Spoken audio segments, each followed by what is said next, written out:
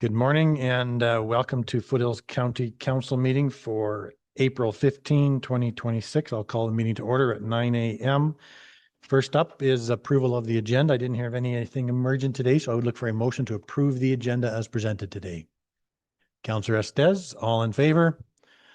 Motion carries. Let's go to our round table. Let's start. Councillor Kendall, do you have anything for the round table this morning? Thanks for putting me on the spot. Good morning, Foothills County. Good luck to Public Works tomorrow with the big snowstorm coming up.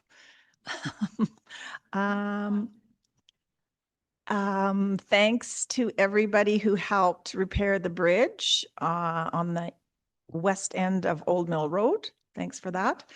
Can't think of anything else off the top of my head, so thanks. Okay, and Councillor Callister, anything for the round table? Thank you, Mr. Chair. Good morning, Foothills County. Nothing too pressing out of Division 6 this morning. I sent a photo of a mangled culvert to Public Works. We'll see what the fix is for that. And other than that, that's all I have this morning. Councillor Alger. Thank you, Mr. Chair. Good morning to everyone. Nothing to add from Division 5. I was looking forward to spring, and I think we're going to be delayed a couple of days, but welcome the moisture. That's all I have. Thank you. Deputy Reeve Ohl. Thank you. Good morning, everyone. Just one that came in yesterday, which is Division 3, but I thought I'd bring it forward and hand it over to Councillor Kendall when possible and Public Works. Concern about the traffic safety on Highway 549 near the Millerville Community Church, right near the racetrack facility, with the incredible amount of events and traffic. There is a concern about safety going in and out of their location, in particular when there's events on the weekend. And they're just wondering if they could bring attention to that and ask for a turning lane. So I'm not sure if they have a turning lane coming out of 192nd Street that I'm aware of. When you're turning westbound from 192nd Street, there's a merging lane, but they're soon after that on the north side of Highway 549. So I'm just bringing that to everybody's attention, and I would be pleased to introduce you by email and then move forward with potential discussions on that. So just for information today.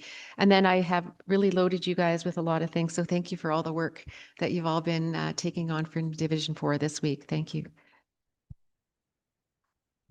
Thank you. A couple things for me. I just wanted to start, I guess, with a bit of a congratulations for a young lady in Foothills County. Young lady in 4-H has progressed through the ranks with her public speaking, taking top spot in multiple places and going all the way to provincials this past Saturday. And so congratulations to Foothills County resident Alicia for taking top spot in provincial public speaking. To the floor, or I guess more to Director Kruger then. Just want to talk briefly about Highway 2A. So we've been working with the province for a number of years on what we're doing with that, and we came to an agreement in principle of a road swap 2A 498th, so that we could make some much needed improvements to Highway 2A for safety and for future development, as that is our industrial corridor. There's been a bit of movement, I guess just 14 hours ago, and the province is looking at this finally and talking about it and seeing what we can do. But there's been discussion about whether it's the swap or whether the province just steps in and does those much needed improvements. And there was talk about maybe getting in there quite soon to do improvements to the intersections at Cargill and Aldersyde. So I'm just wondering, has there been any analysis done of those two intersections, 2A at Cargill and at Aldersyde? You know, like is traffic circles the way to go, traffic lights? What would that look like? I mean, Cargill has that staff entrance as well, so it's a little bit more complicated. I guess just any analysis on what the future looks like to improve this road. Thank you, Mr. Chair. Yeah, we do have a study on 2A that was done.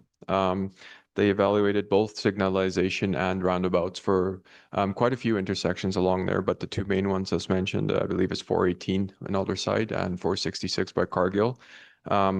The ultimate recommendation for both was roundabouts, and the study is a little bit older, but it actually mentioned by 2025 roundabouts would be appropriate for those two locations. As we all know, too, part of this is storm would be a major part for that. That would have to be evaluated as well. Stormwater management, potential looking at what would land requirements be for that in order to accommodate these intersection improvements and while accommodating the stormwater there too. So yeah, those are currently the study we have and the outcome of that study. Okay. How in depth did the study go? Like, it's not something that can just be taken and built with that study. It would still need engineering. Through the chair, that's correct. Yeah, this is just a study with what's needed and when. It's not the detailed engineering, so the engineering would need to be done. Also, like I mentioned, engineering for the intersection improvements to storm and land requirements and all that would still need to be done. So the study just looked at the intersection requirements and what would be suitable in those locations. Okay. And is this a study that the county did, or was this the province, or who did this? It's a study the county did. Okay. Would we be able to share it with our MLA that is working on this? Yeah, we can definitely share it. I believe it's a public document. Okay. Okay. Yeah. And if you could send it out to myself and I guess the rest of council, I'd be very interested to see it. I can do that, Mr. Chair. Thank you. Thank you. That's all I had for the day. Thank you. I'll go to Councillor Estes. Thank you to the chair and good morning, Foothills County. I have nothing to report from Division 2. Thank you. Councillor McHugh. Thank you, Mr. Chair. Good morning, Foothills. Through the chair, I guess to Public Works, just a few inquiries from residents as to what they're digging up. Digging. Looks like they're putting in a foundation of some sort. It's right on the property line. So some speculation as to what is actually occurring at the Gladys Ridge Hall. Through the chair to Councillor McHugh. Yeah, we were made aware of this about a week or two ago. We have no knowledge on what's happening there. We reached out to some of our colleagues at Alberta Transportation. They also at the time had no knowledge on what's happening. I have not seen any new correspondence to it, but it was at first believed to be orphan walls potentially. But like you mentioned, this sure looks like a foundation being dug. And that portion is part of the widening of First Service Road dedication that the province took there a few years ago. So it is actually on Alberta Transportation Service Road.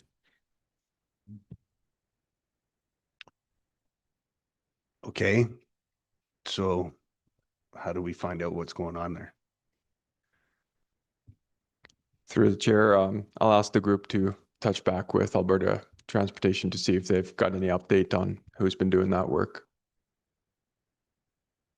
Okay, because it's going to still remain as a government of Alberta property at this point, right? Like any update we could have for that property, we haven't had one for a year or two now. What the Alberta government's doing with the hall and the site would be appreciated. Thanks.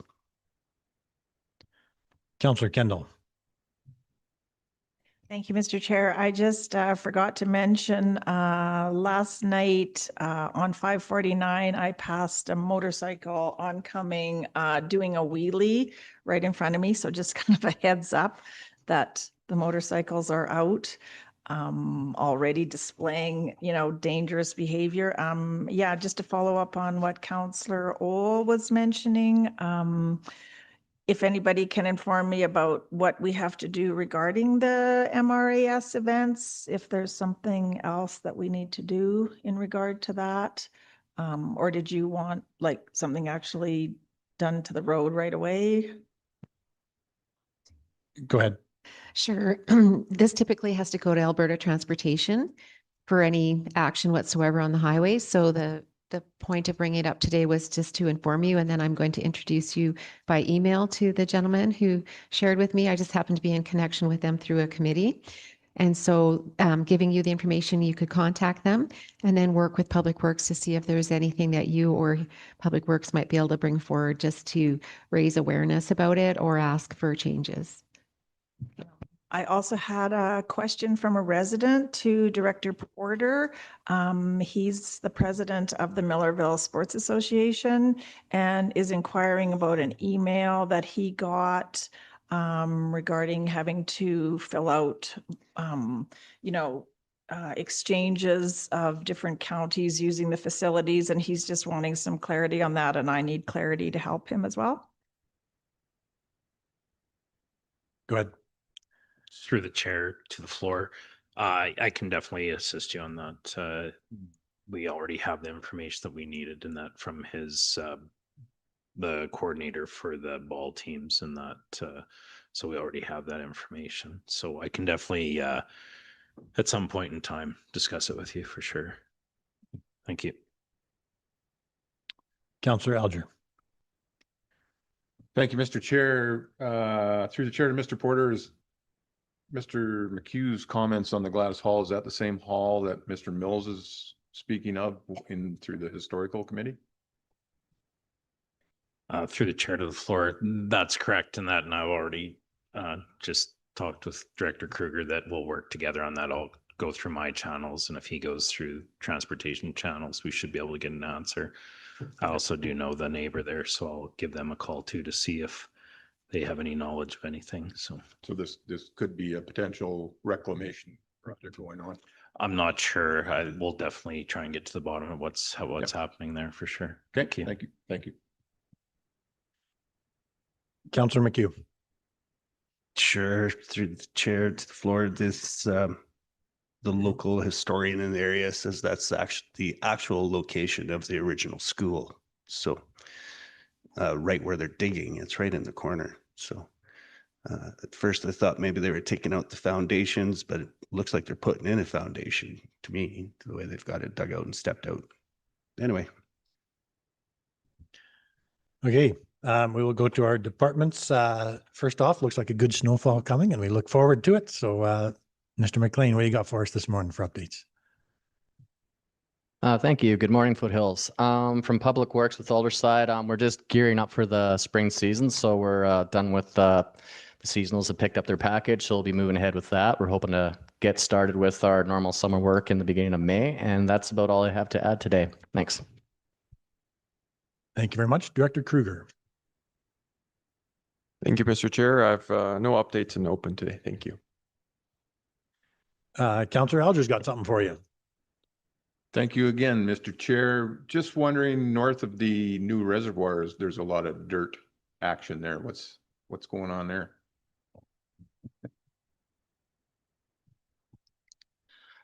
So currently they are screening the topsoil that was stripped when we started the reservoir project, and then that's getting put back in place. So yeah, there is screening the loam and they're placing it on the banks of the reservoir. Oh, okay. So that's our dirt. So Yep. to speak. Okay. Yep. Thanks for that. You betcha. Manager Cornelison, you got. Morning, Foothills County. Good to see you today. So I got a few things here, but maybe the most important thing, the one thing that's taking the most of my time is strychnine. It's due to come back for our county residents in the beginning of June. So got a little bit of an update, getting lots of phone calls for that. There's a lot of, seems to be a lot of rumors. So we've taken a call that wanted to know why the county was spraying our ditches with strychnine, things like that. So just be careful. You might hear a lot of those things, but you know, the strychnine is not here yet. It'll come here beginning of June, and there'll be limited supplies. And the idea is that next year we'll have lots of it for the producers. So a little bit like 2027 is actually the real year where we're going to be having it and really getting a move on our gophers there. So. Yeah. Other than that, the brushing is done on 186 Ave. We're just talking to the contractor about that, and we're working on a 3-year plan to get tenders for it. Kind of this summer, hopefully we'll be putting it out, and then maybe in the fall, we'll have somebody hired for that.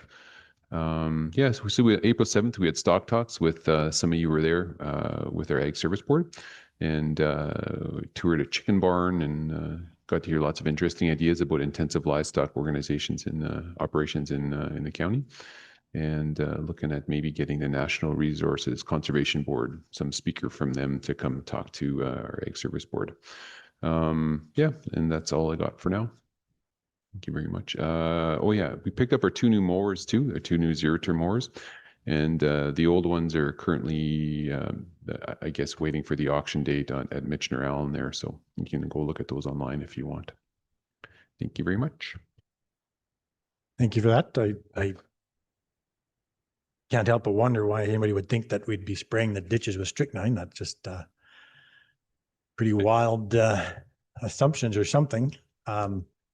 Perhaps it's worthwhile noting that strychnine, when it does come, will be extremely highly regulated. It's not something you can just go in and buy. There's a lot of restrictions, a lot of training, and it will never be applied above ground. It must be below ground at all times. And once it is applied, it must be watched, and any actions taken after it is applied as well.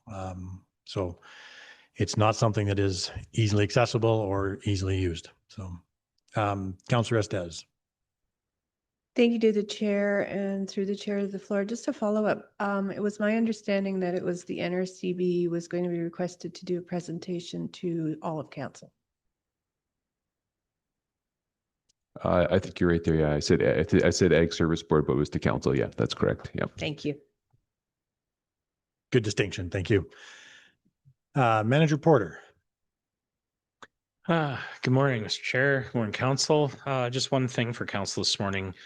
We've had lots of inquiries regarding Seaman Sports Park and when we're going to be opening up the diamonds, obviously due to the moisture conditions that we've been experiencing this spring. We haven't been able to open up yet. We're hoping that after this snowfall, we'll be able to open up Seaman Sports Park and they can begin booking the diamonds out and utilizing the park. So just wanted to update council on that. Thank you. Thank you for that. Director Saulny. Good morning, Mr. Reeve. Good morning, council. I have no updates for council this morning. Thank you. And Deputy Director Stapley. Morning, Mr. Chair. Good morning, council. I have no updates this morning. Well, thank you. And thank you to everybody. If you don't have anything for us, thank you for coming in, and hope you have a good rest of your day and enjoy the snow as it comes. Council, let's, while we have MLA Fowler here, let's go to B2, Municipal Reserve Review, page 18 of our agenda.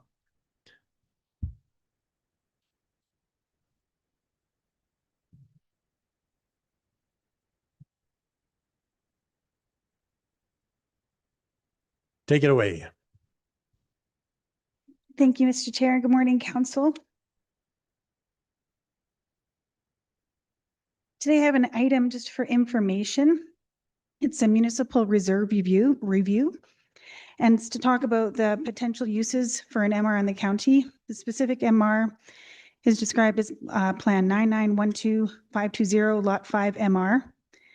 And it's located just north of the town of Diamond Valley, adjacent to the Foothills Cemetery, within southeast of 18 of 2 West 5, along 402 Avenue West. Council received a request from an organization to purchase the subject MR and build a church at this location. To better review that request, administration is providing information regarding the potential uses for this MR and the associated processes involved. A little bit of history on this land. This quarter section, back in 1971, a 10-acre parcel was subdivided out of the southeast of 18, and the application was made by the Foothills Lions Club, specifically for the creation of the Foothills Cemetery. The Lions Club did the preliminary organizing with the expectation that title would be jointly held by Turner Valley for a half and Black Diamond for the remainder. Foothills County contributed by building the road, which is 402 Ave West, up to the eastern entrance of the cemetery. And of interest also, in 1982, council considered an application to move a historic Anglican church from the town of Black Diamond onto the cemetery site. This was not successful. And then in 1983, that 402 Ave West was extended to its current configuration, so it allows for 2 accesses into the cemetery. And then back in 1997, MGB 6697 allowed for a 7-lot residential subdivision, which included the creation of the subject 5.39 acre MR parcel. So when we're looking at this parcel and what we could potentially do with MR, one of the biggest conversations was surrounding the potential cemetery expansion. So with review of the file back in 2005 to 2008, multiple discussions were held between Turner Valley, Black Diamond, and the county regarding the utilization of the subject MR for potential cemetery expansion. The county was unwilling to rezone and transfer the land prior to expansion plans being finalized, although they were open to the idea of the MR being utilized for this purpose if necessary.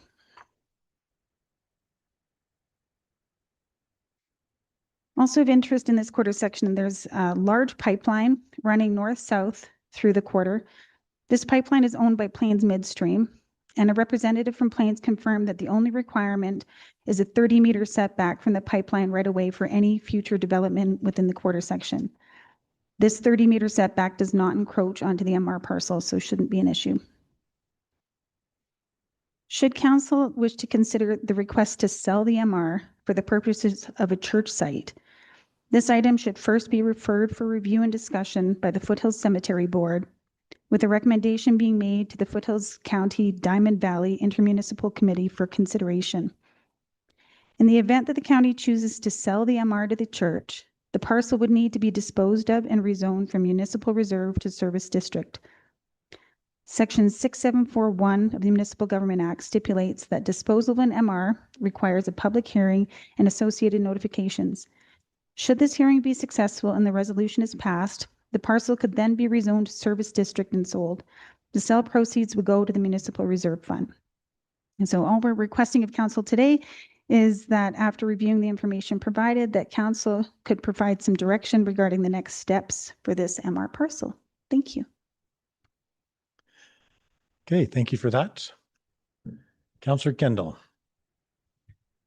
Thank you, Mr. Chair. I was approached by some members of the church that's interested. I don't remember the name. I think it's the one that's currently in the Black Diamond portion of Diamond Valley, though. They're on the main street there.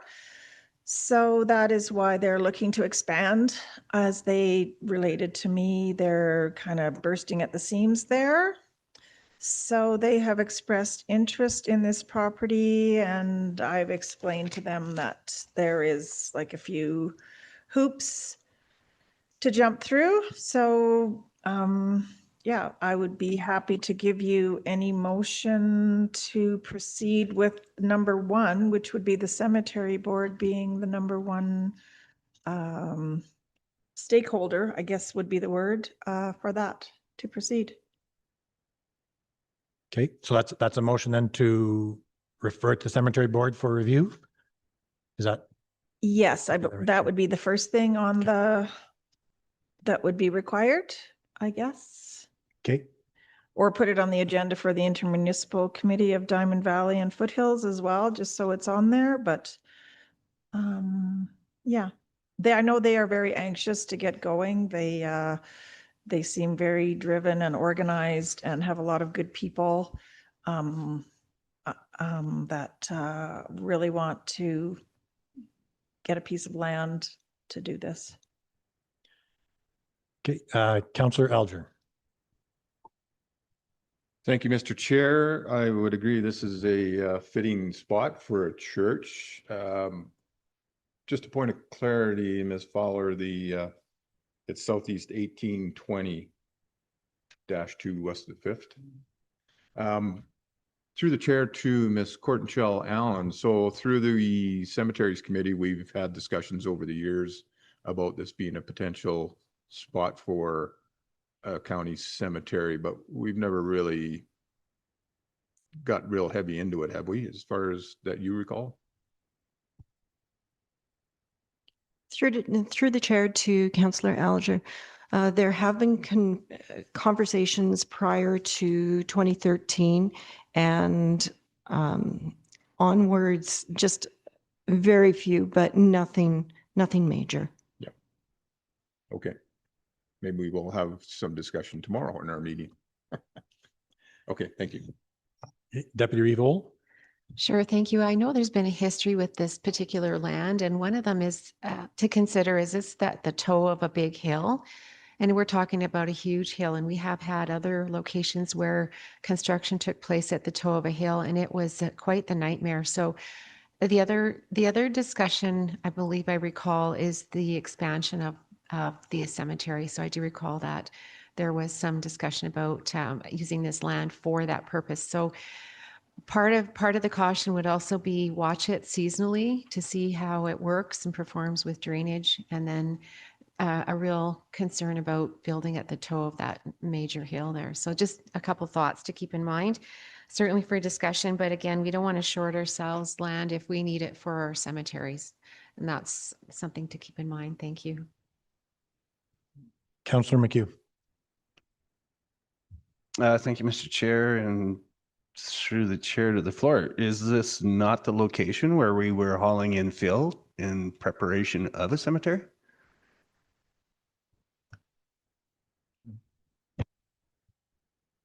Through the chair to the floor. That is correct, and that this site was starting to be leveled. There is still a fairly significant slope on this parcel. So there would still need to be fill hauled in and that to the site to make it level.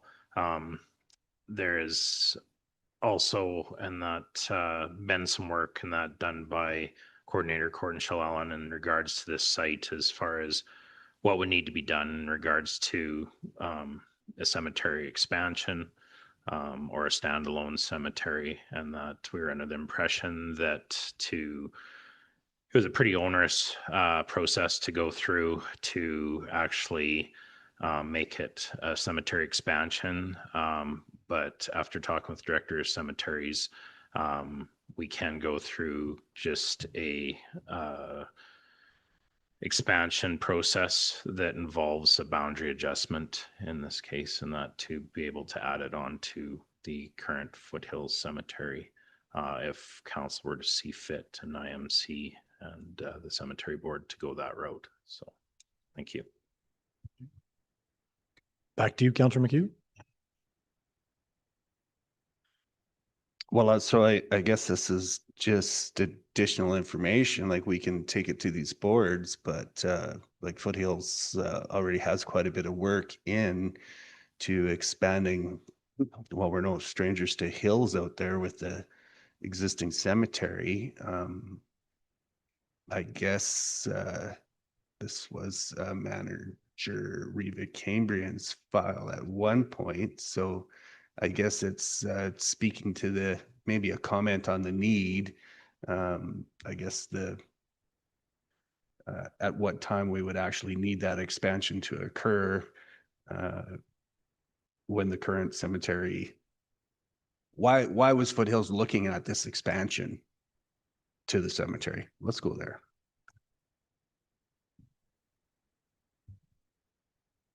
Through the chair to Councillor McHugh. The current traditional section of the Foothills Cemetery is very steep. It's in between 27 degrees, so it's pretty steep. The expansion was done in 2012, where the top of the hill was a cut and fill. A lot of that material that was cut was put into the MR to help with that leveling at that time. With the influx of other municipalities providing individuals who would like to reserve spots for the future, it will be necessary to address the needs for the next 50 to 75 years. Once a plot is licensed, it is no longer in inventory to be licensed to another individual.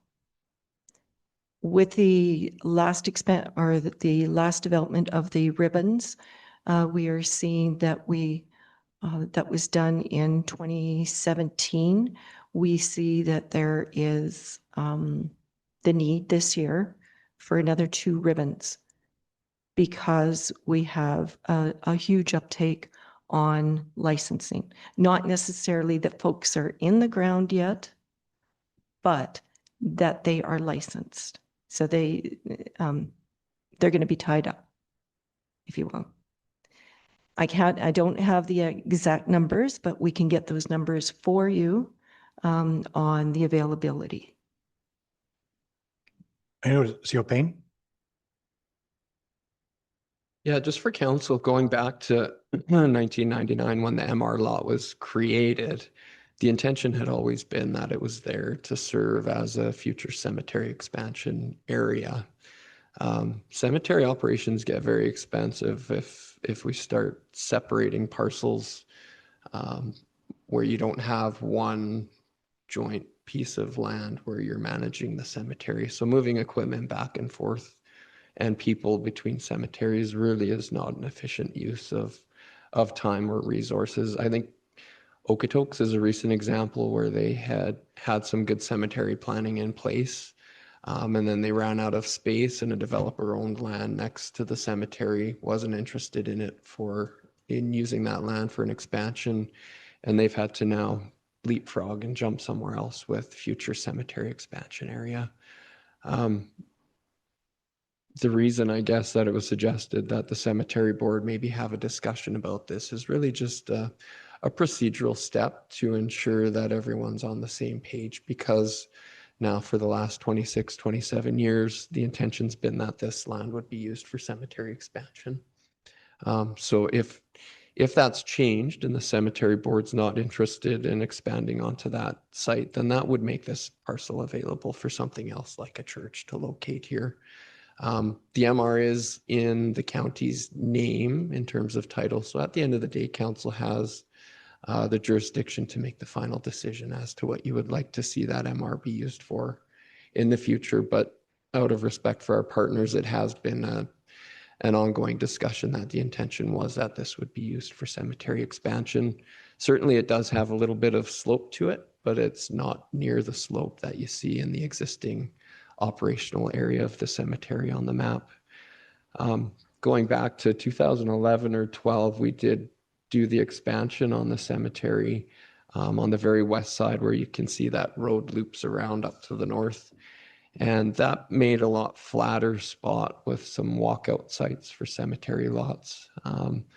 But substantial work went into that road on 402nd Avenue as well with our own public works forces and quite a substantial budget to set up the cemetery where it is and to allow the expansion to the east down the hill as well. So although it maybe would be suitable for a church, in terms of the long-term need for the cemetery, there will be expansion needs down the road. So it's really a question of whether this is the right spot for that, given the slopes and the other challenges that were mentioned, or whether you would want to consider looking elsewhere. And then, of course, the cost would go up to have leapfrog areas with different cemetery operations going on, utilizing the same resources. So I think, though, that Councillor Kendall's motion is on the floor, which was to refer this to the cemetery board for a discussion. Cemetery board may actually wish to make a referral based on that discussion to the IMC if you wish to do that. Just so the cemetery board members are aware, that could be something that takes place. So if there's not necessarily unanimity around where the cemetery board would like to go, that could be referred to the IMC, and then there could be a discussion there that comes back to the councils for a final decision. Councillor McHugh. Thank you to the chair and thank you to the administration for the additional comments and conversation. Just as a final note, if I recollect correctly, the contribution to the Okotoks expansion, which Foothills is a part of, was, I believe Foothills contribution for that expansion was $500,000. So just kind of put things into perspective, and that was immediately adjacent to the existing cemetery in Okotoks. So yes, substantial dollars involved, and Foothills already has substantial dollars in hauling in fill to this site. Thanks. Councillor Kendall. Thank you, Mr. Chair. For expansion of the cemetery in Okotoks, sorry, is that what you meant? Councillor McHugh? Go ahead. Go ahead. Yeah, just referencing as an idea, our shared cost at Okotoks, if I remember correctly, was 500,000 on our shared service agreement. Just to outline the costs involved when you, and so that was immediately adjacent, speaking to the fact that if, you know, we would have the ability to boundary adjust this one in. So if we gave up this parcel and had to go somewhere else, it's going to get very expensive very quick. Just additional comments. Gotcha. So just to follow up on CAO Payne's comments, yeah, I mean, perhaps this is the juncture where the cemetery board, you know, has to make up their mind, because it seems like land is at a premium, and you know, people are just looking now at MRs to even build churches and whatnot. So maybe some clarity from the cemetery board so that the general public kind of knows which MRs are up for grab and which aren't. So not to put pressure on the cemetery board if they are not ready to move, but it's just a logical thing that people looking to do something like a kind of a public, I don't know, what a service district, I guess you call this. It's going to happen more and more because we can't make any more land. There's no more land, and people are going to be looking for stuff like this.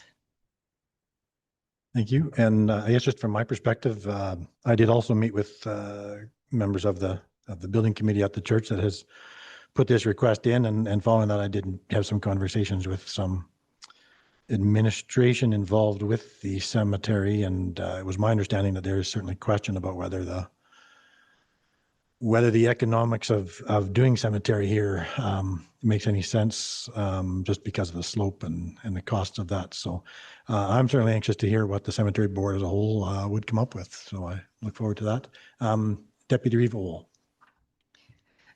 Thank you. And I'm also leaning towards looking at other inventory if they're looking at MRs for other options as opposed to this site. I think there was some reasons that we were keeping that on hold for an expansion, and I hope that those can be shared again and truly evaluated to look at not only using the land for expansion, but the cost of not using that land. Thank you. Okay, so we do have the motion from Councillor Kendall to refer to the cemetery board for further input. I got that correct? Okay. I don't see anybody else. I'll call the question. All those in favor? That motion carries. Thank you. Thank you for coming in this morning. We do have an item to go into closed with briefly, so I would look for a motion to go into closed at this time. Councillor Callister, all in favor? Motion carries.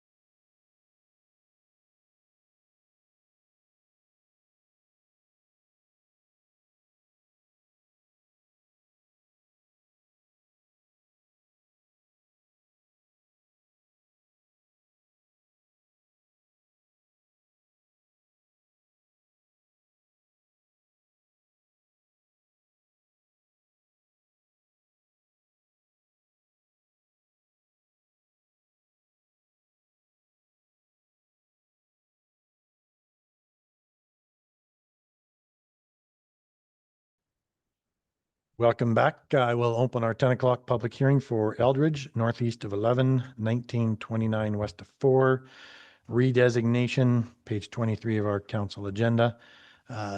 Manager Barrett, would you please introduce council and administration? Certainly. Good morning. In council this morning, you have Councillor R.D. McHugh, Councillor Benita Estes, CAO Ryan Payne, Reeve Rob Seward, Deputy Reeve Suzanne Ohl, Director of Planning Heather Hemingway, Councillor Alan Alger, Councillor John Callister, and Councillor Laura Kendall. Thank you, Mr. Chair. Thank you. I'll lay out our procedures for our public hearing this morning. First off, we will start with a presentation from our planning officer and then closing comments from our planning officer. At each step of the way, council and administration will be given an opportunity to ask questions for clarification. With that, Planning Officer Kotler, please proceed with your presentation.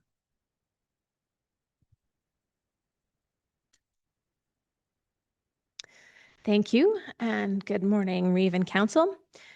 The application before you today is from landowner Joe and Debica Eldridge, Plan 9510994, Block 2, within Northeast 111929 west of the 4th.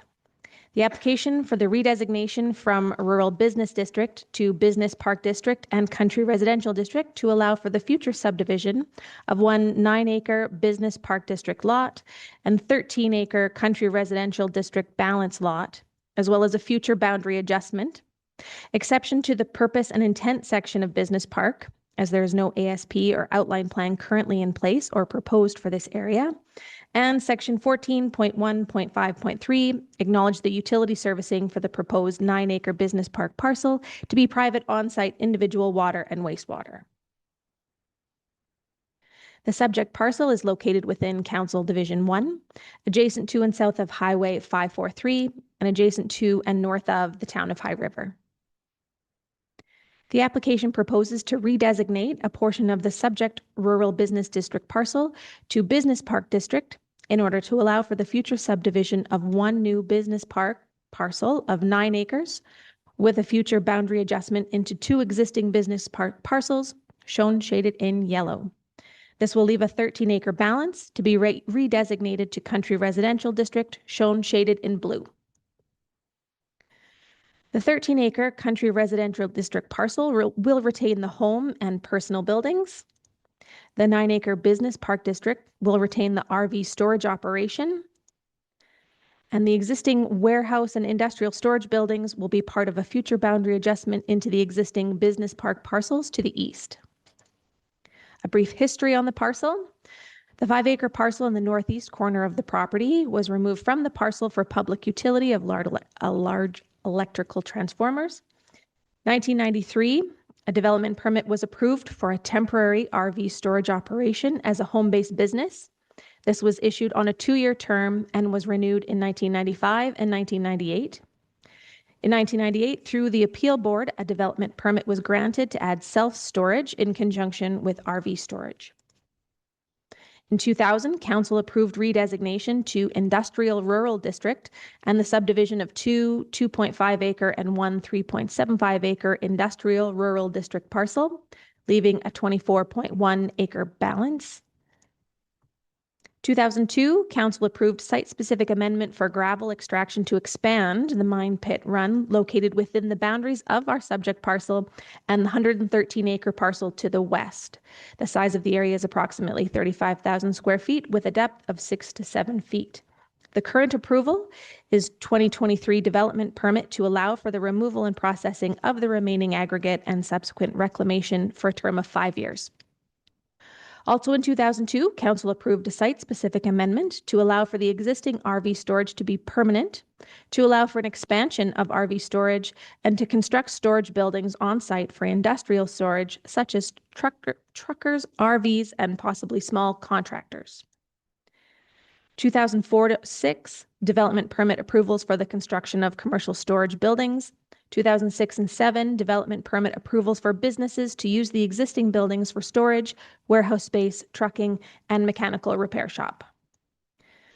In May 2015, Council approved the redesignation from Industrial Rural District to Rural Business District in order to align with the new land use bylaw. Site considerations and physiography. The subject lands are primarily not fat, they're flat, with mature trees lining the existing driveway and north property line. The existing development on the proposed country residential parcel includes a dwelling, detached garage, shop, hay shed, barn, 2 horse shelters, shed, and greenhouse. This is a total of 8 accessory buildings with a total cumulative size of approximately 10,000 square feet. Please note, on country residential parcels of this size, you are permitted to have 5 accessory buildings not to exceed 4,100 square feet. Council may wish to acknowledge these buildings or require a development permit to bring the property into compliance as a condition of subdivision. The existing development on the proposed business park parcel includes the RV storage operation, 190 by 55 foot commercial building, and 100 by 54 foot industrial building. The subject parcel is currently accessed from an existing approach located on Highway 543, shown with an orange arrow. Access is proposed to remain in the current location. The application proposes a 25-meter by 30-meter public road stub by plan of survey to provide physical legal access to the country residential parcel and the business park RV storage.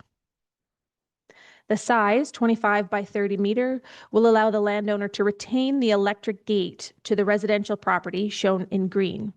A new driveway and gate will be installed for the business park.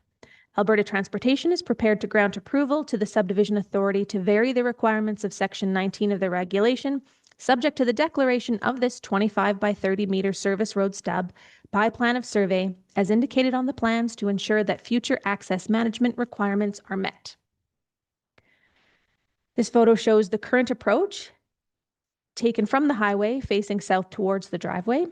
The red square showing the approximate location of the 25 by 30 road stub, and the driveway shown is the private drive to the country residential parcel.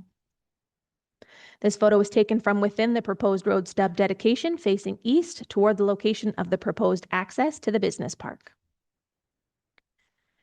In addition to the redesignation, this application is for a site-specific amendment requesting the exception to 4.1.1, the purpose and intent of the business park district.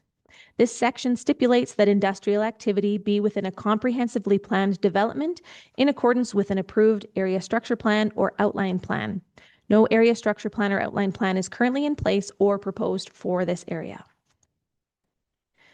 The application also requires a site-specific amendment to section 14.1.5.3, acknowledging the utility servicing for the proposed 9-acre business park parcel to be private on-site individual water and wastewater. I don't reference the picture in my notes, but that is the well locations. Should council choose option 1 approval, a new copy of the bylaw will need to be drafted to include these additional site-specific amendments. The application was circulated to all required internal and external agencies. Additional agency circulation comments that have not previously been discussed include Public Works recommendation regarding infrastructure. Regarding the road stub, council may consider the following 2 options in terms of the surveyed out road right-of-way that is being proposed and required by ATEC.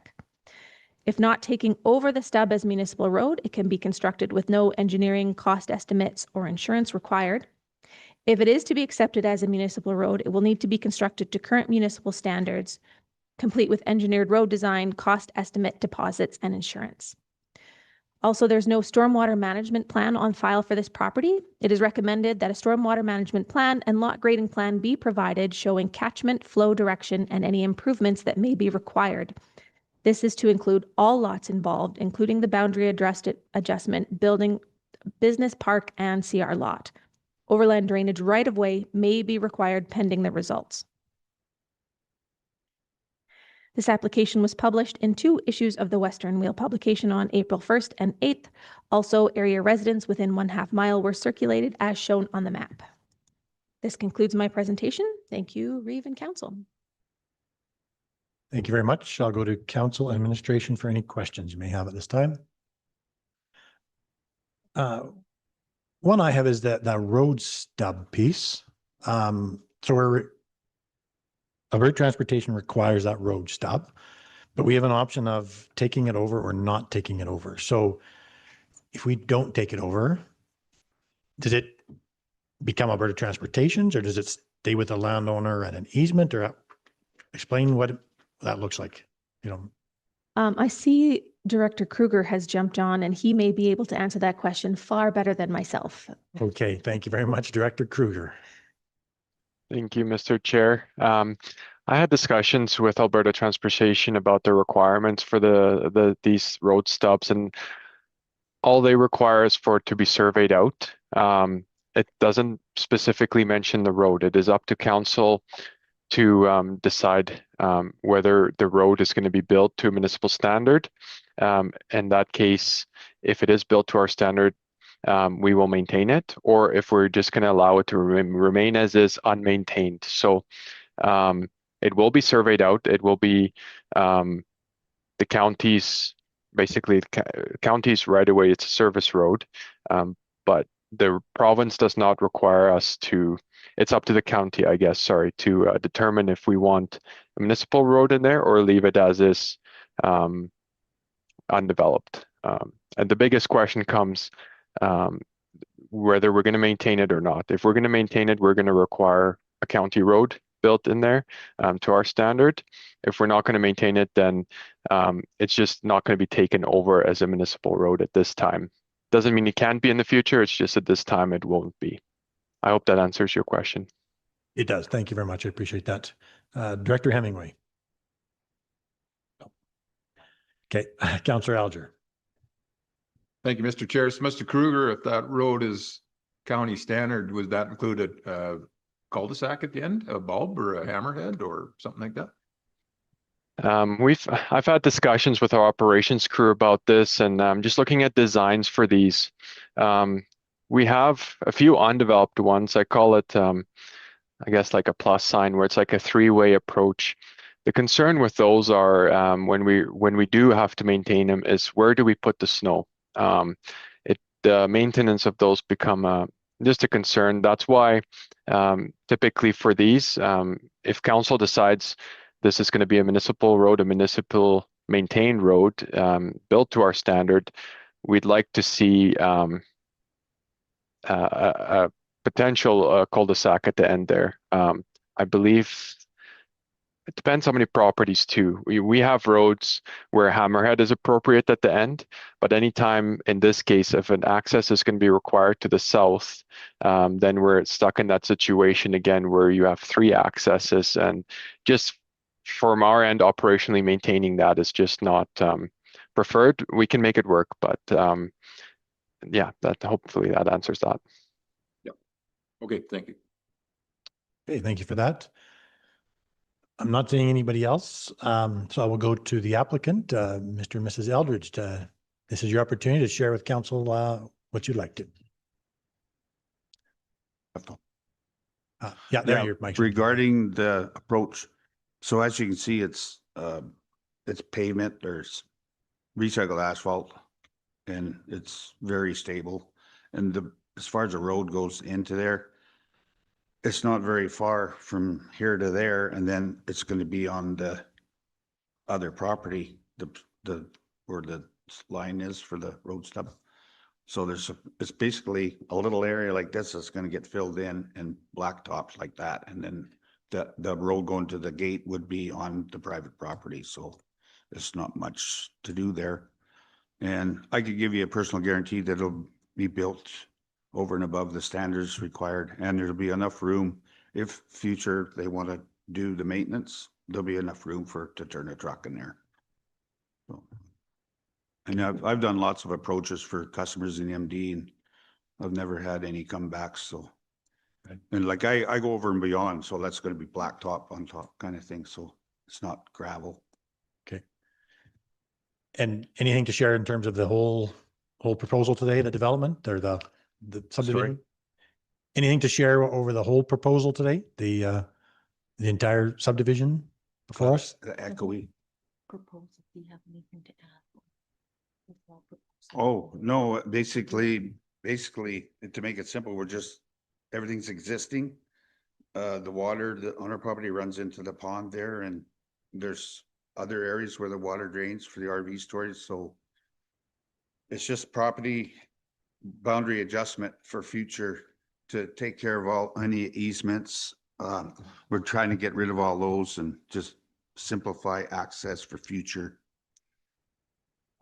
That's just trying to Road. bringing everything into compliance. Kids are left without us or something, then, you know, it's easier or whatever. Yeah, if we want to sell the homestead in the future or whatever. But that's not in the, we're gonna stay there for now, but I mean, just trying to tidy up the boundary, the property lines. Because the two buildings I showed you the day you come out, they're kind of close together and they share the same well. So if we do this property adjustment like this, then all those three are on that parcel, a legal parcel, like when it comes back from land titles. That takes care of all those easements. The only easements, oops. The only easements would be our underground utilities right of ways, which is common, like gas and power. Okay. Danica, did you have anything you wanted to add? Now's your chance. Okay. Okay. I will go to council and administration for any questions you may have of the applicants. Councillor Kendall. Thank you, Mr. Reeve, through the Reeve to the applicants. So the access road there, you currently just use that for your house anyways. That doesn't go to the RV storage. That's all.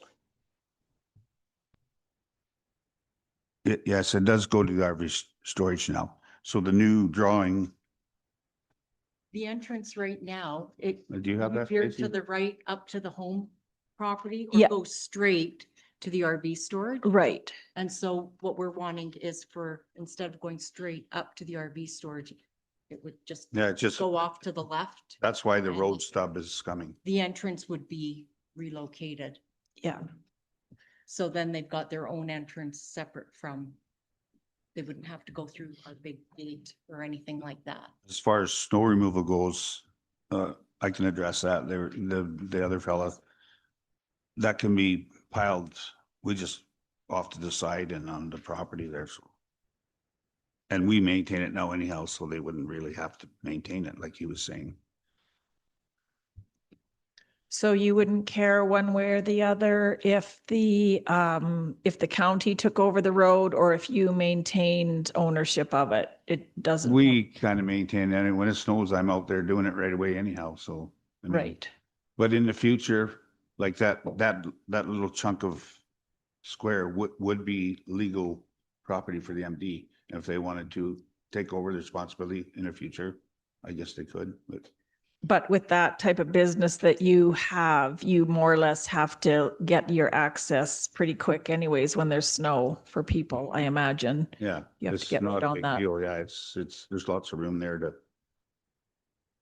clear it and turn the truck around if you had to. First thing in the morning anyhow, when he's heading out, because he needs to be able to clear and get out. Yeah. So. Okay.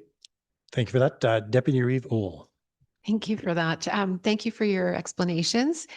The point for me on the road access is future owners. If it's two different owners in the future, we want to have that sorted out now. Now's the time. So what are your thoughts on going towards the municipal standard now, which is you have two options, but we're considering, and if you go to the municipal standard, that makes it fit for the future, no matter what that is. Different owners, county taking the maintenance over and so on. So if you could just comment on that, the request that we're deciding on today. Well, I guess it would be a shared thing. Like for the most part, when I do mine, if that was different, I would just do it. It's not that big of an area. Okay. And then like if it was a different person owning it, they would be doing their own snow anyhow as well. So, I mean, it'd be a joint thing.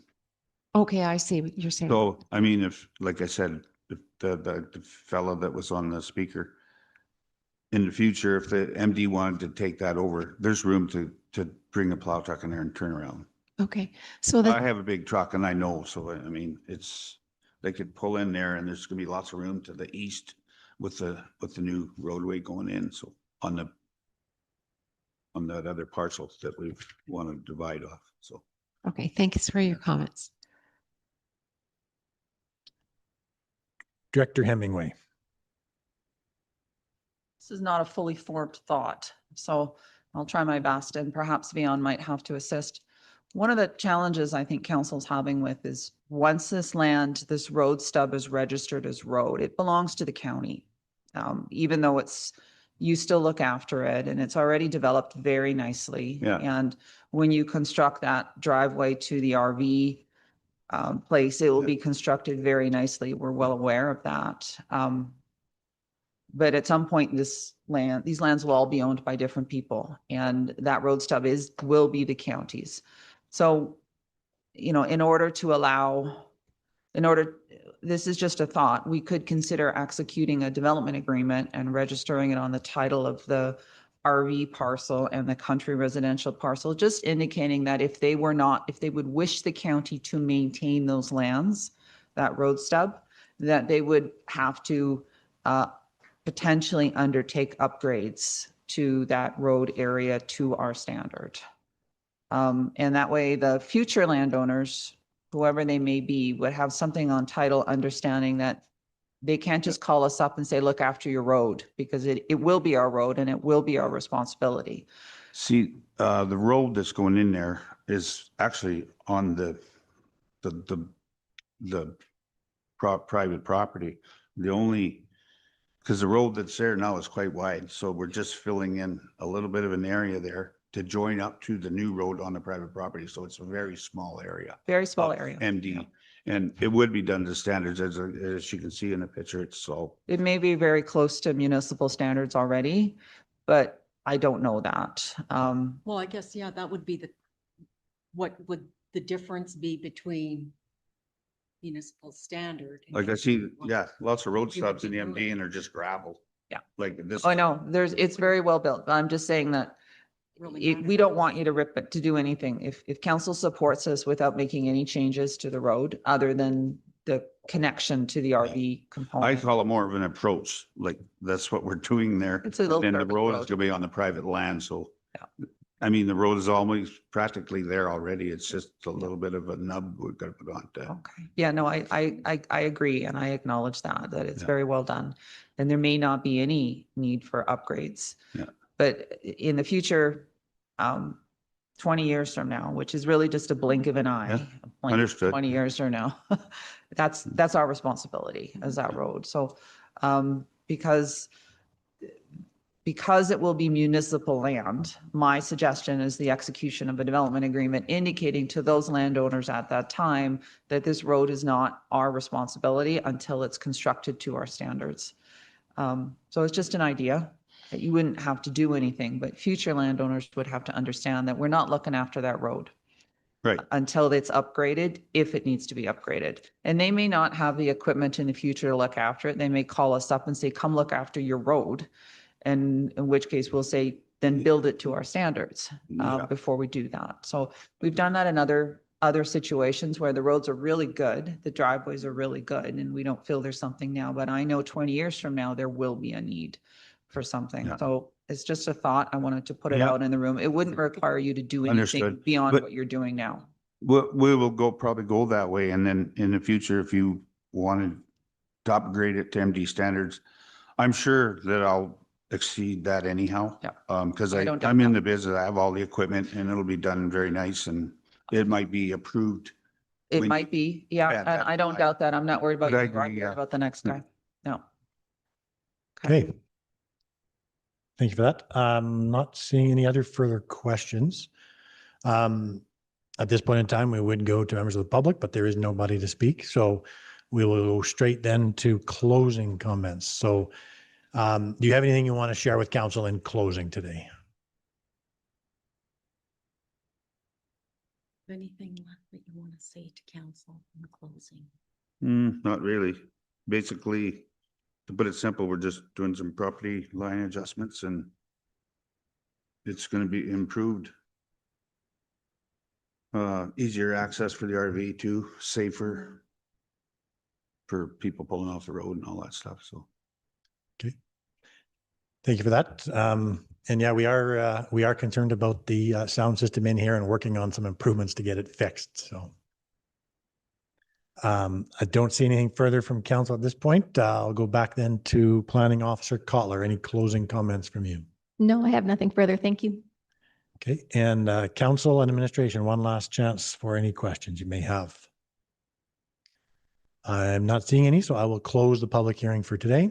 Thank you for coming. You're welcome to remain in the gallery and watch council's deliberations and the decision we make.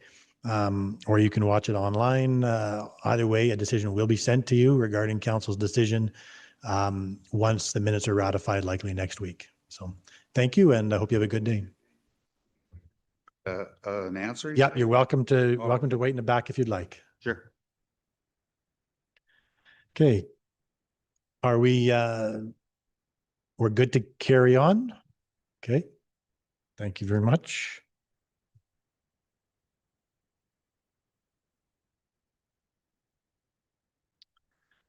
So council, while we are while this is fresh in our minds, let's get into it. So we do have some options starting there on page 29, with the big question being that that road stub that needs consideration. As this is in my area, perhaps I'll start the conversation.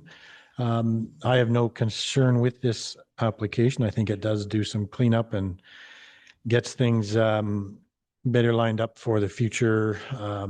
There's a lot of stuff going on these parcels as it is, and I understand the need to kind of clean things up a little bit. So in terms of the road stub, as was evidenced in the public hearing, that was kind of the big question and item of discussion. I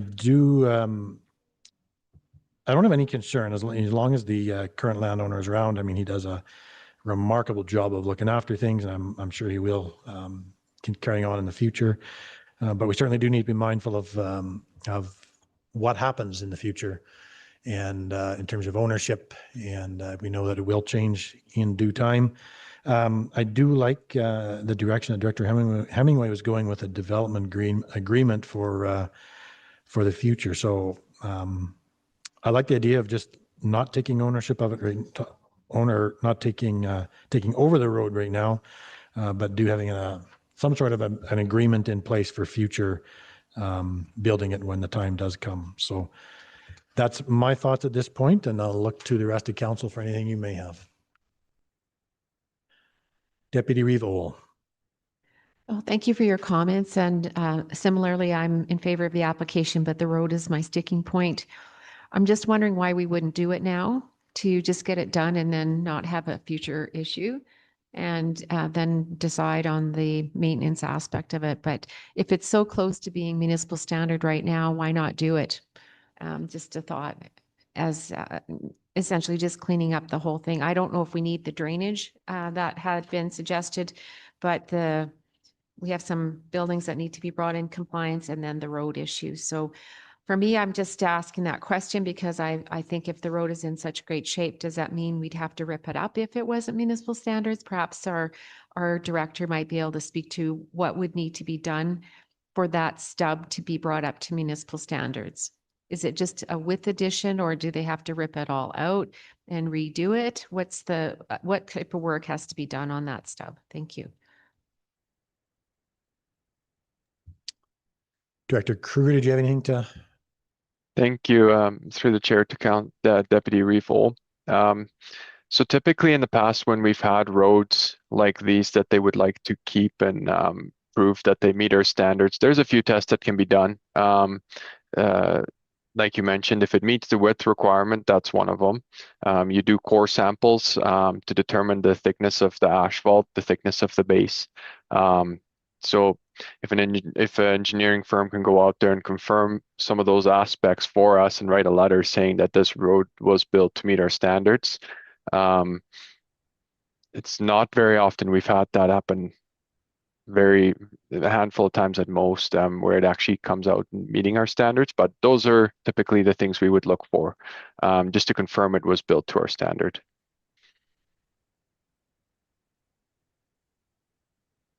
Sorry, was there a follow-up question? So thank you. So the process would be that, so I guess there's two options for us now. One is to put a development agreement on, or register a road agreement on the titles. The other is to ask for it now. And at what point would we ask for that? At the point of subdivision?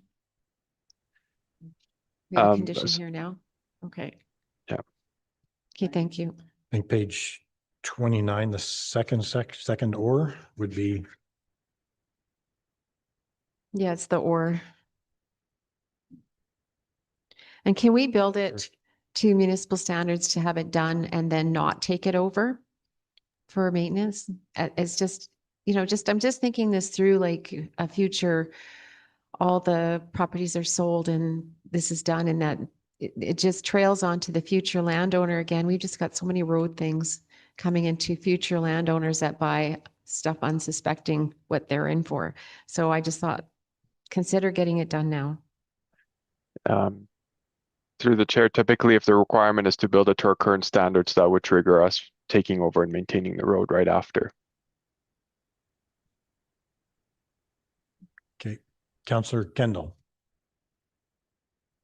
Thank you, Mr. Chair. That kind of answers part of my question. I was just going to, I didn't really understand the procedure there. So if it was, I was just concerned that it would be too onerous of a cost to the landowner, but if it has to be up to MD standards, then we're taking it over anyway. So I understand Councillor Oles' perspective on that. You don't want to just keep putting off problems for the future, but don't want to create problems in the present and unnecessary work either. So I'm a little bit on the fence about how to approach this. Councillor Estes.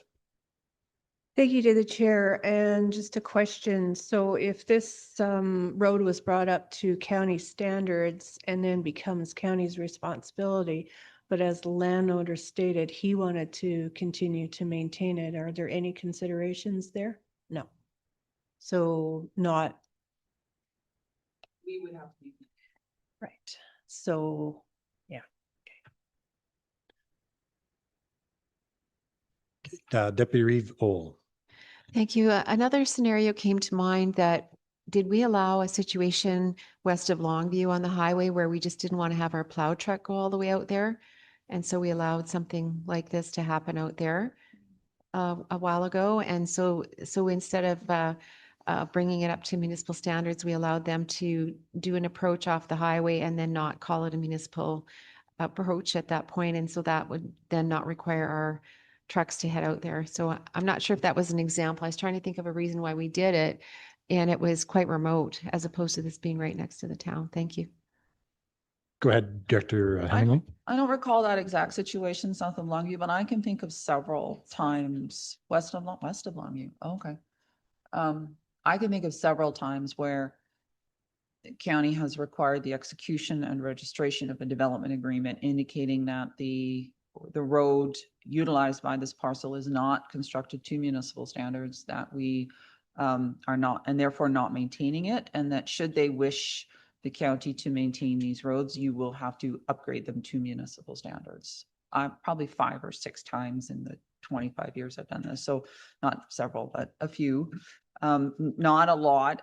And the only reason I would even suggest this is because I'm confident that this stub road is very well constructed right now. This is not a non-constructed road. It's a very constructed road.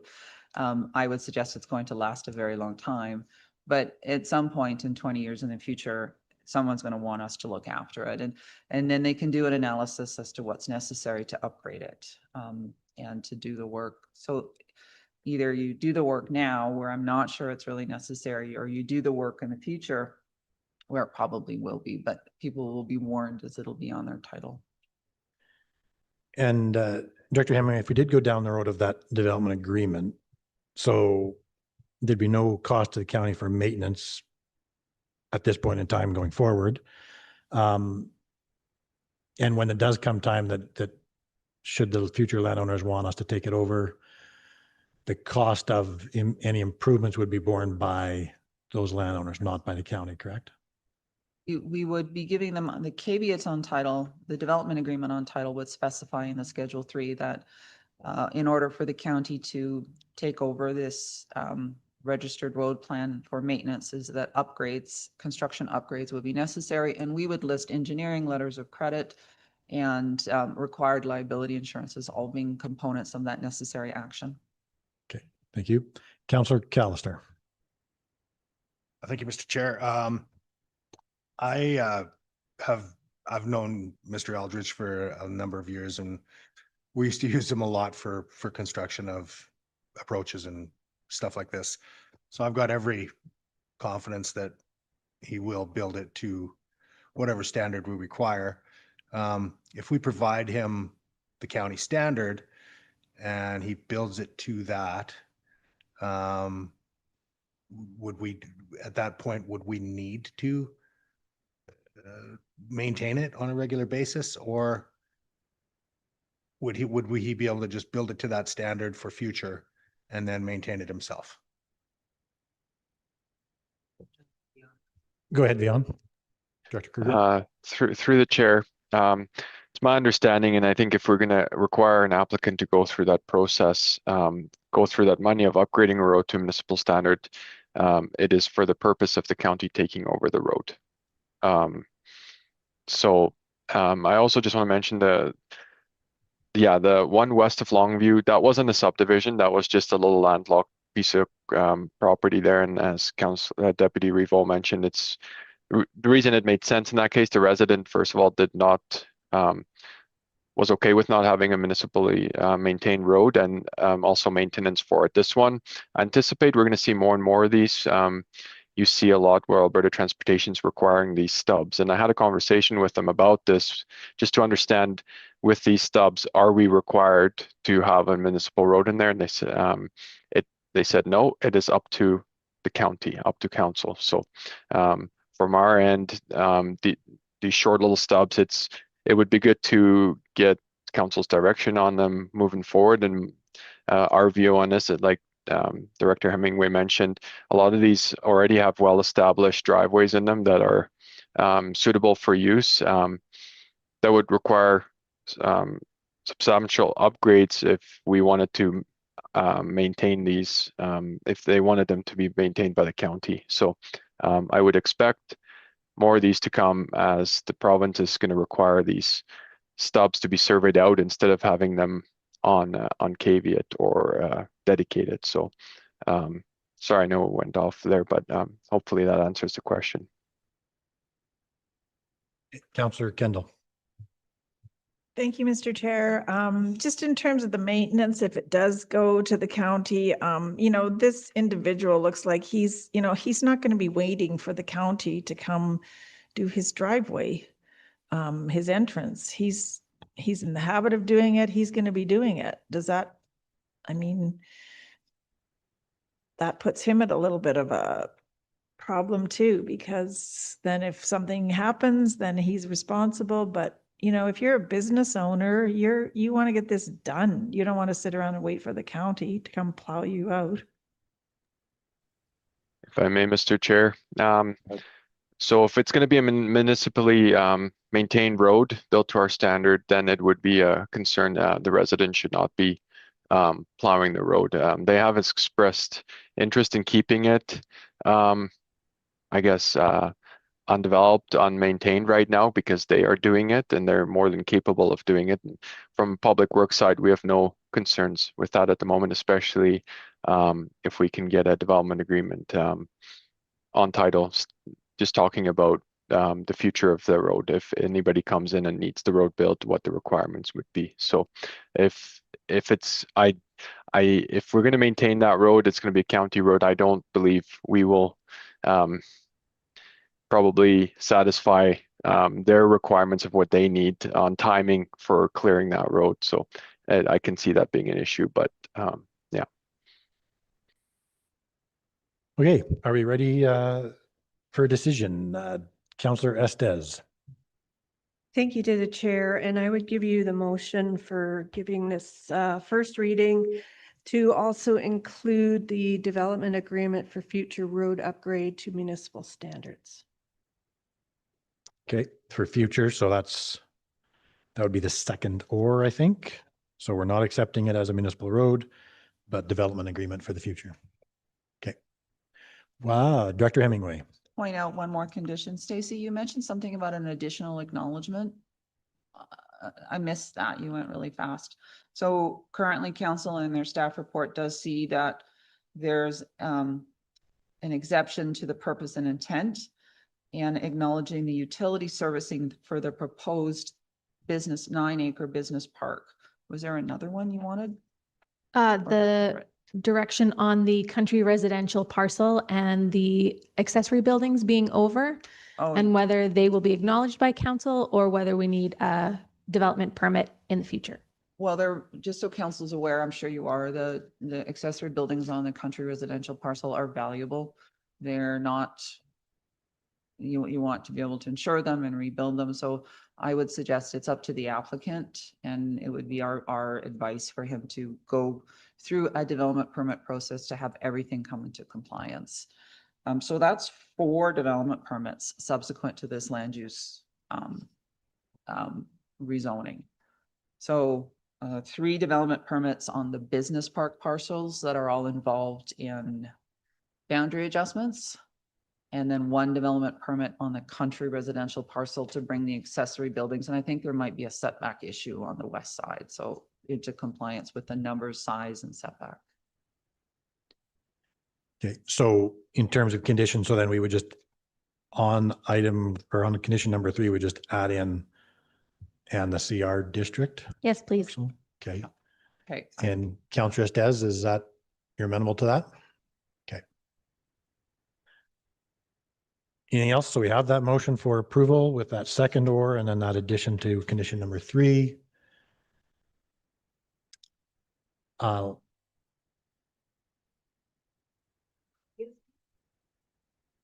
No, so it'll be not accepted as a condition, as a municipal road. But there would be a development agreement put in place for future. Okay, and that is first reading, so I don't see anybody else. I will call the question. All those in favor? That motion carries. Okay, we have a few minutes. Let's go to municipal miscellaneous planning items. D1, JC Construction Management Limited, Southwest 10, 21 West of 4, Director Hemingway.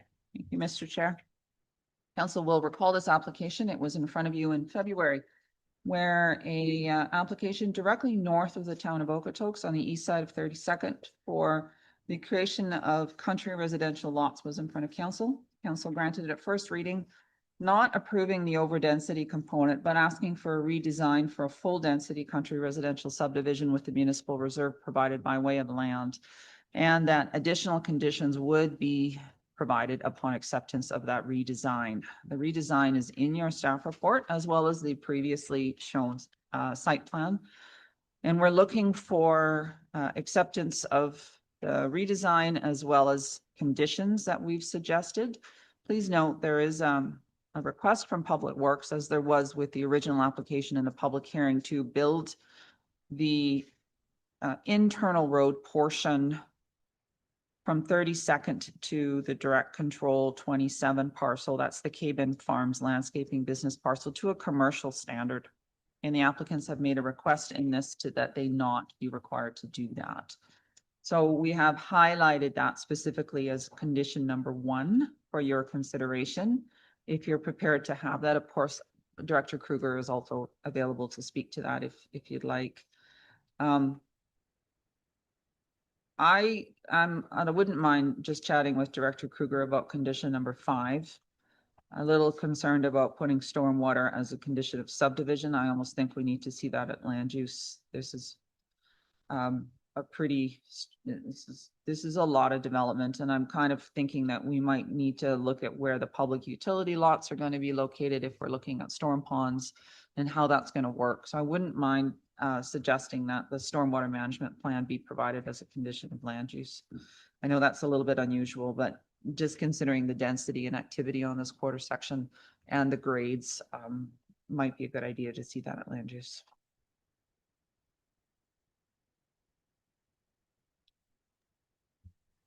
Go ahead, Director Kruger. Thank you, Mr. Chair. No concerns with that. It should be pretty straightforward to be able to move that, to do that stormwater requirement at land use. Also had some more thoughts on just that road.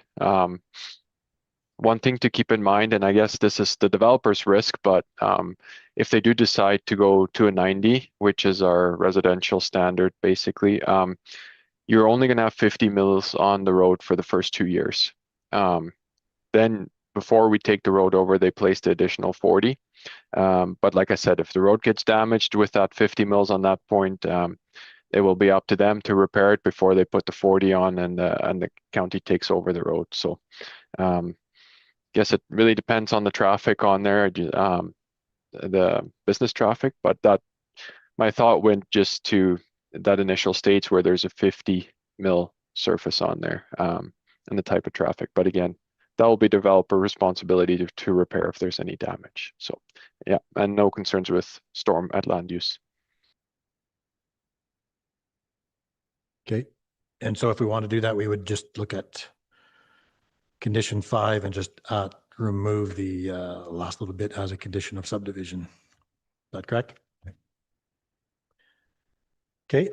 Council, anything you may have to say? It's in Division 7. Councillor McHugh, go ahead.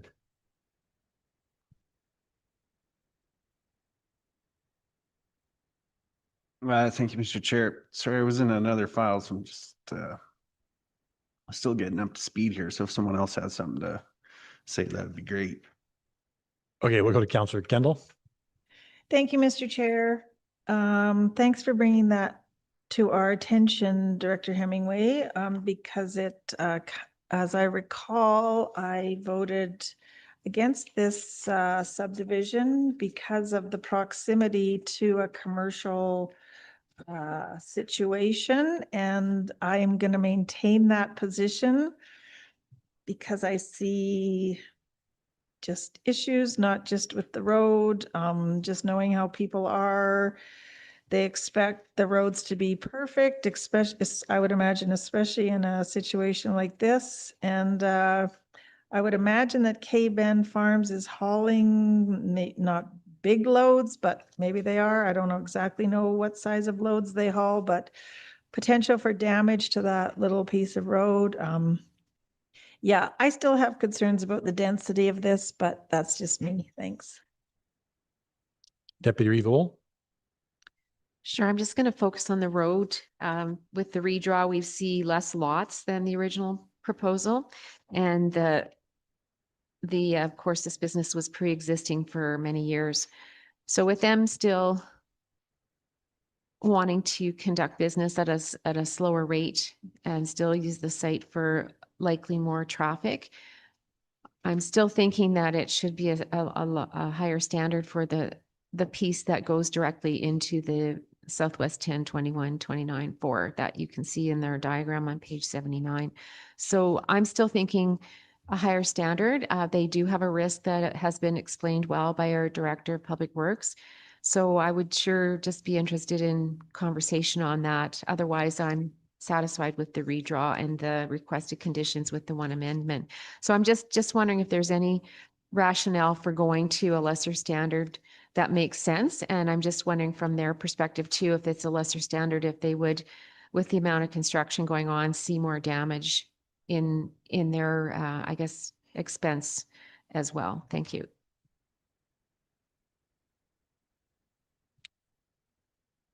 Anybody else? Councillor McHugh. To the chair, can the Development Authority, can someone give me a reminder why we went from 12 to, what was the rationale for going with fewer lots?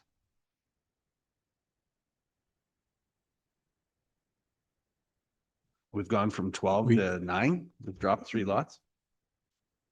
No, the original application in February proposed an overdensity application. They called it what was the word? Density bonusing. So we do have a density bonusing provision in our land use bylaw that does allow for additional units of development based on a large contiguous municipal reserve parcel such that could be used for a school site. This did not provide, we decided we didn't need a municipal reserve like that in order to meet the requirements of the policy. But we did support this application as a full density application, just not an over density application. Okay, thank you for that. And sorry, the recommendation, the alternative recommendation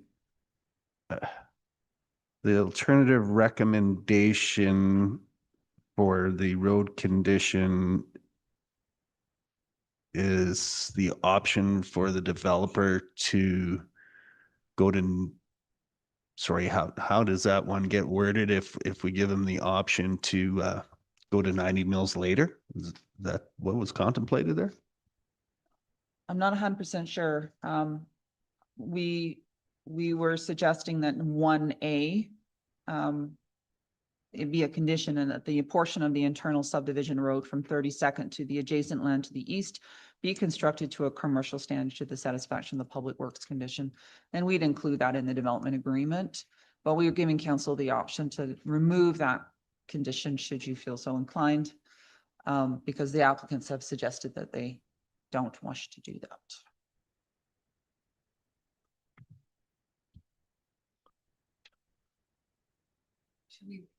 Okay.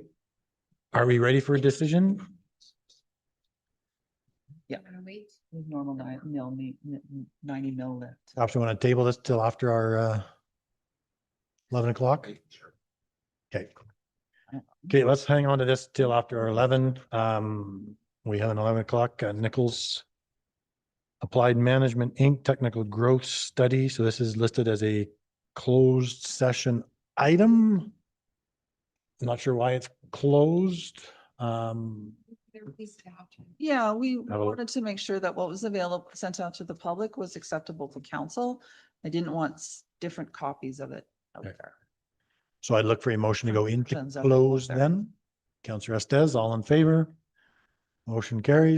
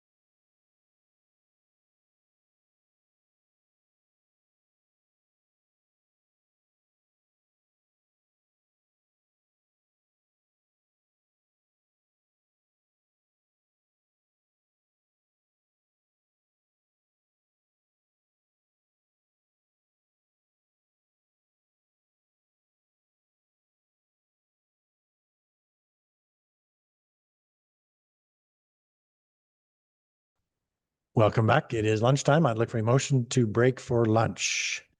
Councillor McHugh, all in favor? Motion carries. See you back at 1.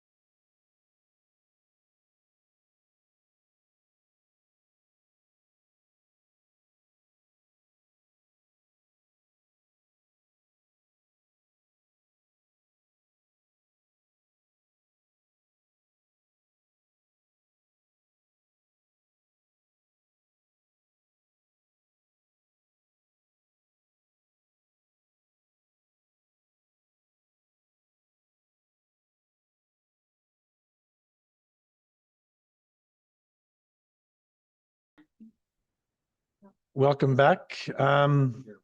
So why don't we look at our C2, our Nichols Applied Management Inc. I'm not sure we're ending up with that. Were we having a open discussion about that now? Or a motion to acknowledge it or further discussion? I'm not sure what the plan was, so go Well, ahead, Director Hemingway. Okay, our request on the staff report on the front of your item asks for council to accept the technical growth study for information. That is the extent of our request of you today. We wanted to hear your reactions, but if you're willing to provide that acceptance, our intention is to post it on our website, make it publicly available. At this point, it has not been. So I wanted to, we'd like to get to that point where it can be publicly available and be part of our municipal development plan discussions, and to include it in our information that we're sharing with the public about growth in the county. Okay, and then we did ask about getting the slide deck. I think We'll get that. that's perhaps a easier thing for to digest rather than a 100-page document. So would that be able to be posted as well? Absolutely. Yeah. Okay. Okay, Deputy Revol. Sure. But one of the things you asked in the staff report was if there was any amendments that were being asked for, and I don't think there was anything unless there was I something caught a missing. spelling mistake. Get them to So, fix. and then the dates on, just check the slide deck for the Yeah, dates. for the We get dates. the 20-year horizon there. So that being said, I'd be happy to provide a motion that allows the slight edits and then the sharing of the technical growth study and the slide deck, which is the summary of the presentation. Okay. When ready. Okay, we'll take that motion. Councillor McHugh. Thank you, Mr. Chair. I was going to move that we have a 313 chart B at showing vacant properties at 5-acre density. Can you clarify a little bit more on that 313B? 313B, add 313B, page 40. So 313, when you look at the vacant properties that come out to 4%, if you look at the number of 15 to 20.99 parcels and 10 to 15s, if you reduce those down to, because according to our MDP, our density is 5 acres. So that number is calculated. So 672, 15.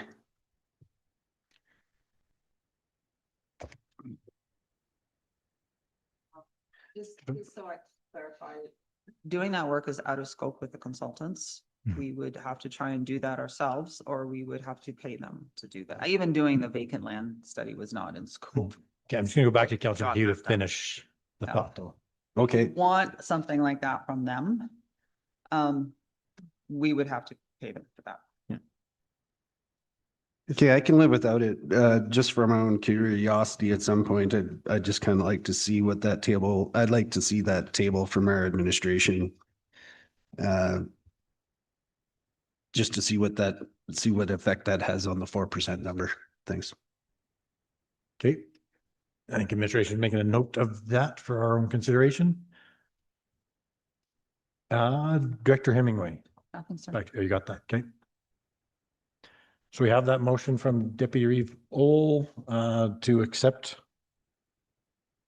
the growth study and the slide deck with those couple of minor amendments.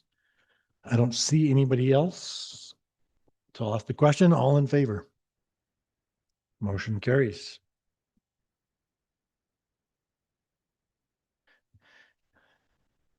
Okay, let's go back to our miscellaneous planning items. JC, we're in the middle of that. Are we ready to proceed with that at this point? Page 72 D1. Director Hemingway, did you have more to add, or Councillor McHugh?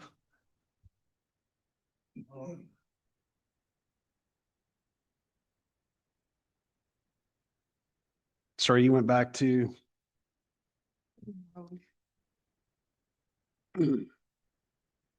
Page 72, JC Construction.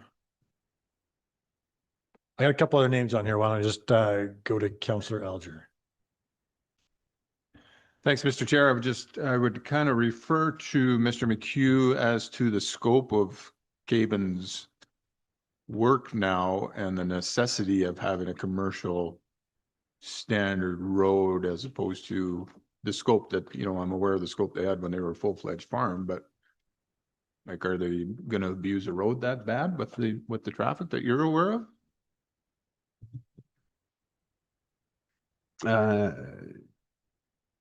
Through the chair, Councilor Alger, I'm conflicted. I really don't think it's required. They're going to have the occasional use, you know, tandem pup come in and deliver shale rock or wash gravel or whatever. I don't see it as a commercial use, the odd delivery of big trucks. And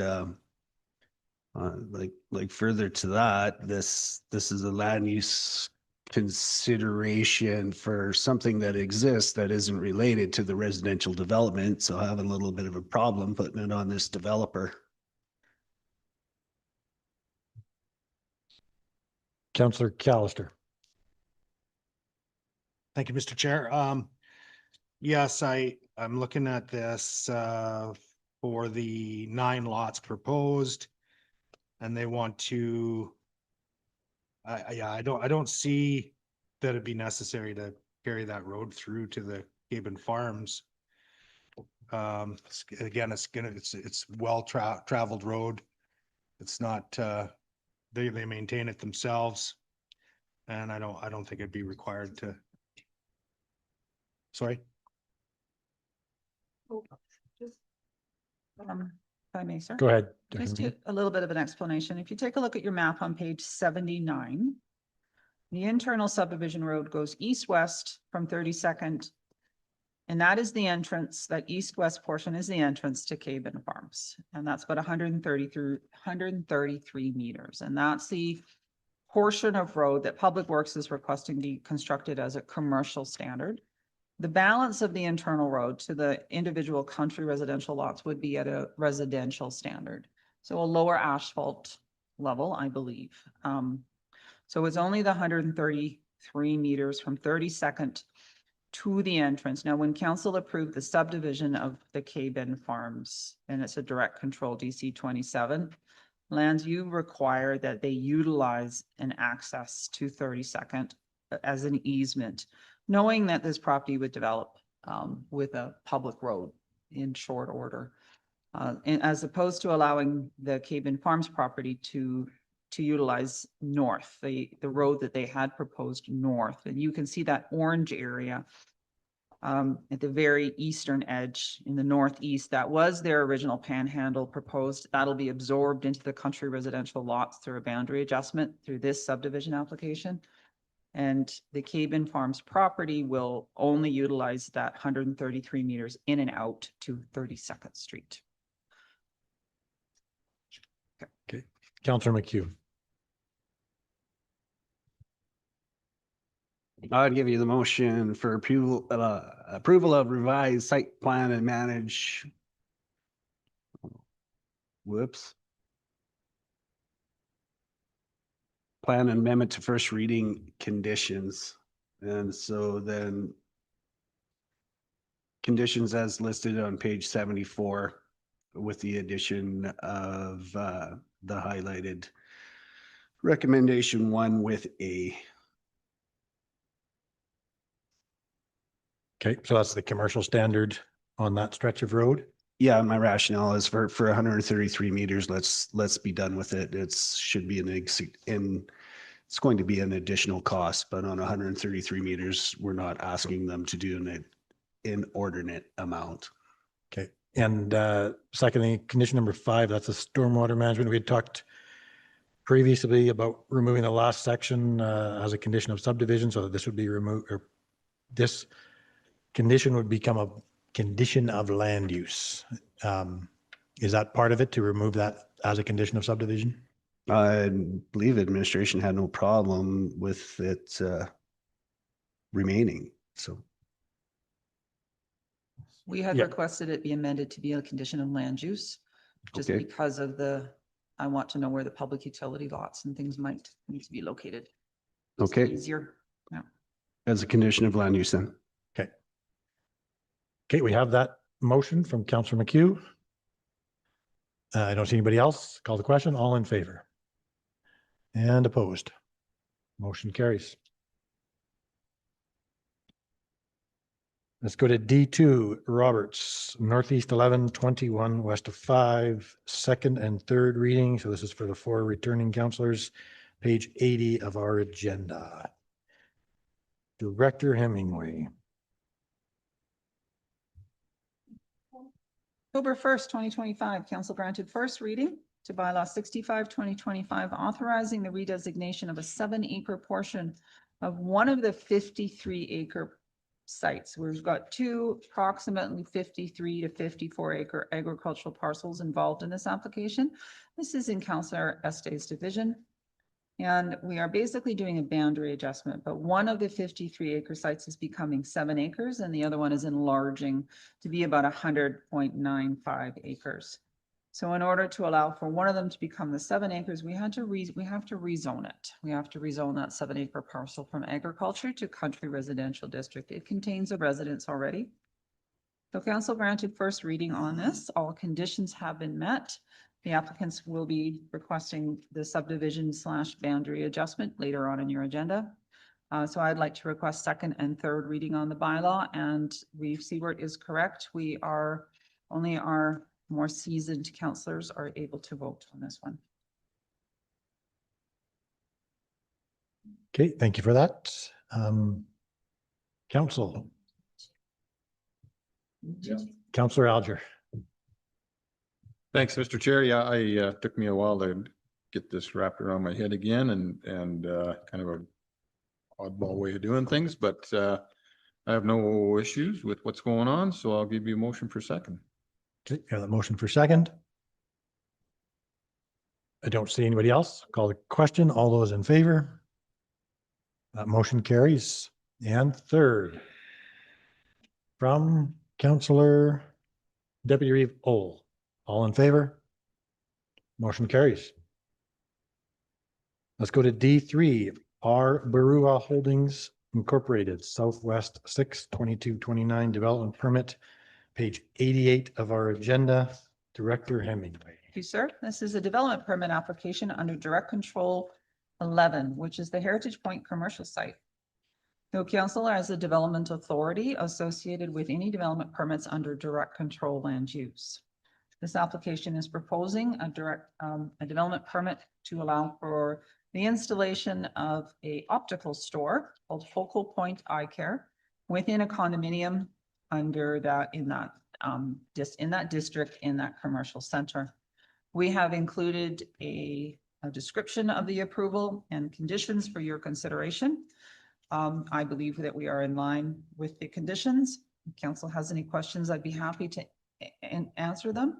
We're also asking if whether or not you're comfortable providing us with the authority to determine whether conditions are acceptable and have been met.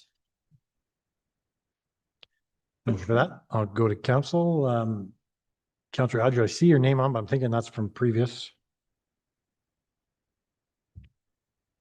I see your name on my screen. I'm thinking that's from previous. Sorry. Unless you want to speak, go ahead. This is in Division 6. Councillor Callister, go ahead. Thank you, Mr. Chair. I have no issues or questions regarding this. I'll give you the motion for approval. Okay, I'll take that motion. Does that, there's a question there about providing direction on whether we wish to delegate authority to the development officer to review and accept conditions. So would that include the delegation of that authority to the development officer? Yes, it does. Yep. Okay. Okay, we have that motion for approval. Anybody else? All those in favor? Motion carries. Okay, let's go into subdivision approving authority. Anybody like to give me that motion to go in? Councillor Alger, all in favor? Motion carries. Let's go to E1, McLean, request for subdivision, page 102 of our agenda. Director Hemingway. Thank you, sir. This is an application for subdivision where council just recently, past month, granted third reading, authorizing the amendment to the agricultural land use district to allow for a first parcel out subdivision of a 56.36 acre parcel, leaving a 95 acre agricultural balance. Basically, Highway 540 splits this quarter section and we're subdividing it from the highway, on the highway. Now we're at this point, we are requesting subdivision approval. I have no concerns with respect to the proposed suggested conditions. Unless council has any questions, I'd be requesting subdivision approval, please. Thank you for that. So this is in Division 2. Councillor Estes. Thank you to the chair. And yes, so long as all the conditions have been met, I would give you the motion. Sorry. Yes, I'll give you the motion to approve for subdivision. Okay, we have that motion. Conditions all look fairly standard there, so. Motion for approval from Councillor Estes. Anybody else? All in favor? Motion carries. Let's go to E2, Roberts, Northeast 11, 21, west of 5, request for subdivision, page 108 of our agenda. Director Hemingway. Thank you, sir. This is the land use application and we just granted second and third reading in Councillor Estes division. We're now requesting subdivision. Even though we're not creating any new parcels, it's a boundary adjustment. So we're rejigging the property lines to create a 7 acre parcel, leaving approximately 100.95 acre agricultural balance. You can see the site plan on page 113 of your agenda. First parcel is out. This is not a first parcel out, I apologize. So we are requesting municipal reserve on the 7 acre parcel in the amount of $13,614 per acre. And I have no other points to make with respect to the conditions. And I'd like to request approval of the subdivision. Okay, thank you for that. While it's officially called a subdivision, it's essentially a boundary adjustment. In Division 2, Councillor Estes, go ahead. Thank you to the chair, and given that it's gone through everything else, I would give you the motion to approve for subdivision. Okay, we have that motion to approve from Councillor Estes. Anybody else? All in favor? Motion, sorry, opposed? No. In favor? Okay, motion carries. Motion to go out of subdivision from Councillor Kendall. All in favor? Motion carries. Okay, let's go to our accounts. Anybody on accounts today have any questions, comments, or a motion to approve?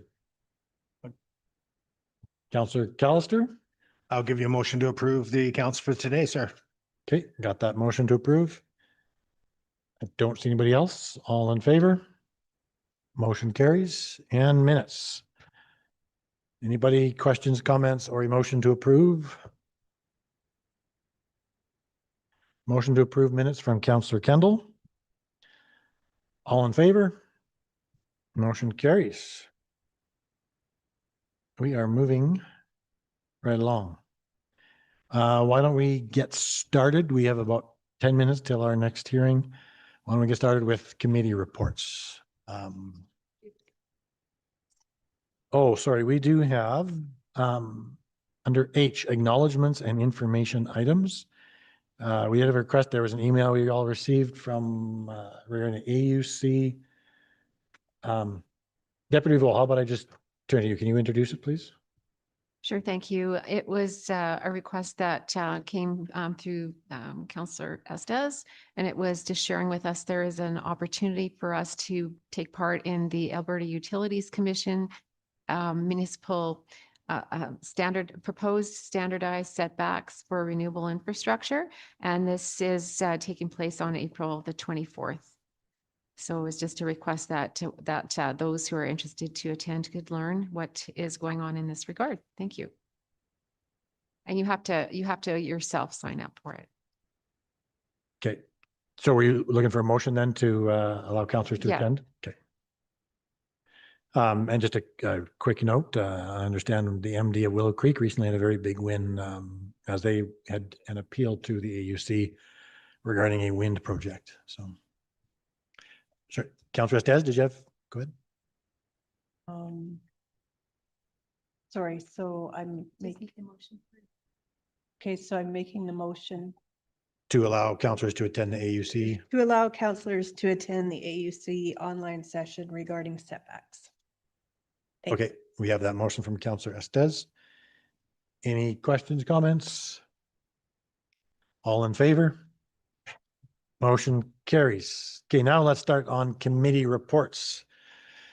Councillor McHugh, did you want to start us off on committee reports today?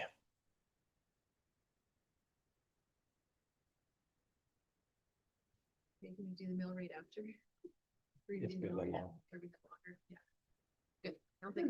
Thank you, Mr. Chair. No committee reports this week. Thank you very much.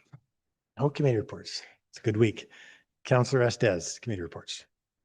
Thank you to the chair. And yes, I have one report. I attended the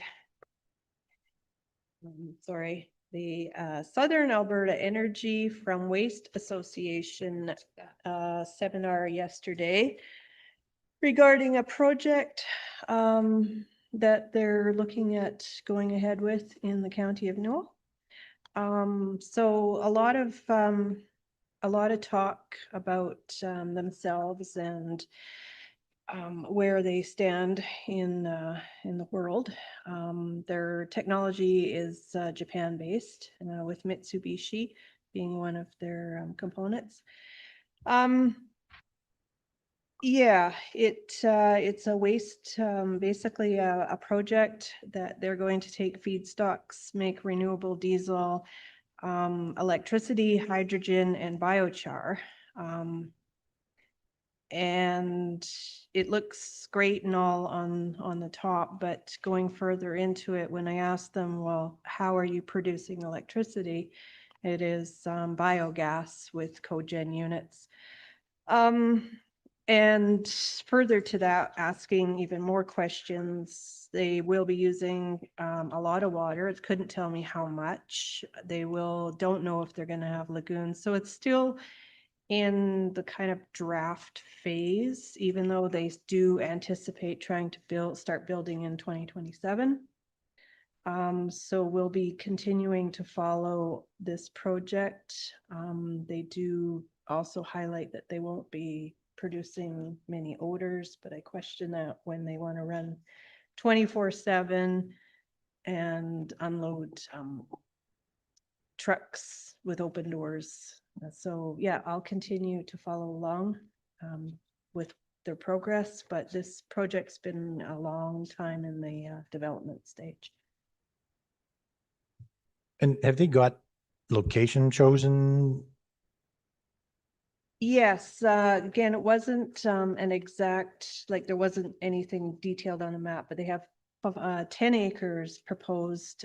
So I guess the deal is that they'll have the land donated or leased to them, and they will supply the money. The one good thing I should say about this is that they will not be requiring any government funding.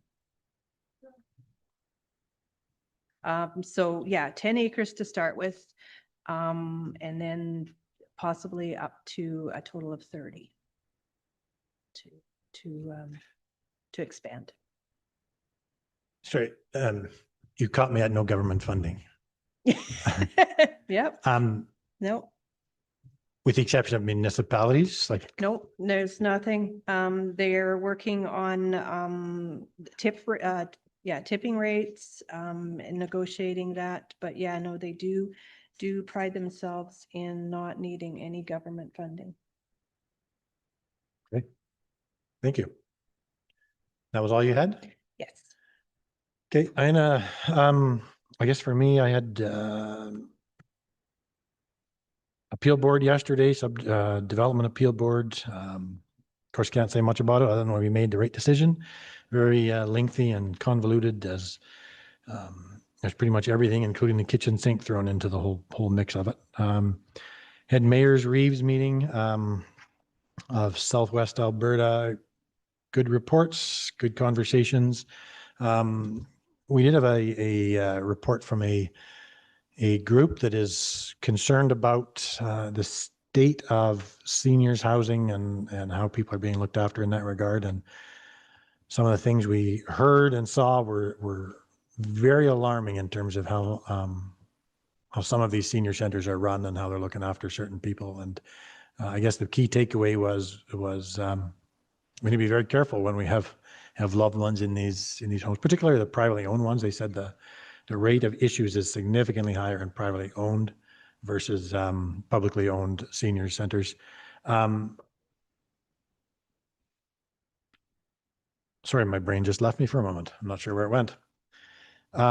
They did mention there was a change in legislation or regulation just a few years ago, which removed the requirement of, there was a requirement of in these homes, X amount of hours needed to be spent with each resident every week. And that was changed, and now it's kind of wide open in terms of the centers can determine how much need is required and do accordingly versus a bare minimum. So that is one of the concerns going forward, and what is perhaps driving some of the issues. So a lot of conversations around that, and there was a couple of MLAs present that did speak, very much alarmed as to what they were learning. So I expect there will be lots more happening in that regard going forward.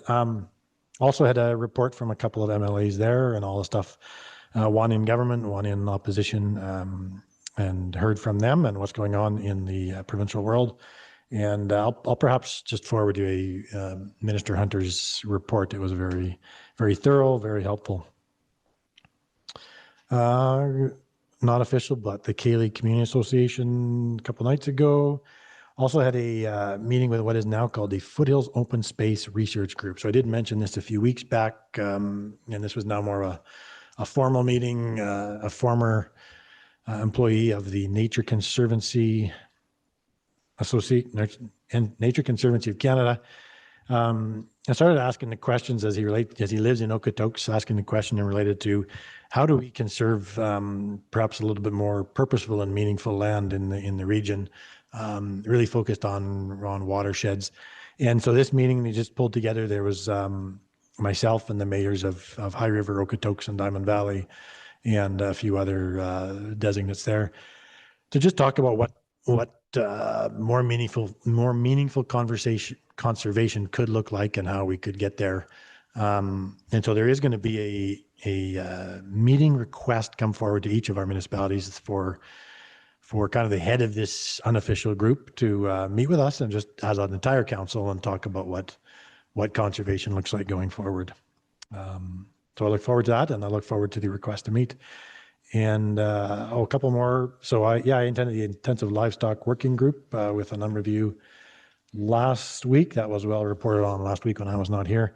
And then ASB Provincial Committee. So we just had hosted the town hall with Deputy Minister John Conrad as he gave his biannual town hall update, specifically around strychnine and weeds on well sites. And I think that's all been well reported on in the past. So that was all I had for committee reports this week in open. And with that, looking at our time, I think it's time we get ready for our 1:30 public hearing. Do we need to change meetings? Okay, we'll just take a couple minutes break. Thanks.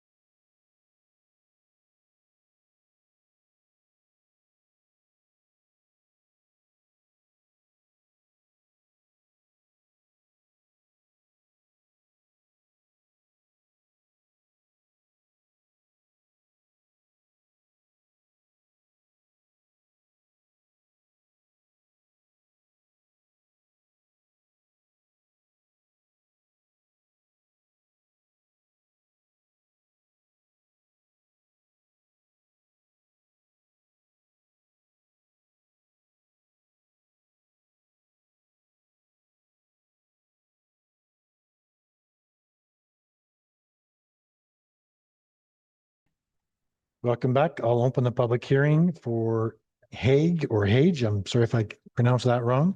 Northwest 32, 2129 west of 4 redesignation, page 36 of our council agenda. Manager Bear, would you please introduce council and administration for us? Certainly. Good afternoon. In council this afternoon, you have Councillor R.D. McHugh, Councillor Benita Estes, CAO Ryan Payne, Reeve Rob Seward. Morning. Deputy Reeve Suzanne Old, Director of Planning Heather Hemingway, Councillor Alan Alger, Councillor John Callister, and Councillor Laura Kendall. Thank you, Mr. Chair. Thank you very much. I'll provide the process for our public hearing this afternoon. We will start with a presentation from our planning officer today, Planning Officer Smith. Following that, we will go to the applicant and agent and for any presentation or comments that you wish to provide. Following that, we will go to any members of the public that wish to speak to it. And following that, we will go back to public or go to closing comments, first to the agents and then back to our planning officer. At each step along the process, council and administration will be given an opportunity to ask questions for clarification. With that, Planning Officer Smith, please proceed with your presentation.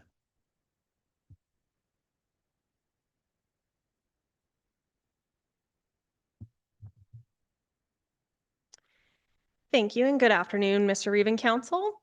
The application before you today is from landowner Abe Hage and is represented by planning consultant Bela Sayel of Planning Plus.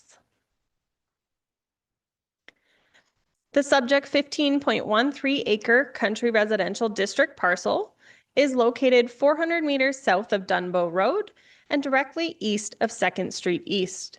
This is between highways 2 and 2A and approximately 2 kilometers south of the City of Calgary boundary. The property is within Division 6 and located within the City of Calgary and Foothills County intermunicipal referral area, but is outside of the city's identified future growth areas. A resolution of council on June 11th, 2025 was passed to extend the boundaries of the hamlet of Heritage Point to include lands known as Heritage Crossing directly north of the subject parcel, as well as the Heritage Estates lands of today's application. The application before you today is to redesignate the 15.13 acre parcel from country residential to residential community district and residential multifamily district, with additional lands dedicated as environmental reserve, municipal land reserve, and public utility lot to allow the future subdivision of 43 residential community lots and approximately 15 residential multifamily district lots, which aligns with the Heritage Estates Area Structure Plan, which was adopted on August 27, 2025. The subject parcel is surrounded by country residential properties to the west, east, and south boundaries, and the Heritage Crossing Area Structure Plan directly north, which contains residential community and residential multifamily Subdistrict A parcels. Surrounding lands within the half mile consist of primarily country residential parcels to the south of Dunbow Road and one agricultural parcel between Highway 2 and 2A. The hamlet of Heritage Point contains primarily residential community district parcels and direct control district number 11, which is the Heritage Point commercial area, and recreation district consisting of the Heritage Point Golf Course and the lake at Heritage Point. The subject lands are generally flat with minor sloping from the southwest to the northeast with drainage towards the northeast direction.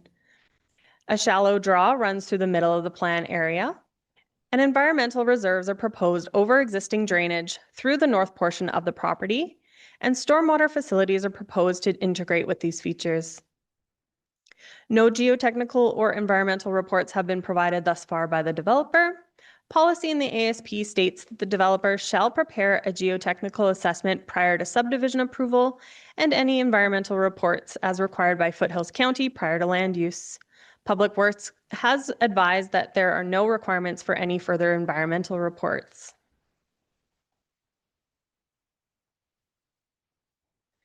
In alignment with the adopted ASP, open spaces within Heritage Estates, including paved pathways, sidewalks, parks for active and passive recreation, and transitional open space buffers, to adjacent lands are included. Municipal reserves, as shown in dark green, are equal to approximately 3.48 acres, being an over-dedication and proposed to be zoned as Municipal Land Reserve District, consisting of outdoor amenity spaces, including active and passive recreation, parks, landscape spaces, and an internal pathway network. Environmental reserve is proposed to be dedicated over the north-south draw through the center of the plan area as a continuation of the environmental reserve from the adjacent lands to the north and will equal approximately 0.12 acres. Approximately 1.04 acres are proposed to be zoned as public utility district to allow for one public utility lot equal to 1.04 acres for the purpose of encompassing proposed stormwater facilities. Current access is obtained by an existing standard approach off 2nd Street East, which connects to Dunbow Road to the north. Main access to Heritage Estates is proposed to be located at the far southwest portion of the plan area to allow for shared access for future development to the south and minimize the number of intersections along 2nd Street East.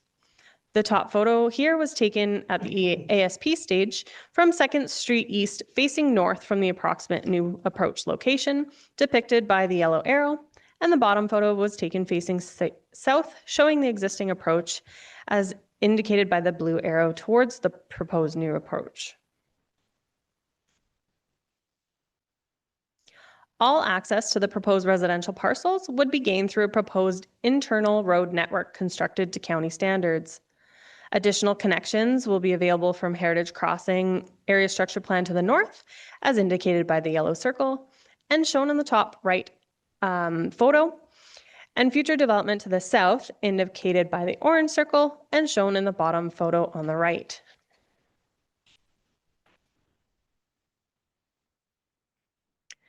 The adopted ASP acknowledges prior studies and reports regarding external transportation networks in the vicinity of the plan area, including the roundabout at 2nd Street East and Dunbow Road. Policy within the ASP notes the developer will contribute to improvements of Dunbow Road by way of the community sustainability fee. And additionally, the developer shall be responsible for full widening and upgrading through full construction of 2nd Street East along the full west boundary of the plan area, which is approximately 114 meters. Water and sanitary services are to be provided by Bluestem Utilities with piped connection to Heritage Crossing to the north. A water diversion license from the Bow River Basin to the utility provider has been accepted by Public Works. On- and off-site water and wastewater infrastructure shall be to the sole cost of the developer and designed to Alberta environment and county standards. Final alignment of water mains and wastewater shall be determined at detailed design stage. The developer shall enter into a standard servicing agreement through a development agreement for construction of infrastructure. Oversized infrastructure required to service future development beyond Heritage Estates may be subject to endeavors to assist. At the time of the Heritage Estates Area Structure Plan, stormwater was proposed to be managed through an on-site stormwater management facility, or wet pond, that will discharge either north into Heritage Crossing pipe system or through the adjacent parcel to the east into the existing ravine, which flows north through a culvert under Dunbow Road and to the Bow River. The applicant has recently provided confirmation of their desire to direct this discharge to the north through Heritage Crossing. Public Works recommends a full stormwater management plan with details and formal agreement with endeavors to assist or cost sharing as condition of land use. Additional policy was included in the Heritage Estates and Heritage Crossing area structure plans that speak to consideration for endeavors to assist in collaboration with the county to address planned excess capacity or oversizing, in providing assistance to benefiting areas as a result of constructing infrastructure improvements for water, wastewater, and stormwater infrastructure, as well as boundary roads. This is to ensure appropriate compensation is provided to the developer who front-ended the cost for benefiting lands. Endeavors to assist are typically determined at subdivision stage and will be included in a development agreement at time of subdivision. However, as noted previously, Public Works has recommended this at time of land use. This application was circulated to all required provincial, municipal, and utility agencies. Public Works has advised that stormwater is proposed to be connected into the stormwater system to the north within Heritage Crossing and can be engineered and finalized at detailed design. Current allowable discharge for Heritage Crossing is noted at 4.69 liters per second per hectare. The Heritage Estates facility must be sized such that post-development discharge does not exceed pre-development, with detailed storm design meeting that peak discharge rate. As mentioned, Public Works requested that the developer provide clarification at time of land use on the direction of discharge from the proposed storm pond, either north to Heritage Crossing or east through adjacent landowners, and ultimately to the ravine. The developer, as noted, has expressed their desire to discharge north into Heritage Crossing. Due to information in the letters received by Heritage Crossing developer and a letter from the Heritage Estates developer, Public Works is requesting that outlined conditions number 2A and 2C in your package be provided at time of land use, including that detailed stormwater management plan and formal agreement to be provided at land use to confirm capacity. Water servicing, as noted, will be provided by Bluestem Utilities. The developer has provided confirmation of purchase of water rights to service the development and has provided a letter of agreement with Bluestem. Bluestem Utilities has made a note that it is required to have a loop system, and this type of system is also supported by the county. Sanitary services will be gravity fed and connected to existing mains within Heritage Crossing, and connection at Heritage Crossing is to be determined at detailed design as condition of subdivision. The county's Public Works Department also requests that a geotechnical investigation report, lot grading, overland drainage plans, and building envelopes are provided as conditions of subdivision. With the stormwater management plan being requested at time of land use to determine capacity. Public Works recommended an urban development with curb and gutter design and advised that all Subdistrict A lots will need to provide completed grade slip with development permit and grade certificate at end of construction. Internal comments from the county's Municipal Lands Department provided concerns regarding the proposed skating and fire pit areas within the municipal reserve lands identified as the Island Park due to potential liability concerns. The recommendation is that these be removed within the detailed landscaping and maintenance plan at time of subdivision. The county's GIS department recommends that subdivision and road naming applications be submitted at time of subdivision. No comments or concerns were expressed from any external agencies circulated.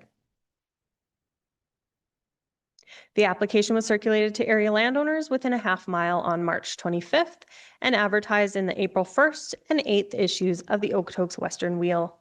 One letter was submitted prior to submission of the staff report and has been included within Appendix D of the staff report. And 2 letters were received after submission and have since been circulated. And this concludes my presentation to Council. Thank you. Thank you very much for that. Council Administration, any questions you have at this time? I don't see any, so we will proceed to the landowner and agents. If you could start by introducing your team and then proceed with your presentation. And you have to get fairly close to the mic to speak into it there.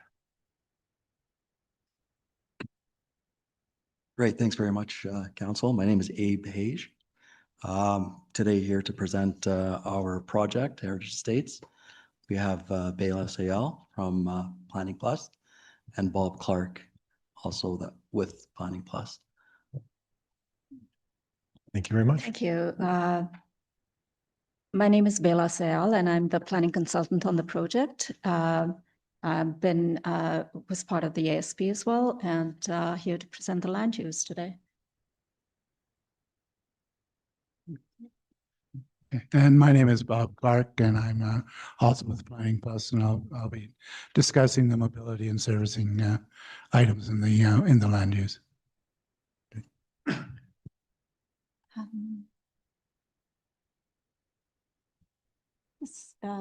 Sorry, Sherry, it's not showing the entire slide here. That's something.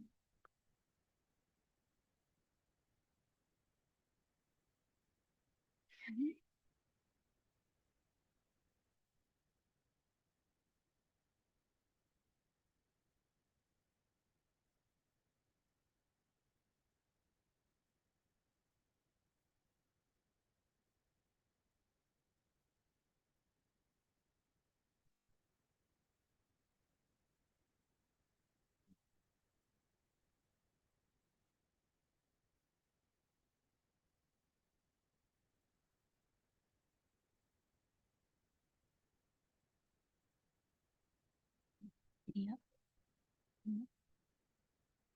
A bit smaller.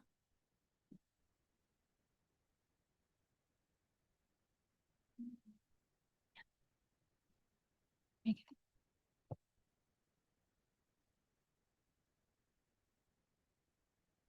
Thanks, Sherry. Thanks, Brittany. So good afternoon again. As I introduced myself, my name is Bela Sayal, planning consultant on the project, and but myself and Bob Clark will be presenting this presentation. Ms. Smith gave you a comprehensive and detailed overview of the proposed land use. Our presentation will build on that, specifically touching on planning, transportation, and servicing from the owner's perspective.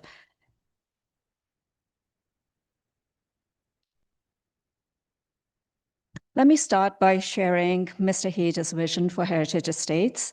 The 15 acres Heritage Estates development is envisioned as an inclusive neighborhood that will showcase a mix of 56 to 61 single and semi-detached units.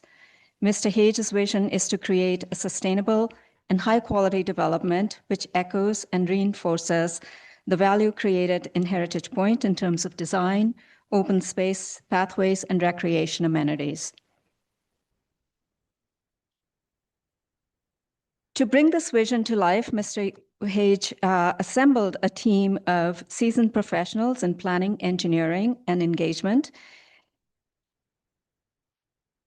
By way of, so Mr. Clark and I will be presenting as we introduced before. I will be touching on the planning and design aspects, and Mr. Clark will address transportation and servicing in a combined presentation of about 15 minutes. By way of background, I was formerly a senior partner at Brown & Associates Planning Group and have over 35 years of experience in development planning. Mr. Clark, formerly Senior Vice President of Development at Brookfield, brings about 40 years to the table. Together, we've helped shape some of Calgary's most successful and award-winning communities, including the nearby communities of Seaton, Mahogany, Auburn Bay, and Walden.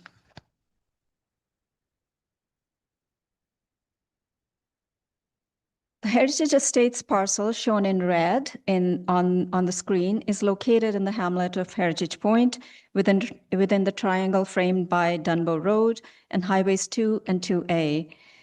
The area structure plan for Heritage Estates, as you heard, was approved in August 2025, and the area structure plan for Heritage Crossing to the north was approved in 2024. In October 2025, Council extended the hamlet boundaries to include both Heritage Estates and Heritage Crossing in the hamlet of Heritage Point. From a growth management perspective, Heritage Estates is ideally located at the north end of Central District, near the city of Calgary. Foothills County's growth management strategy states that Central District has been the growth engine for the county, and this trend is expected to continue into the future. From a complete community perspective, Heritage Estates will be part of the amenity-rich hamlet of Heritage Point, which is known for its high-quality homes built around golf course and lake amenities. Facilities nearby include the fire hall, the sports fields, and local retail. More regional services are available in Legacy Shopping Centre and Seaton in the city of Calgary, a short drive to the north. Public and Catholic schools are within convenient driving distance. Additional amenities are expected to be developed as the area grows.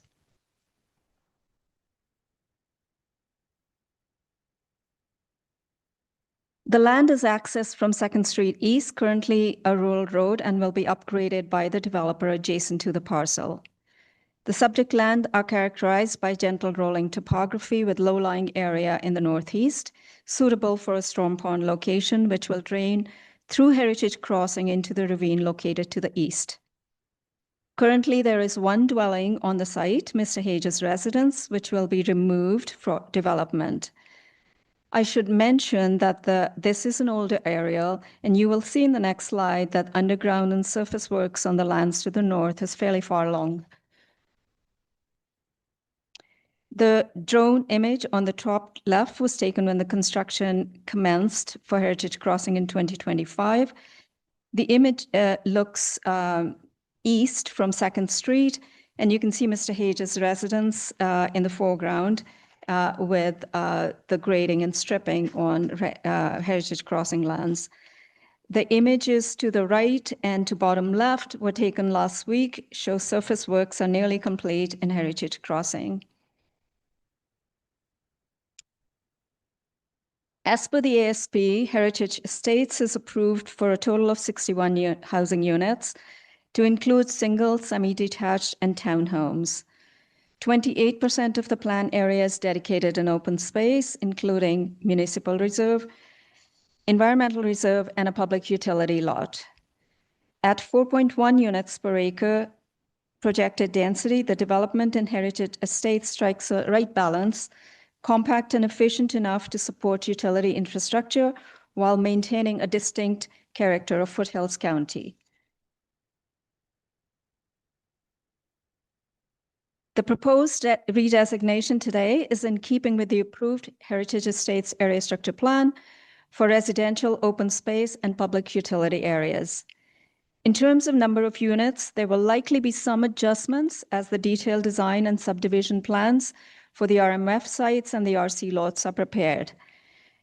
Heritage Estates is in the process of preparing a subdivision plan, which will be ready for submission in the next 2 to 3 weeks. The image on the screen shows an illustrative plan for the RMF site, which is projected to accommodate 14 to 18 semi-detached units. Units that are not utilized on the RMF site may be allocated to semi-detached units in the RC land use. The total number of units will not exceed the 61 units, maximum units provided in the area structure plan. The next 2 slides show concept of parks and amenities prepared at the ASP stage. These concepts are being refined as part of the subdivision plan. This slide shows the North Park by the Storm Pond with active playfields, passive recreation areas, and trails connecting beyond the plan area. Landscaping will include native plants and sustainable features such as rain gardens. This is the concept plan for the Island Park, intended as a gathering place for residents with seating areas and pathways. The original proposed skating rink and fire pit will be replaced by alternate amenities in response to county comments related to fire safety and liability. With that, I will now hand it over to Mr. Clark, who will speak about transportation and servicing, and I will be back to talk about community engagement and wrap up the presentation.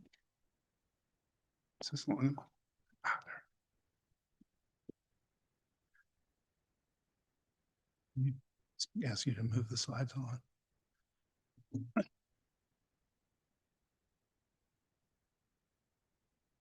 Good afternoon, Reeve Stewart and members of council. I'm Bob Clark, and I'll be discussing the mobility and servicing aspects of the Heritage Estates plan.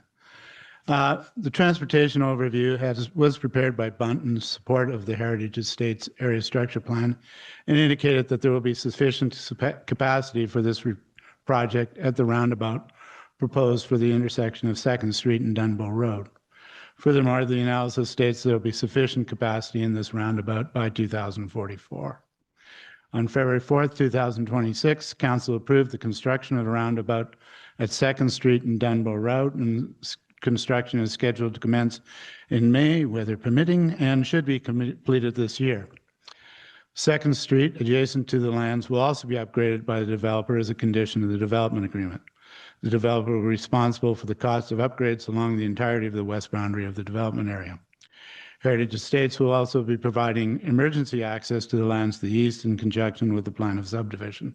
This is a condition of the ASP, but it's also been specifically noted as the adjacent landowner has expressed concern regarding this access. The developer will also contribute to the cost of upgrading Dunbow Road through the community sustainability fee. Next slide. On sanitary, Bluestem will provide wastewater services for this project. The sanitary services will connect to the existing sewer system in Heritage Crossing. Heritage Estates has entered into a contractual agreement with Bluestem for the provision of wastewater services. Heritage Estates engineering consultants have noted in the letter in the council package that cost-sharing arrangements with adjacent developers will be made in accordance with the policies and bylaws of Foothills County. This is also a condition of the area structure plan, but has been noted as the developer of Heritage Crossing has made reference to the cost-sharing arrangement in the letter in council's package. Next slide, please. Bluestem will provide potable water servicing for this project. The water system will be looped through Heritage Crossing development to provide redundancy in water servicing. Heritage Estates has entered into a contractual arrangement with Bluestem for the provision of potable water services for this project. Additionally, as noted by Ms. Smith, Heritage Estates has provided confirmation that our water diversion license has been transferred to Bluestem Utilities Heritage Point. Next slide, please. The storm from Heritage Estates will discharge in the Heritage Estates Storm Pond, which is located in the low-lying area at the northeast corner of the site. The pond will attenuate the 1 in a 100-year rainfall to a rate of 9 liters per second, which equates to 1.47 liters per second per hectare, much less than the allowable discharge rate of 4.69 liters per second per hectare. The stormwater from Heritage Estates Pond will discharge downstream into the Heritage Crossing Storm Pond System, Storm Pond, and outfall site pipe. The downstream Heritage Crossing pipe system has been reviewed along the entirety system and has determined that the system has excess capacity to accommodate the flows mentioned earlier. An engineer's letter under seal has been provided to the county confirming this to be the case. Thank you very much for considering this part of the presentation. I'll turn it back over to Ms. Sayal to conclude.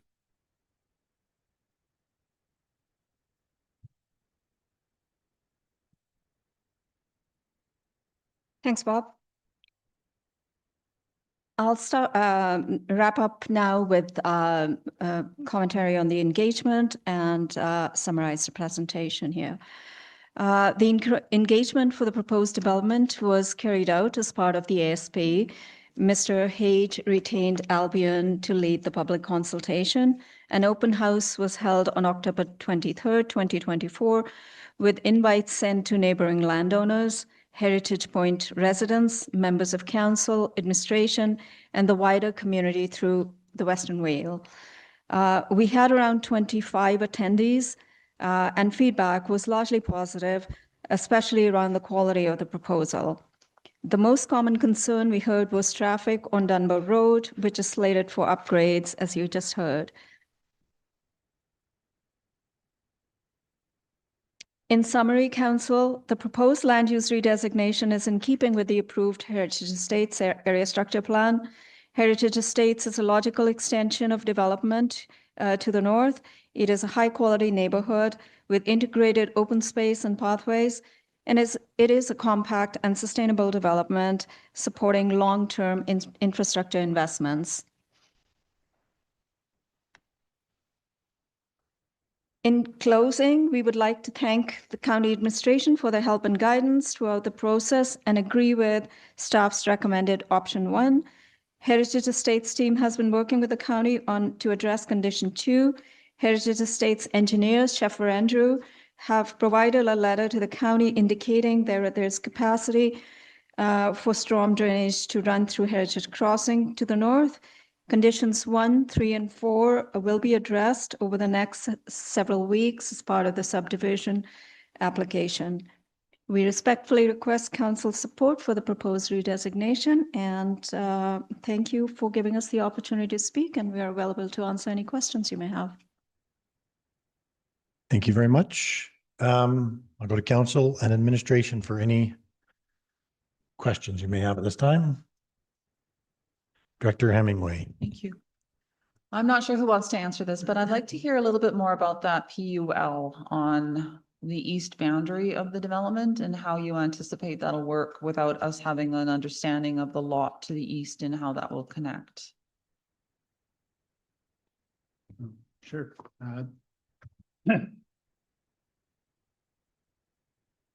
Perhaps you could put up the site plan slide to show that area so council will know what I'm talking about. Sure. Okay, this particular PUL has within the boundaries of that PUL, it has sufficient capacity to attenuate the stormwater to allow for a discharge of 9 liters per second. The actual volume in that pond itself, when it's calculated, there's still once we've attenuated even down to that level, there's still additional approximately 1,000 liters, I believe, liters per second per hectare that can still be accommodated within that pond. So there's lots of room in that particular area to accommodate it all within the boundaries that you see there. Does that answer your question? I'm not sure exactly what you're talking. Interested in the technical capacity associated with the stormwater, but what's the east boundary of that PUL? How is it held up? Oh, I see. There'll have to be a slope back so it'll slope back up to the east boundary there. Yeah, so that's property line, that's all. Yes. The idea that it doesn't connect into, it just looks strange that you've got PUL right to the property line. I don't typically see that. Yeah, at this point in time, we actually are representing the adjacent landowner as well.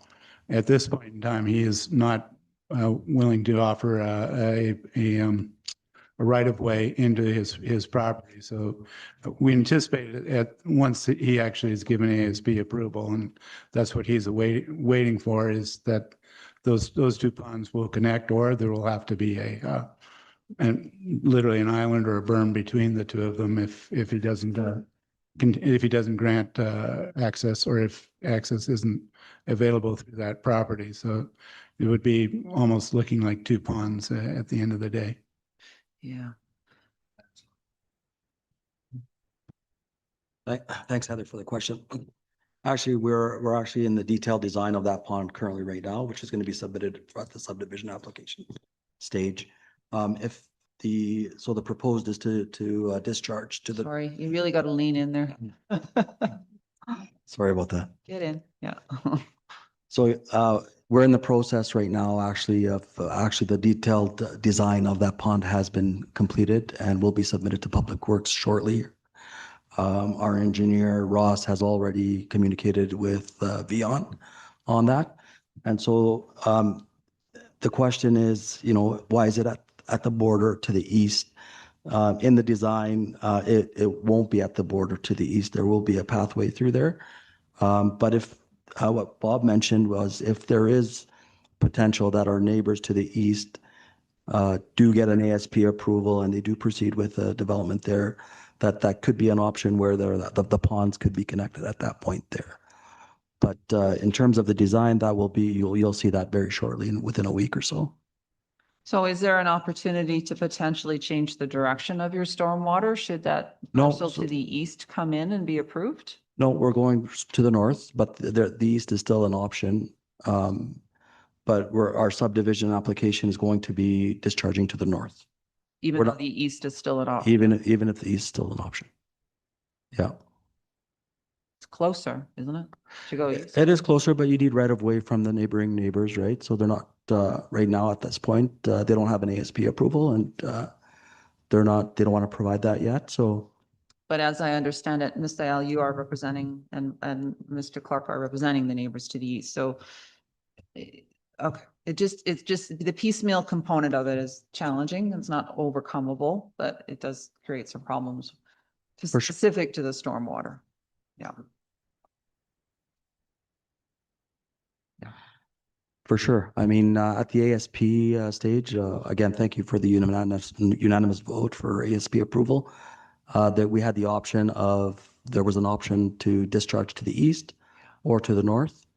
And so we've, after our engineer did a thorough study of the current infrastructure in Heritage Crossing and recently submitted a letter that stamped, sealed, and confirming that there is capacity in that stormwater facility, and that we have the capacity to discharge there.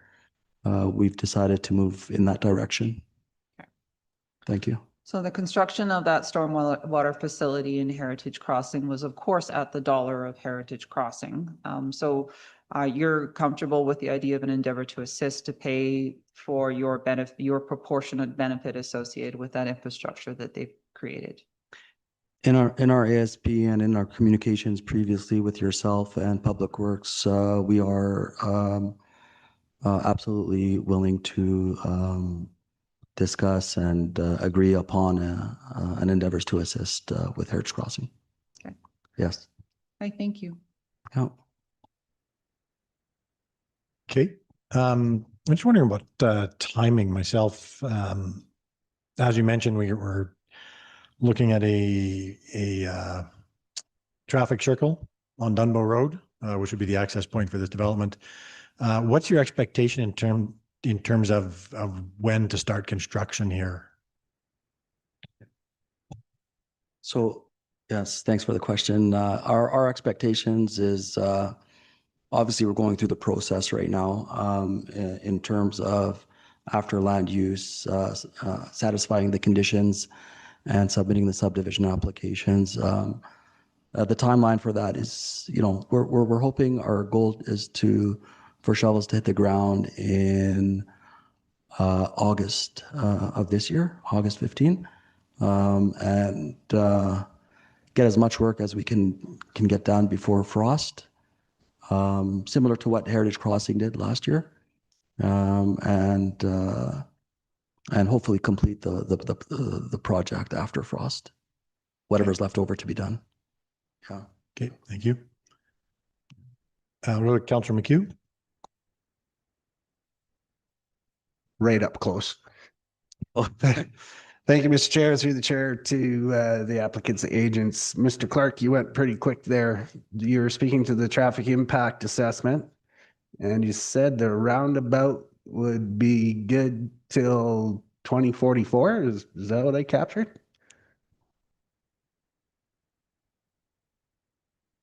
Now that was the timeline that was given in the Bunt and Associates report, and that was at the time of the report. That was the outside horizon that was requested under those terms of reference. So it is good to that point in time. And that's with or without further expansion in the area? That's a good question. As we understand it, that there would probably have to be additional expansion in the area in accordance with the DA Watt report, but that's not requirement of this particular community. It's a requirement of all the other applications that may or may not be approved at a later date for other ASPs that are indeed coming forward.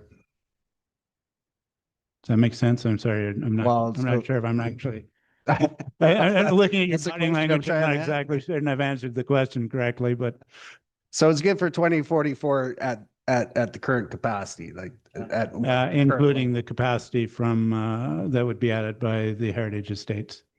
Okay, and then sure, go ahead. I'd like to add to that, Councillor.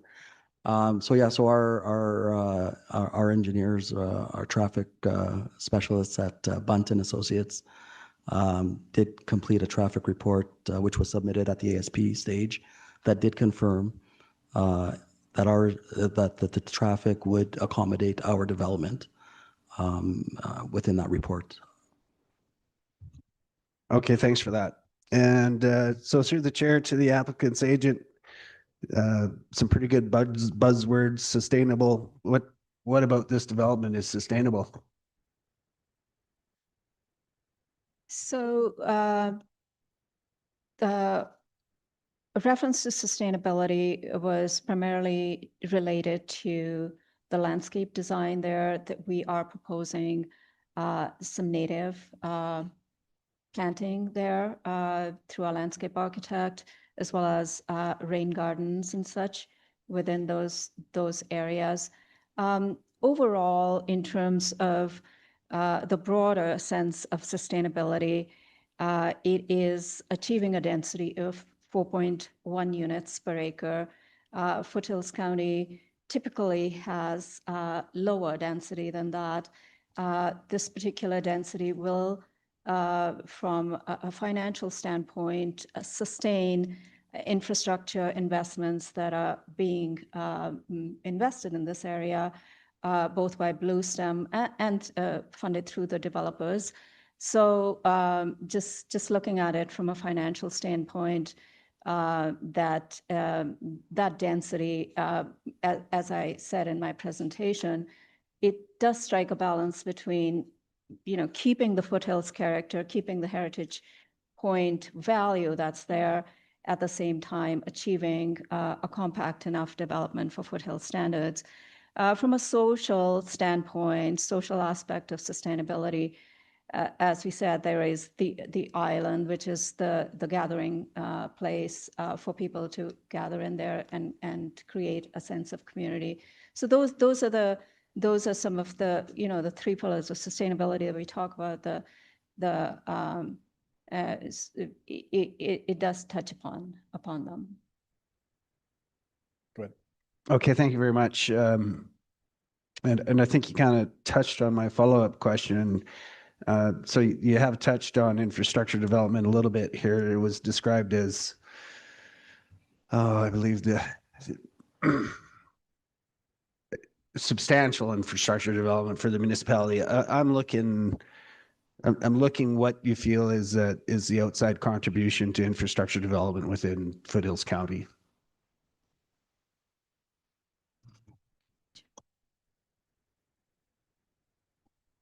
As noted in the presentation, it will be contributing to the community sustainability fee. That's the requirements under Foothills County at this point in time. The other things that are contributed would in fact be the infrastructure that Bela talked about with regard to the parks that are part of this particular community, but are dedicated to the county at large.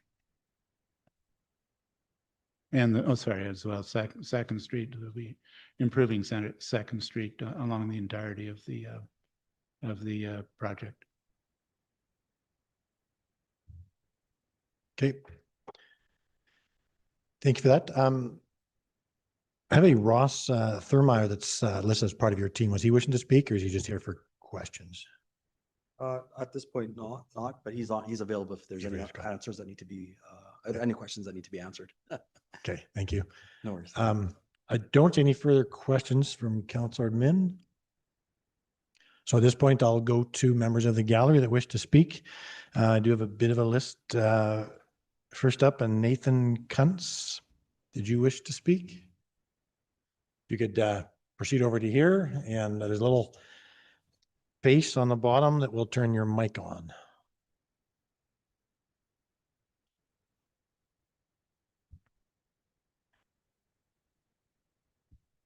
There you go. Is it on? You bet.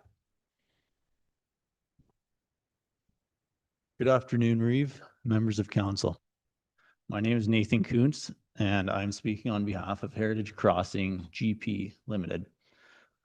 Being the landowner directly adjacent to the north of the subject site, I'm here to speak in support of this application. As a neighboring landowner and part of the development team, I believe the proposed development is well suited for the area. Assuming there to be quality builders, thoughtful architectural controls, and experienced development practices, I think this project can coexist well within the proximity to Heritage Crossing and contribute positively to the broader area. One of the primary reasons I'm speaking today relates to the servicing plan submitted as part of this application. Specifically, I would reference page 19 as labeled in the application package and within this section titled Infrastructure. The Heritage Crossing infrastructure does have available capacity for both sanitary and water servicing. However, given this servicing is either complete or set to be complete this year and was completely front-ended by us, the Heritage Estates development would be required to pay its proportionate share of costs associated with tying into utilizing that existing infrastructure, which has been discussed today.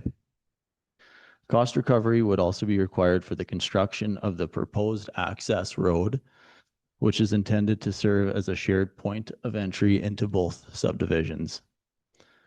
Sanitary servicing cost would also include contributions toward the sanitary lift station near the north end of our site. I would also like to highlight that Heritage Crossing stormwater infrastructure does not have the capacity to accommodate the maximum allowable release rate, and to which we have concerns with the now lower release rate that was presented today. My engineer is here to speak to the stormwater management if council has further questions. With all of this in mind, I respectfully request that as a condition of land use approval, Foothills County require the ownership of Heritage Estates to enter into an agreement with Heritage Crossing GP Limited. This agreement would clearly identify the costs associated with recoveries for sanitary servicing, water servicing, access road, construction, sanitary lift station, a surety bond for the construction of the road as construction commences, as well as any further costs that would be utilized to the benefit of Heritage Estates. Further, I respectfully request that the county require payment in full from the ownership of Heritage Estates to Heritage Crossing GP prior to the issuance of a development agreement. Thank you for your time, consideration, and I would welcome any questions that council may have. Thank you very much for that. We do have at least one question. I'll go to Deputy Reeve O for that. Thank you for your presentation, and I would definitely take you up on any commentary on the stormwater. It's one of my questions that I've had about it, and I've been happy to hear from the applicants on it. And if you have anything further to add, we did see in a letter that there would be a tie-in at a certain location, and I'm just wondering if you can provide any commentary on the stormwater aspect for myself. And I do understand you mentioned the other utilities as well, but in terms of stormwater, do you have any further comments you'd like to provide just to explain a little bit more for us as to how it will work coming from the one property to the other? If you could just start by giving us your name for the secretary. Greetings, council. My name is Jay Sheen. I'm with Lee Maher Engineering, and we are the engineers for the Heritage Crossing development. Part of our concerns that Nathan outlined with the stormwater that the applicant has addressed. However, we are just hearing about this today. At the time of construction of Heritage Crossing, the sanitary pipes were not oversized, or sorry, the stormwater pipes were not oversized to accommodate stormwater flows from Heritage Estates. That wasn't required of us by the county at that time. While there is some capacity available in some of the pipes, the maximum release rate that was discussed, the pipes, not all pipes have capacity to take that amount of water through Heritage Crossing. The lowered rate that has been discussed by the applicant today, we haven't had a chance to examine that in full. I know their engineer has, and I have spoken with their engineer as well, but I was not aware of this lowered rate. That could have capacity in the pipes. Our concern with that is in an emergency situation, if typically in a storm pond, release rates are controlled by an outlet control structure. And if there's an emergency situation and an overtopping within an outlet control structure, there would be more water going through the pipes than what the permitted release rate is. And that's emergency situations only. But that emergency situation would surcharge the pipes within the Heritage Crossing development, which obviously we and hopefully the county is not okay with. So not to say that a solution can't be worked out there, but those are our primary concerns, is that just the volume of water that was originally talked about was not acceptable for the system that was constructed. Thank you for that explanation. I appreciate hearing both of the partners here in terms of what you're requiring and what you're hoping you'll solve together. Thank you. Okay. And Councillor McHugh?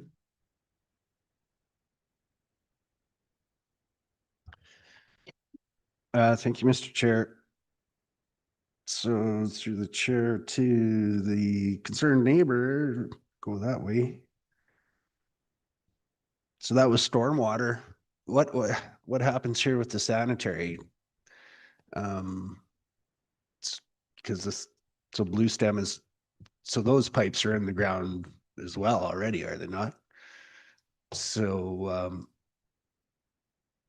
I'm kind of not really liking the picture I'm seeing here, because as this develops out, we're going to have stormwater pipes that are too small and sanitary pipes that are too small. So I guess just speak specifically to sanitary. Are we going to have any issues with the sanitary with this one additional development?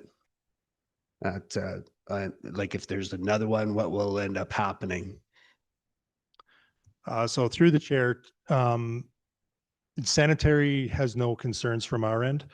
The sanitary that partners constructed, both the lift station and the downstream force main, were sized for additional development in the area, Heritage Estates being one of them. I can't speak directly to Blue Stem's ultimate plans here, but at the time of development, Blue Stem did require partners to oversize both water and sanitary infrastructure in order to allow for development adjacent to this property. So there is definitely capacity for sanitary and water to be tied into Heritage Crossing. Okay, thank you for that. Councillor Kendall. Thank you, Mr. Chair. I think I missed something about what's going on with the property directly to the east. Are you, question to you, sir, because you're on, are you concerned about agreements with them as well, or is that already established? It's just the PUL with the funny little drawing with the CR. I'm not following that totally. We're not the landowner to the east. We're not concerned about it. The only area that we would be involved in that or have concerns is with the stormwater. If the stormwater doesn't end up coming through our site, it would, from what I'm learning, would be required to go east to that landowner. So we don't have anything to do with that landowner. Okay. It's not our concern. And what is your units per acre in Heritage Crossing? I could do some math because I know how many acres and how many units. Just curious. It's about 39.11 acres. There's 145 units. So whatever that math ends up being. Okay. 3.2? Did you do the math? No. Okay, we'll maybe get that math. 4.65. 4.65? Okay. We'll go to Director Hemingway. Hi, I wanted to ask you a question. You said the pipes were not sized. Is that the pipes going into your storm pond or the pipes going out of your storm pond, or both? Through the chair, it's the pipes coming into the storm pond. The pipe leaving the storm pond does have capacity for that if that was a flow through condition. So it is from the connection point on the south end where Heritage Estates would tie into that. There's 5 or 6 pipes in series that lead up to the storm pond. Some of those do have capacity, some don't. So but the discharge pipe does. So a potential consideration might be upsizing of a pipe or two or three. Could be those pipes are already built though. Yeah. Yeah. Yeah. Okay. Thank you very much for that. We appreciate you coming and sharing. Next on my list, I have a Paul Howarth. Would you like to speak to council today?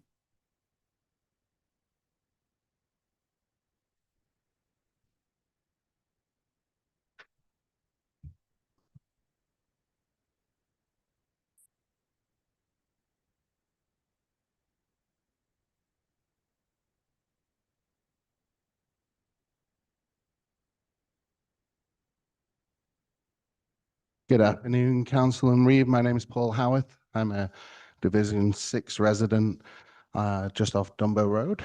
I have a little statement and then a couple of remarks after. I'm quite encouraged that the community sustainment fee was brought up by the applicant in such detail in terms of the contribution to the area, because that's what my speech is mainly about today. So who's really paying for the growth? In Calgary, when a new community is built, the cost of the infrastructure is largely carried by the developer. Roads, utilities, intersections, that cost gets built into the price of each new home built. Every home pays its share. A new home in Calgary with their community fees can see developers paying over $60,000 per new home built. In Foothills County, that fee is $11,300, broken down just like this: $10,000 for public works, $325 for libraries, $325 for recreation, and only $650 for fire. Calgary's offsite levy comes roughly about $609,000 per hectare, which means that this 15.1 acre lot, I think it was, parcel, if developed, being built in Calgary, would see the developer pay $3.7 million towards our community. But with Foothills County and 64 properties, we'll see just $689,000 coming into the community. Out here, we're seeing developers approved where the true cost of infrastructure isn't fully carried out by the developer. Instead, it's being pushed onto existing residents. And the perfect example of this is right in front of us, the Dumbo Road roundabout. That roundabout didn't appear out of nowhere. It exists because of growth, because of development pressure. But the question is, who paid for it? Was it fully funded by the developer that's driving the growth, or are Foothills taxpayers now subsidizing infrastructure that exists to support new subdivisions? In Calgary, infrastructure costs are baked into each home you buy. Into the system, you pay your share. In Foothills County, we're in a model where development gets approved, infrastructure is needed afterwards, taxpayers are left picking up the bill.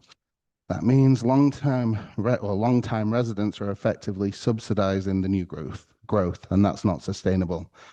And why this matters is it's not about being against development, it's about doing it properly. If growth pays for growth, tax stays stable, infrastructure keeps up, communities don't.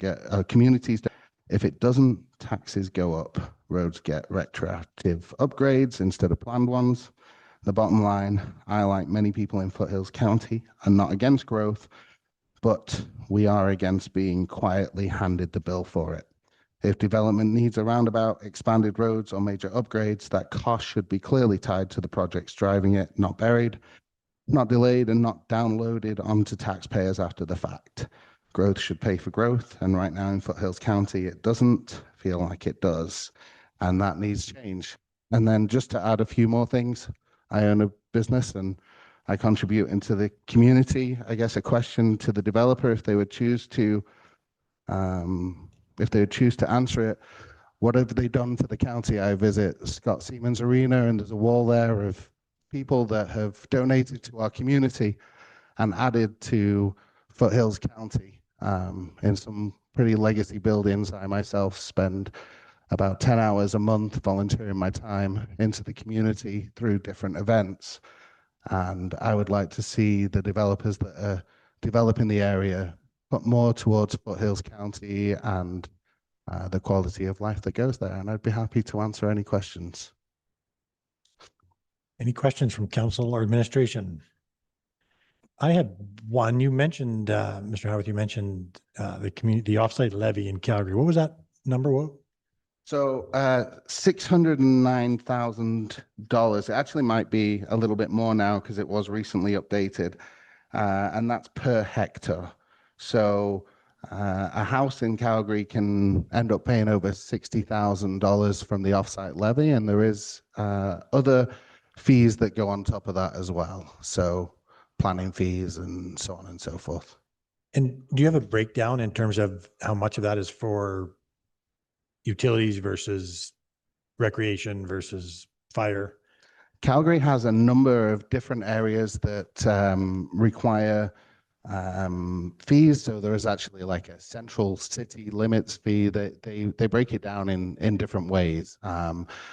Quite from my understanding, this is for the community to develop. When we look at new developments in Calgary, like Seaton, you've got the YMCA there, you've got all of the shops that come with it and all of the infrastructure.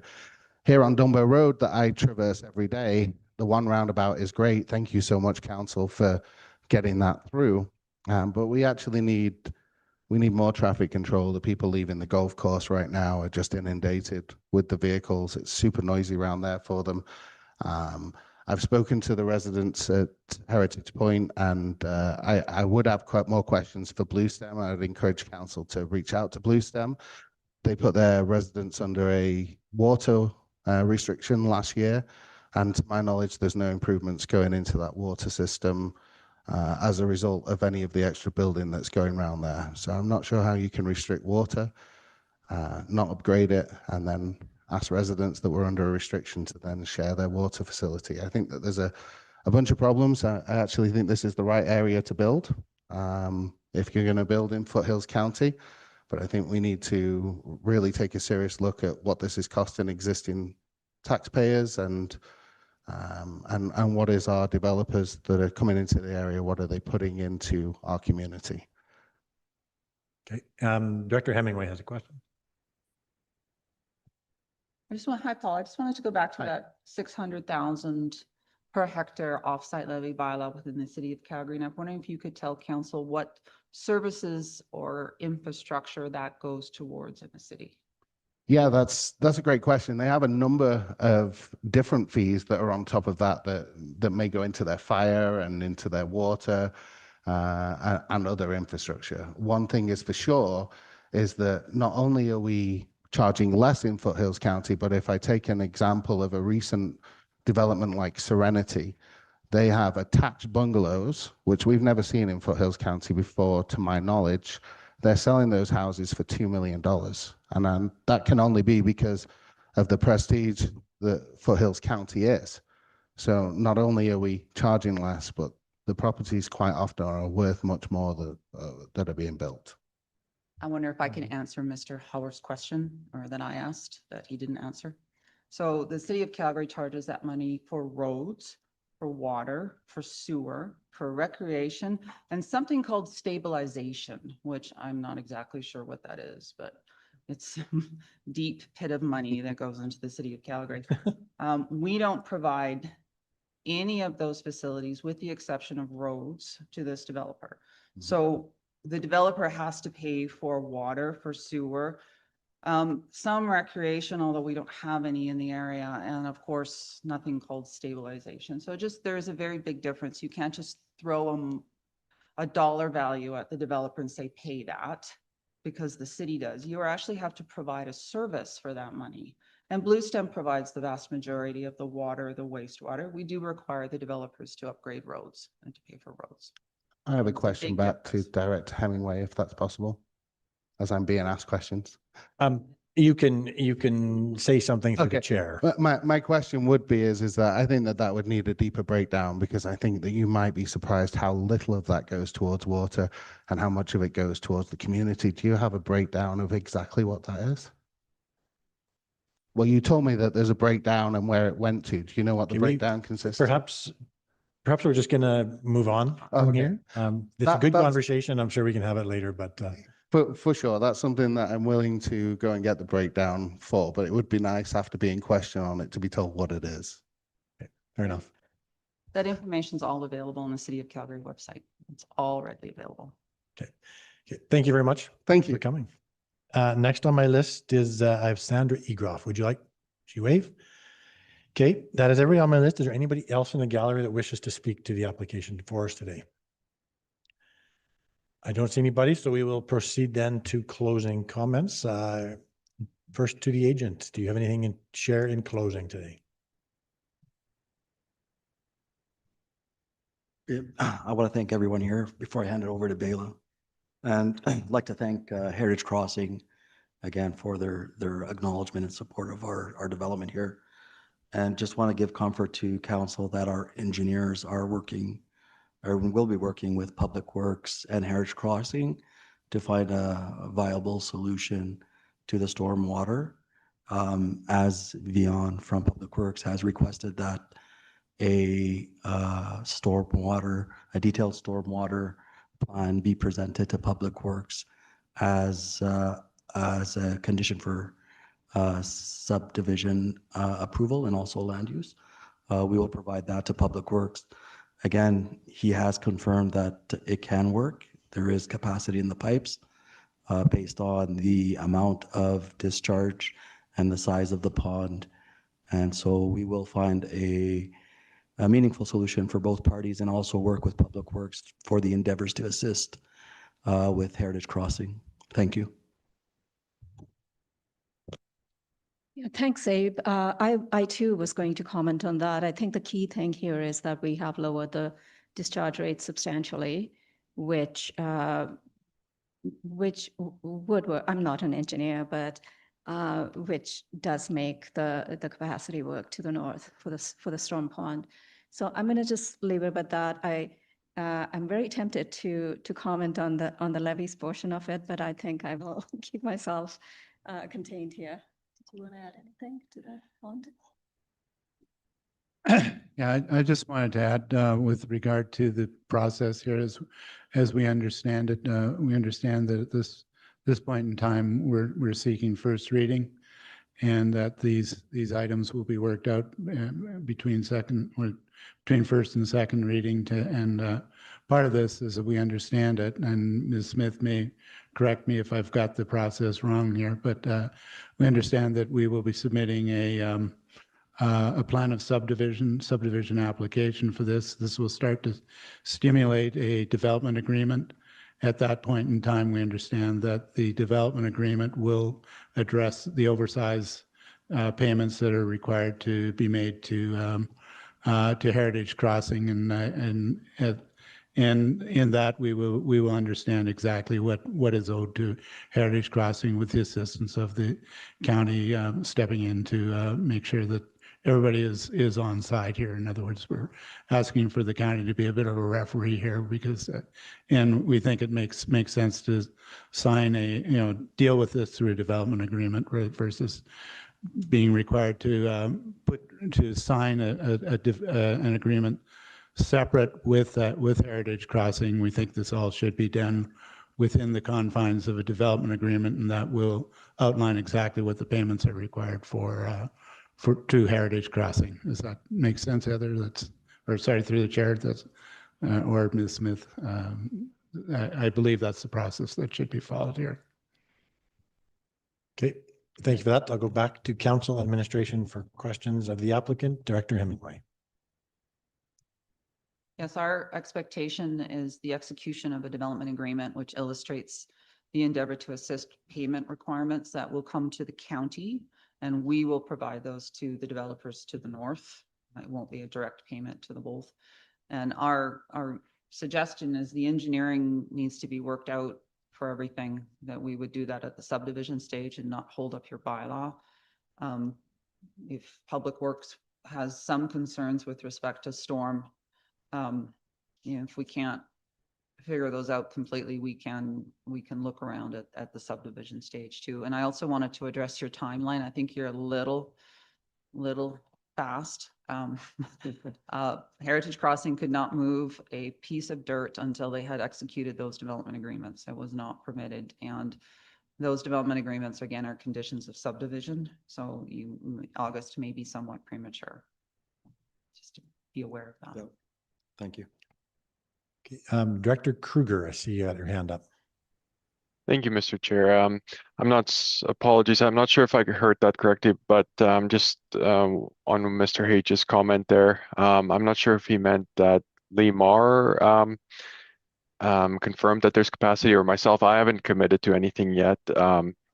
We will review. I have been in talks with Schaefer Andreas as soon as an hour or two ago. So it seems to be there's a solution, but we'll make sure that both Heritage Crossing and Heritage Estates work together to come to a solution there for the storm.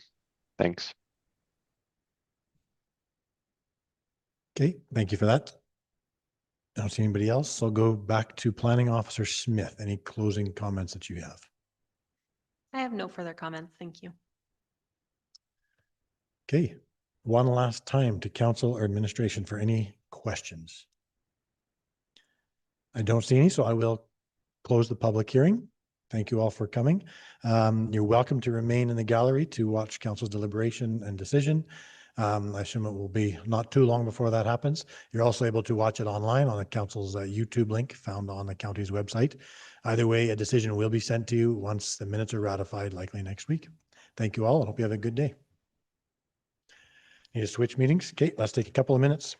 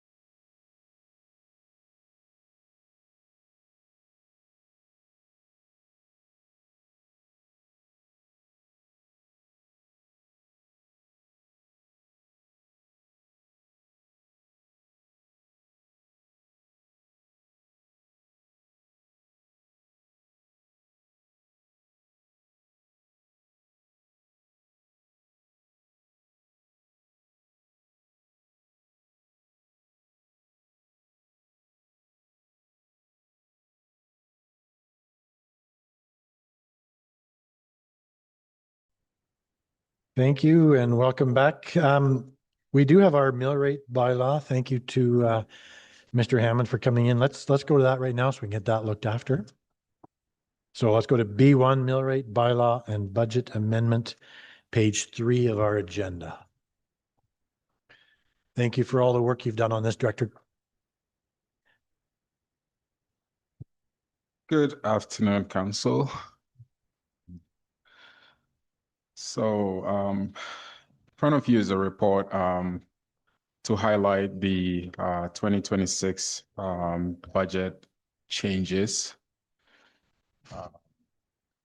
or budget amendments, as well as to get. So the first thing is to get approval for the budget amendments, and the second thing is to get approval for the first reading of the mill rate bylaw. So just to highlight a few points here to Council and to Foothills County, in 2025 we saw assessment growth of 9.05%, and the breakdown of that is that we saw 2.12 growth, and that's new development within the county, and the market value growth, which sometimes is called inflation, of 6.93. So with that, we have the mill rates in the chart there. We're seeing residential going up by 1.98. We're seeing farm going up from last year of 2.53. Non-res is going up 8.09, and machinery and equipment is going down 8.72. Below that are the changes or the amendments to the budget that was presented in the fall. The most significant one is the school requisition of 4.4. Policing, we did have a discussion about that this morning, and as well we saw an increase in municipal contingency of about $500. Shared services agreement, fire agreement, 168, and some minor changes there as well. In terms of the capital budget, there's a request to move an item in the capital budget from 2027 down to 2026, which is the sound system upgrade, as well as move the dehumidifier from 2026 to 2027. These are funded by the local government fiscal framework grant funding. So it doesn't really have any, it doesn't have any impact on any tax impact on the county. As well, there are a couple items that we need approval as well for the Foothills Cemetery. Again, these are funded by the Foothills Cemetery Reserve, which is they do have a healthy reserve right now. So should they get approval for this, they can go ahead with these projects. In the package that you received, you also received the charts that shows in terms of percentages and dollars, what the breakdown for the increases are for the different tax rolls. And then the property tax bylaw is also attached with that. So with that, I'll open the floor for any discussions and questions. Thank you very much for that. I'll go to Council and Administration. Councillor McHugh. Thank you, Mr. Chair. Through the chair to Director Hammond, maybe just a little bit of an explanation for the drop in machinery and equipment. Through the chair to Councillor McHugh. So that's as a result of how the province allocated the increase, the school requisition increase, education requisition. So what if council remember last year, the increase was in such a way that res saw a huge increase, and whereas non-res saw a decrease. However, this year they've changed that. Is res is seeing not so much of an increase. However, machinery and equipment is seeing a decrease to offset. So it's just how the province is allocating those education requisition on the different classes. Yeah. Okay. Just I guess to comment, I guess, on a couple of the big increases to our budget. School requisition going up just shy of $4.5 million. That's money that the province requires us to pay. 15% increase in 1 year. Last year was a 20% increase. Policing requisition, a little over $600,000 increase. That's a 28% increase. Again, coming directly from the province. I just mentioned that because it is interesting to listen to the province and say that there's no increase to taxes, and yet here we are with double-digit increases 2 years in a row, which is a pretty massive increase. Municipal contingency, that's another big number. That's 500,000, something that we have talked about. You know, when we originally approved our budget, gas, diesel, oil, everything was way less than what it is today. And with all the changes that have gone on in the world and the uncertainty, I think it's important to have this increase in contingency at this point in time. So I think the changes to the budget are appropriate in my opinion, and yeah, I'll leave it at that. So we're looking for two things. Nobody jumping on the board. Two things. Number one is amendments, a motion to amend the budget as presented on page 5, and then first reading of the mill rate bylaw. So does anybody want to go ahead, Councillor Estes? Thank you to the chair, and I will give you motion number 1 that council authorize the 2026 budget amendments as presented. Okay, we have that motion from Councillor Estes. Anybody else? Call the question. All in favor? And opposed? Motion carries. Next up is first reading to the mill rate bylaw for 2026. Comments, questions, or a motion for first? Or otherwise? Councillor McHugh. Thank you, Mr. Chair, and I would give you the motion to approve the mill rates, and just in saying that, acknowledge the comments from the chair on the current situation that we find ourselves in, and constant increases from our provincial counterparts, and battling inflation that I see persisting here for some time.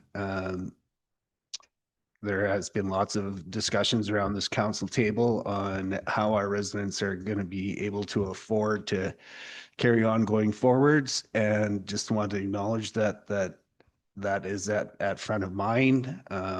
We keep seeing assessments and Foothills going up, and the dollar value and impact to our taxpayers does not go unrecognized. And I suspect that we see tough times ahead, but somehow we have to keep the lights on and still provide services. So it's with a heavy heart that I make this motion. Thanks. Okay, so we have that motion for first reading from Councillor McHugh. Deputy Revolt. Thank you. And I just want to say that while I'm not in support, I'm very appreciative of and recognize the hard work done by administration. They've done a great job dealing with a very challenging price tag. And this is, you'll see in our staff report, we've been hit with a lot of provincial costs, the cost of living, and we have been hit tremendously in our area with an inflated market value to a lot of our properties. So we're going to see a huge increase to some of our taxpayers. And I just want to recognize that we need to look for different solutions. But I do appreciate and recognize the hard work that's been done and the hard discussions that we've had at this table. So I'm looking for creative ideas. We all are looking for creative ideas, but just out of recognition for the hit that's going to come to our citizens, and a majority of which is coming through the provincial requisitions, I would just state that I can't support it just based on wanting to make a statement. Thank you. Thank you. Councillor Kendall. Thank you, Mr. Chair. I do need a little bit of explanation about what exactly the machinery and equipment mill rate, how it affects me. But you could do that later. That's not a burning question. But in terms of the diesel and fossil fuel price increase, is there anything that we can implement in our public works and just general travel budget to perhaps be a little more cognizant of the trips and things, because this is a big county and, you know, one wasted trip can, you know, affect the bottom line a lot. So perhaps we could just be a little more cognizant of the traveling around. Okay, thank you for that. I guess just before I call the question, just a comment, I guess, just a thank you to Director Hammond and the entire staff of Foothills County for the work that they've done on the budget and the work that they do day by day. If we weren't faced with these double-digit increases in requisitions, we'd be a very different situation today. If those increases were in line with inflation or in line with the increase in the county budget, we would likely be looking at a mill rate of going down as opposed to going up. But we are a creation of the province, and they do have the ability to requisition us, and so we are in that boat, and we will provide the province with the money that they do require us to pay to them. So with a heavy heart, I do support the mill rate as it is as well. And I don't see anybody else, so I will. We have the motion for first reading from Councillor McHugh. All those in favor? And opposed? That motion carries. Okay, let's go back to our, thank you very much, Council. Director Hammond. Let's go back to our public hearing at 1:30, Hage redesignation, page 36 of our council agenda. This is in Council Division 6. Who would like to start us off? Councillor Callister. Thank you, Mr. Chair. I have to speak in opposition to the application at this time. Unfortunately, for a couple of reasons. And it's not a no to the application. I find the application is a logical extension of Heritage Crossing. My opposition is in areas that are beyond the control of the applicant. The first being the traffic on Dunbow Road, the state of where we're at with improvements to Dunbow Road. We have the traffic circle starting in May 15th, weather permitting, finishing October 15th, weather permitting. But one traffic circle doesn't solve my problems on Dunbow Road. And as we spoke to community sustainability fees and funding for traffic and road improvement, we currently have no budget for another traffic circle on 8th Street. I don't even have drawings for a traffic circle on 8th Street. So these are traffic controls that are necessary for that area to continue to grow at the rate that it's growing. I don't feel that I'm representing my residents by proving more development there when there's already capacity on the road. And I guess the second thing that I would speak toward, something that I've made you all aware of, is we have two high schools that serve Northern Foothills, Central District and Northwest and East, Northern Foothills County.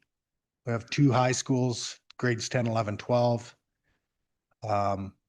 And both of those schools reported by the school system, one's at 99% capacity and the other one's at 94% capacity. And that is their reporting. And on further investigation, I found that those percentages of enrollment to capacity include the square footage of the gymnasiums. And a quick AI search of high school capacities in Okotoks finds that Foothills Composite High School is more in the range of 130% capacity. So when I look at these things and just going through a month-long teacher strike last fall and them wanting to strike again because of capacities in the schools, and not just in the city schools, but also in the rural schools, obviously. I don't think I'm doing any service to my residents by adding to that problem. So yeah, with that, I mean, there's a couple other things I could speak to, but those are the main two that I feel like we need to pump the brakes a little bit on in Division 6 at the moment. And I think it wouldn't be a bad idea for Okotoks to have a look at the high schools that service the area as well. And with that, I will open the floor for comment. Okay, go to Deputy Reeve Ohl. Oh, thank you kindly for sharing, the counselor for the area, sharing your reflection on the impact of this proposed development and also on some of the highlights from Division 6. So just in general, I could provide my observations from the overall county and from seeing this move forward and seeing other developments move forward or not move forward. There are some definite pros to this particular location. This is within a hamlet. This has full servicing that is provided with an extension of existing services. And we've heard there are some complications that can be worked out with partnershiping amongst the applicant and the neighbors. We've heard from the neighbors too in terms of their concerns about traffic. And so Foothills County Council has been very responsive to wanting to solve those issues for not only Dunbow Road, but also the consequences of development, as we feel this is I would say just generally, there has been discussion that we believe this area should be supported for solving those issues as it has the most density. So that and other development that has been strategically located here is the subject of us then following up with support for every aspect of the consequences for development. I believe we're also very heartily interested in development paying for itself. So that is a topic of great concern to all of us.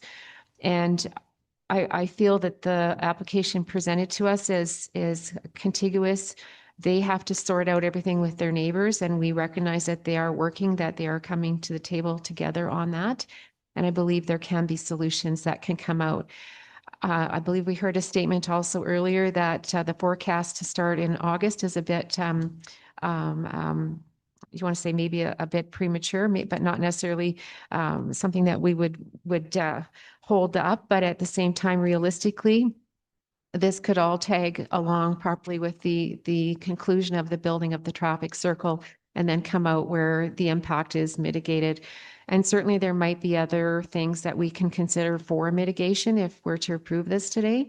But I feel that this is the right location, and whether we could perhaps slow it down somewhat, but not to the point where we're dictating. But they certainly have a lot to achieve between first and second reading, and they have a lot to achieve for subdivision as well. So they have a long process ahead of them, which would then have to be them coming to the table with every partner included here. And they've also been asked to make contributions. So I believe that there's going to be solutions coming along with the impact. So I'm supportive of the application, and I might ask one question of our director at this point, just to confirm about timelines and impacts as to the request that came in for August. But is there potentially a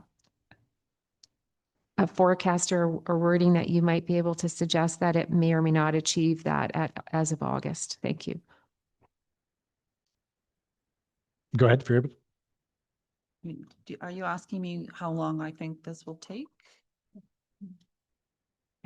you had mentioned that perhaps August may not be achievable. Yeah. And that was kind of where I was thinking that perhaps this might all work out timing wise in terms of the improvements on Dumbo, et cetera. It's certainly difficult for me to understand their schedule and their timing as they have to meet obligations in order for us to move forward. And as council is certainly aware, engineers don't work as quickly as we'd like them to. So I would not expect that we'll be past the land use stage by this August. My anticipation, if things go really, really well, is that they may be in the position to initiate grading, rough grading, and start utility work next summer. And that's if things go really, really, really well. Councillor McHugh. Thank you, Mr. Chair. I'm still undecided where I lie on this ASP, but it just kind of complicates the situation for myself when I hear of stormwater concerns from the neighbor, and it's this amendment to the ASP to include these lands occurred rapidly. Let's put it that way, but. It's troublesome in a rural municipality. We have the entirety of that triangle. It sounds like Blue Stem is forward thinking on water and sewer supply, but you know, there's no a shadow plan for development to the east, and looks to me like a shadow plan for development to the south, and I'm just contemplating how this is all going to be captured if there's further development in this area. And I guess we just have to chalk that up to the problems with development in a rural municipality. Those areas aren't contemplated within an ASP at this time. So then how do you consider them for future development? Anyway, through the chair to the Development Authority, could you just speak to the endeavor to assist and actually kind of how that relates to further development in the future, potential development in the future? The potential is the issue. Is in a rural municipality, you don't expect everything to develop. You just don't. But we anticipated when Heritage Crossing came in that they were at the north end of the development where the stormwater moved north and utilities came in from the north. So we anticipated more growth south of Heritage Crossing. There was a lot of, as did Blue Stem. So there was a lot of discussion and understanding of the ability to connect the pipes to the south. It was, we didn't know, weren't sure, but we tried that work, and we have spoken and about endeavors to assist through the entirety of the process. Now that this application, which already has an area structure plan in place, so we're at the land use stage now. When that came in through the land use circulation and we were discussing, you know, do we put conditions associated with the endeavor to assist component at land use or subdivision? We decided to put them towards subdivision because there's still some engineering work that needs to be done, and bylaws only have a 2-year time window, and I don't know how fast they want to move. But the way it works is we need to look at the expenses associated with the development of the utility systems, the stormwater, including the stormwater, and as well as the portion of Second Street that Heritage Crossing has undertaken. And we need to assign a proportional benefit, likely per hectare, which is how it's typically done, to other lands. So we break up the entirety of the area and we say your proportional benefit is 23%, and they will be asked to contribute 23% of the costs through an agreement. So there's a legal agreement to sign that all parties agree to and sign, and the money's paid to the county, and then the county pays Heritage Crossing for the expenses they paid for oversizing the development beyond what they needed so that other development could benefit from them. Good. Thank you. So the knock on to that is, so when you figure out the prorated rate, are you contemplating the entire acreage of that triangle area? I don't know if the entire acreage of that triangle area will develop. It's impossible for me to know that. So I only have one area structure plan other than Heritage Crossing. It's the one that you saw today. That's all I know. There's some discussion with the neighbor to the east. They've had an open house. They're moving forward with something. So I'd like to include them in there, but again, I want to know where they're putting their storm because they're right beside a ravine.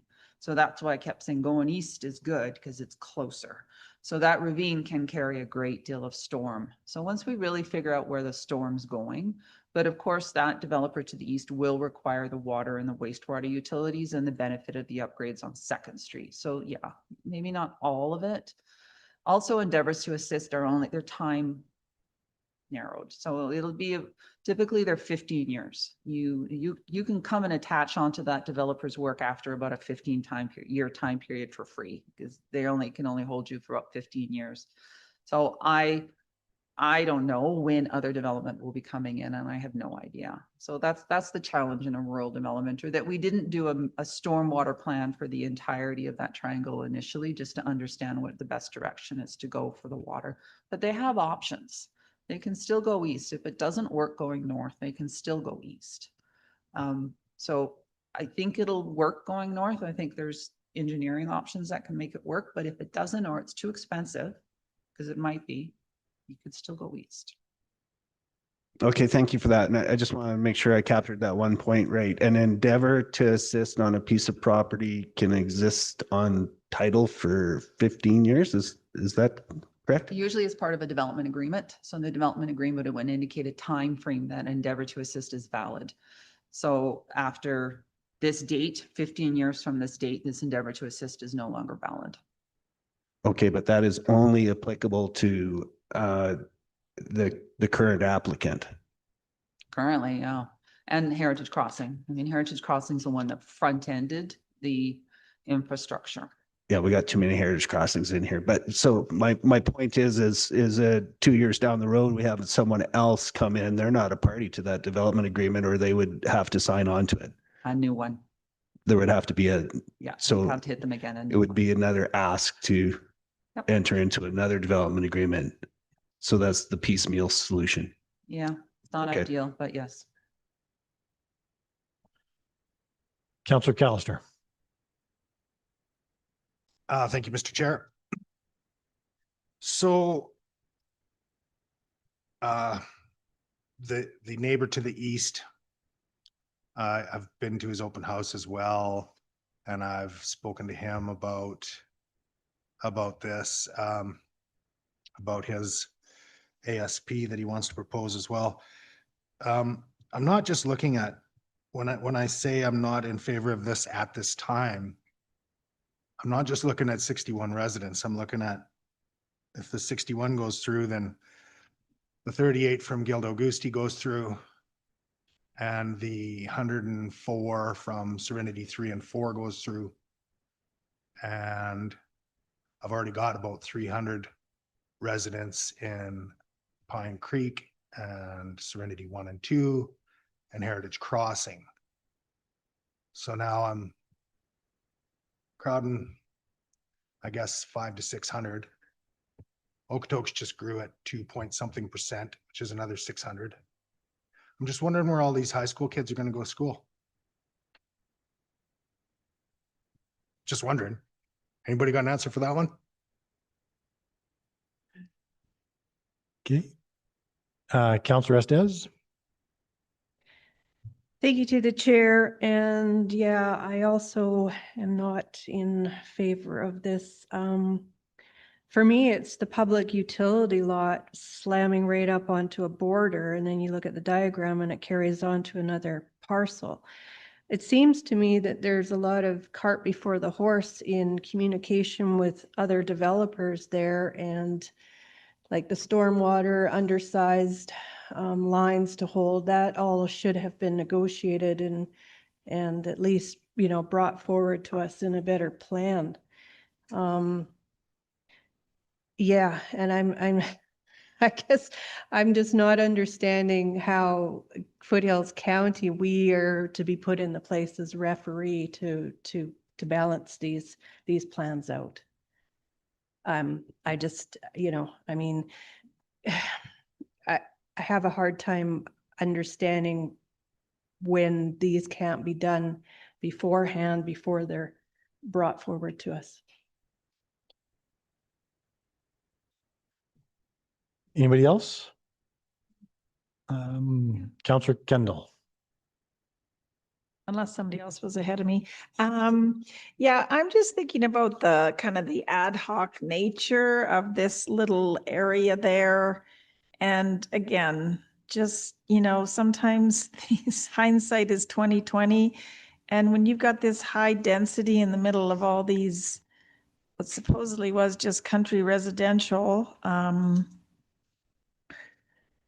yeah, it is just sad that, nobody wants to do commercial, which is highly needed and the right kind of commercial. I understand that. People don't want McDonald's. They don't want Tim Hortons. I get that. But I mean, when you get this many people need restaurants, people need little amenities like that. And it seems like everybody just wants the big bucks with the high density, and they don't want to think about the community as a whole and what's beneficial for the quality of life for these people in these little microcosms, because that's what they become. They become little microcosms of life. And it's just, yeah. Councillor Alger. Thanks, Mr. Chair. Through the chair to Ms. Smith, the Community Sustainability Fund fee, is it on all the lots or is there a cap? I recall something a few weeks ago, we talked about a cap on. Certainly, I can speak to that. The community sustainability fee is paid $11,300 for all lots that are proposed in this.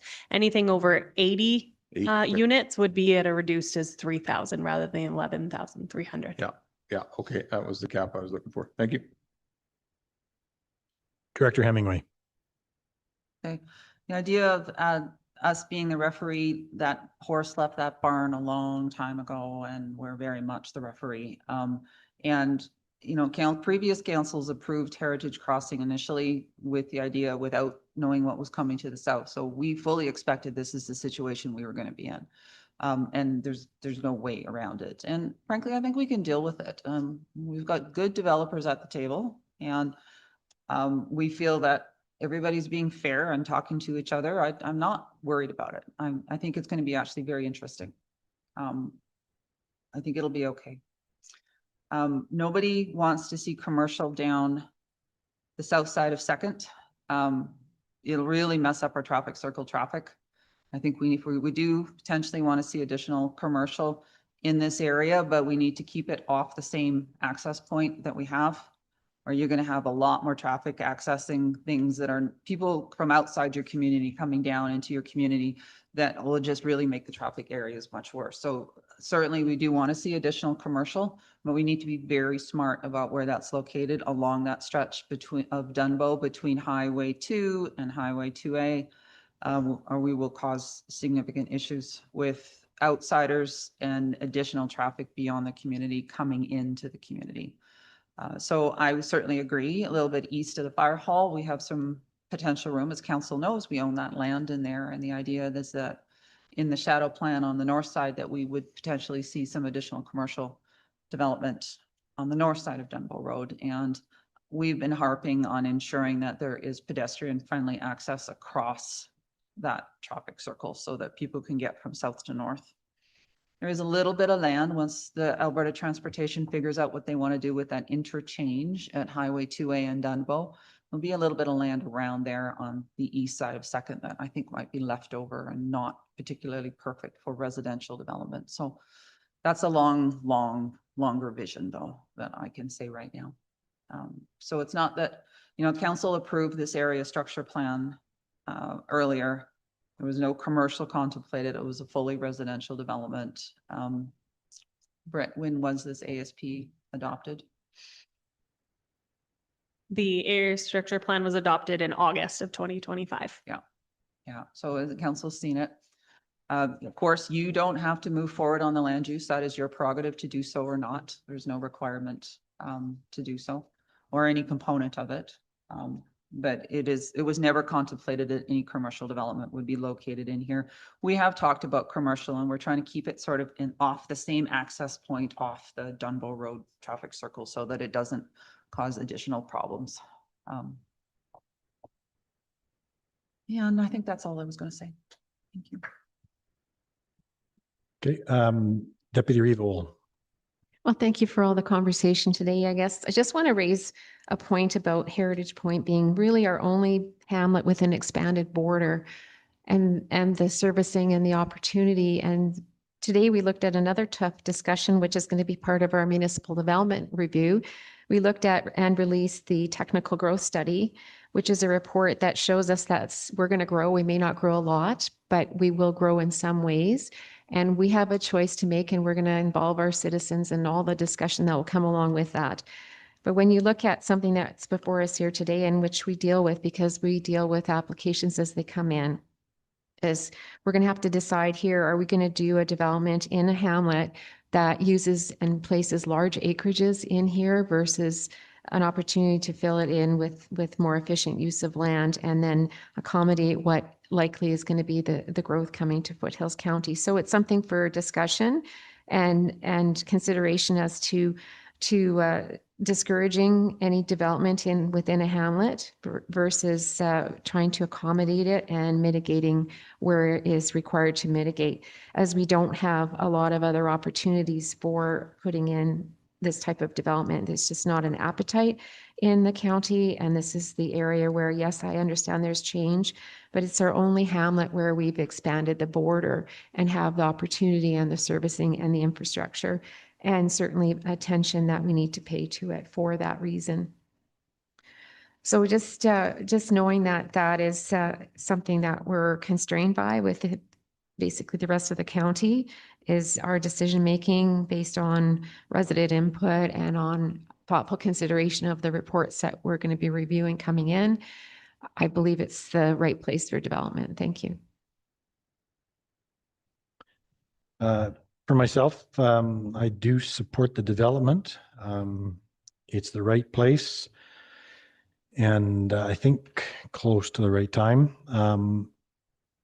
but it's not exactly the right time. There's some pieces that are missing and pieces that need filled before I could support moving to the next step, and that being the land use. Traffic circle is planned to be done, but until it is done, I don't want to be adding more traffic onto there. With any luck, the traffic circle will be done this summer, but there's always that chance. You never know what happens.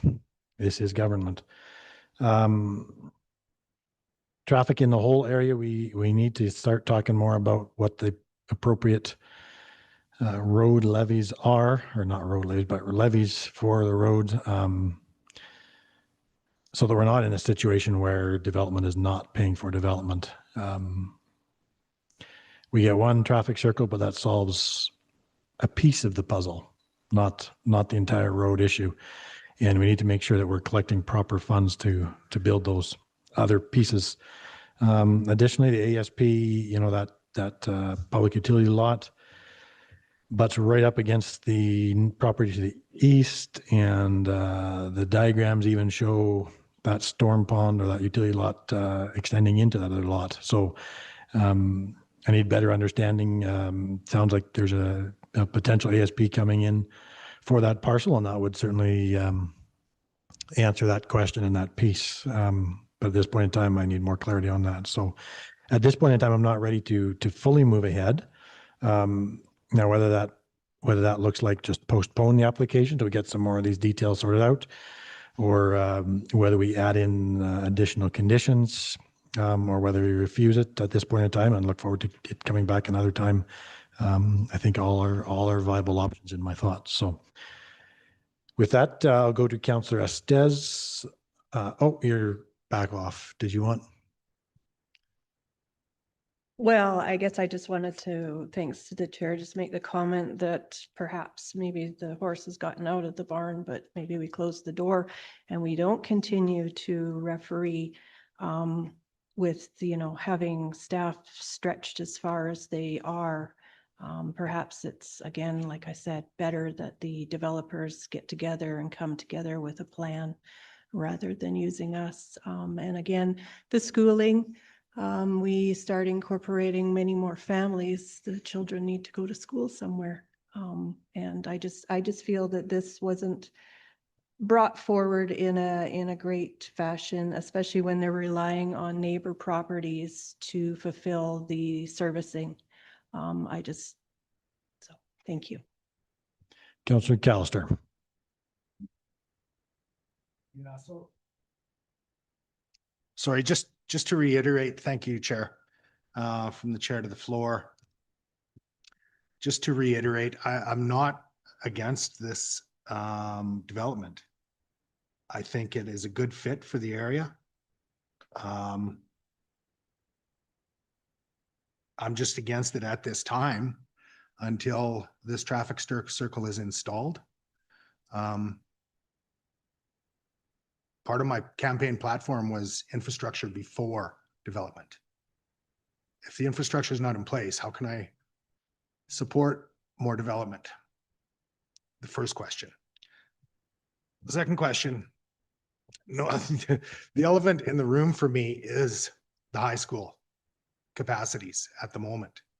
And that the numbers we got from Foothills School Division and from the Catholic system don't tell the whole story, in my opinion, because they're using a formula that includes their gymnasiums as a square footage to student enrollment. I mean, the numbers are still scary at 99% and 94%, but a quick AI search of high school capacities in Okotoks will take you to a couple of Western Wheel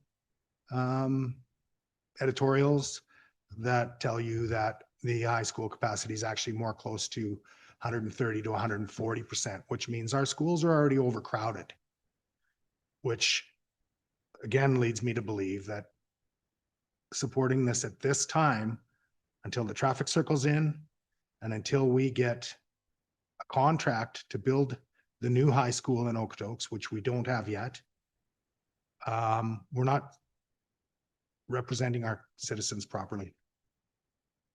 That's all I have. Councillor McHugh.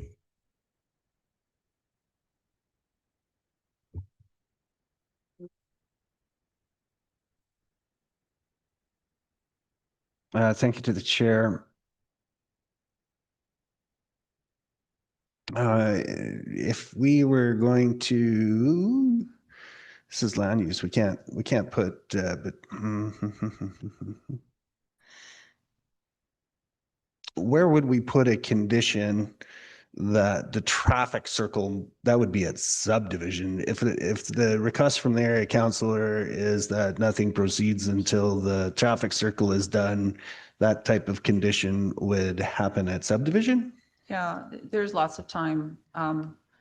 Land use is can be a 2-year time period. You can indicate that you're not interested in supporting subdivision, which again has conditions associated with it until such time as the traffic circle's open. That is anticipated to be sometime this year, so that's easily achievable and not at the least bit outrageous. Okay, thank you for those comments. The conversation here does not go unrecognized. This is 15.31 acres on the Heritage Point ASP. It's all been included. This is first reading. A lot of what we're discussing as far as development is discussed is still going to be needed to be worked out between first and second. There's a bunch of questions. This is not an immediate approval. They start digging tomorrow. That's not happening. There's still other processes to happen here.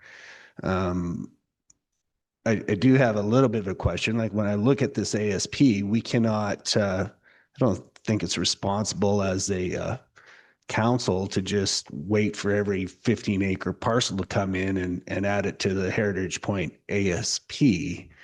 I guess like is there potentially a better plan if we do look at further expansion of the I know I'm a little bit off the topic here, but if we're looking at the expansion of the Heritage Point ASP, is there a better way to do that moving forwards to the development? Yeah, there's no good way to do it.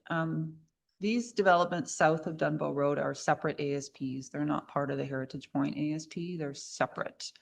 The ones to the north, the Serenity ones were addendums or additions to the ASP, but we're not reopening up the Heritage Point ASP as it's fully developed. We're adding on little add-ons to the ASP. Yeah, and the Hamlet boundary has done these little weird jumps. When council grants approval to an ASP or an outline plan adjacent to the Hamlet, I'm quite comfortable coming in and requesting a motion to include them into the Hamlet boundary. So you do get a weird boundary. But we've talked about this many times. Do we just expand the boundary and tell everybody, well, and we go and change a bunch of people's addresses that didn't ask for it? Council knows the reaction we get when we do that, which is really negative. So I'm much more comfortable just waiting until an applicant comes in the door, council approves the area structure plan or outline plan, and then expanding the Hamlet boundary. It's limited, like there's not a lot of land left to develop in this area. It's quite tiny. So the idea that there's a lot of money still to get from developers for infrastructure is not true. There isn't much left. But for the Hamlet boundary, it does look very strange. But that's been our reasoning, is waiting until council approves, applicants apply, council approves, then we expand the boundary.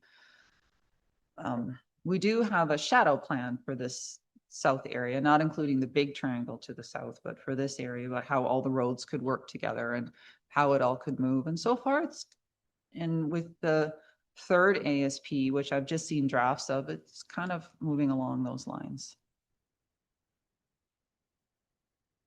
Councillor Kendall. Thank you, Mr. Chair. When I mentioned commercial, I wasn't thinking full on. I was thinking more like a hybrid. I don't know if that's a good fit. You know, you got the commercial on the bottom and then you kind of build up residential. Maybe that's too middle class for Heritage Point. I don't know, but I mean, it is a nice way to incorporate, you know, like an ice cream shop, like just a way to build community as opposed to just like these straight residential areas. That I wasn't thinking full on commercial, but that's my thoughts.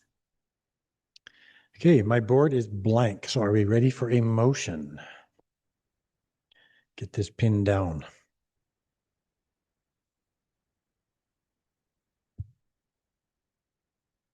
And my board remains blank.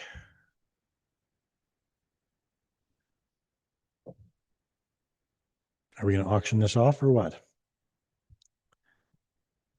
We could do a motion to postpone if we're not ready.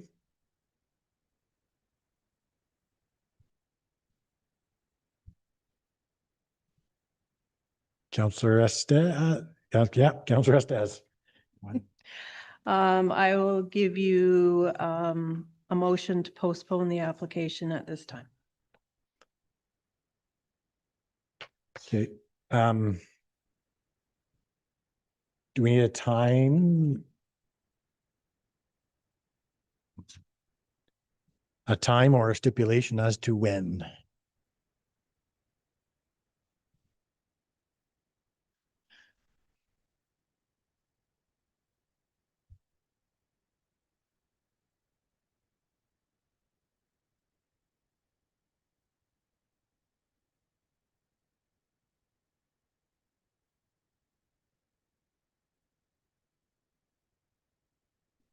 Okay, we're just going to finish with the motion first.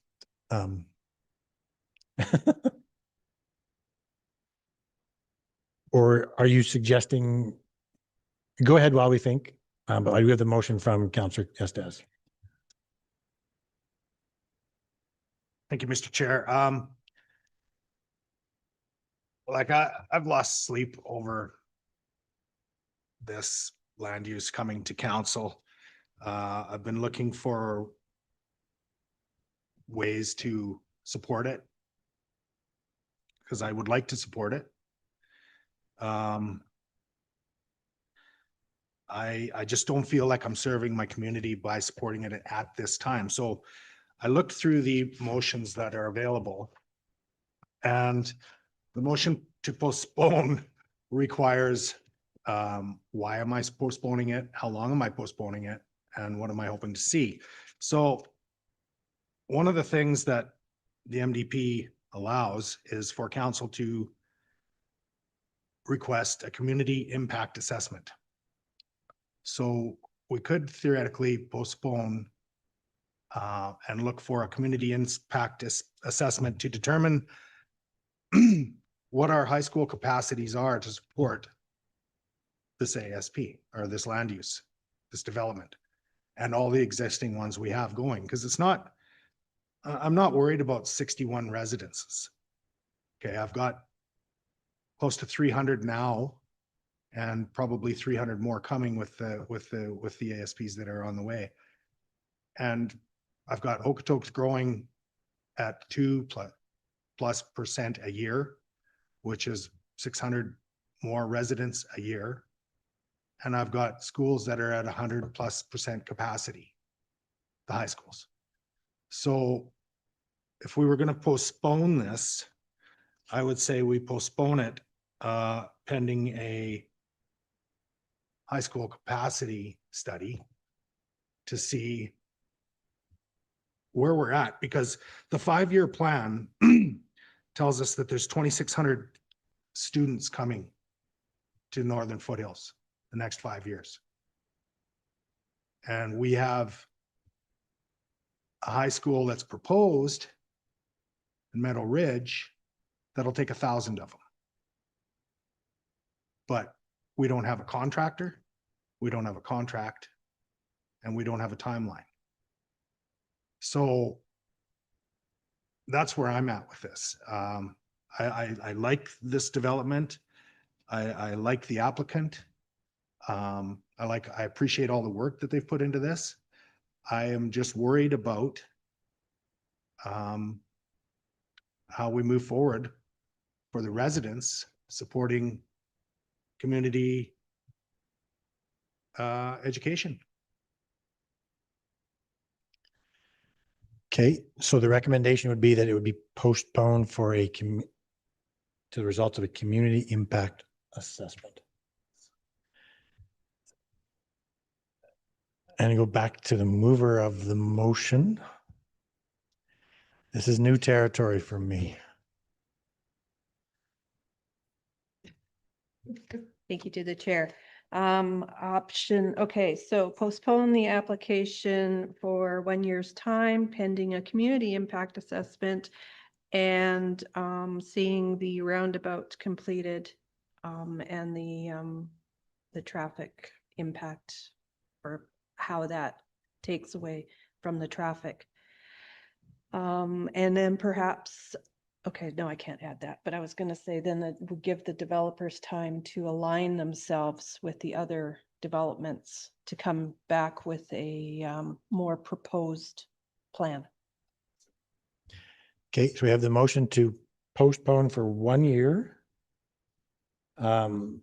to allow for a community impact assessment to be done and the roundabout to be done, I think is what I got. Okay, I'm gonna go to Director Hemingway. You might as well just refuse the application. You can't talk about it for the next year, like to anybody. We are in lockdown at that point in time. So that's just too long for us to consider a postponement. Who does the community assessment? Who pays for that? What is it? The developer has no approvals. I can't condition them on anything, like nothing. So, and none of those other developers are going to proceed if you don't give them something. So development will shut down. You give them no approval. They're not doing anything. I can't condition anything to them.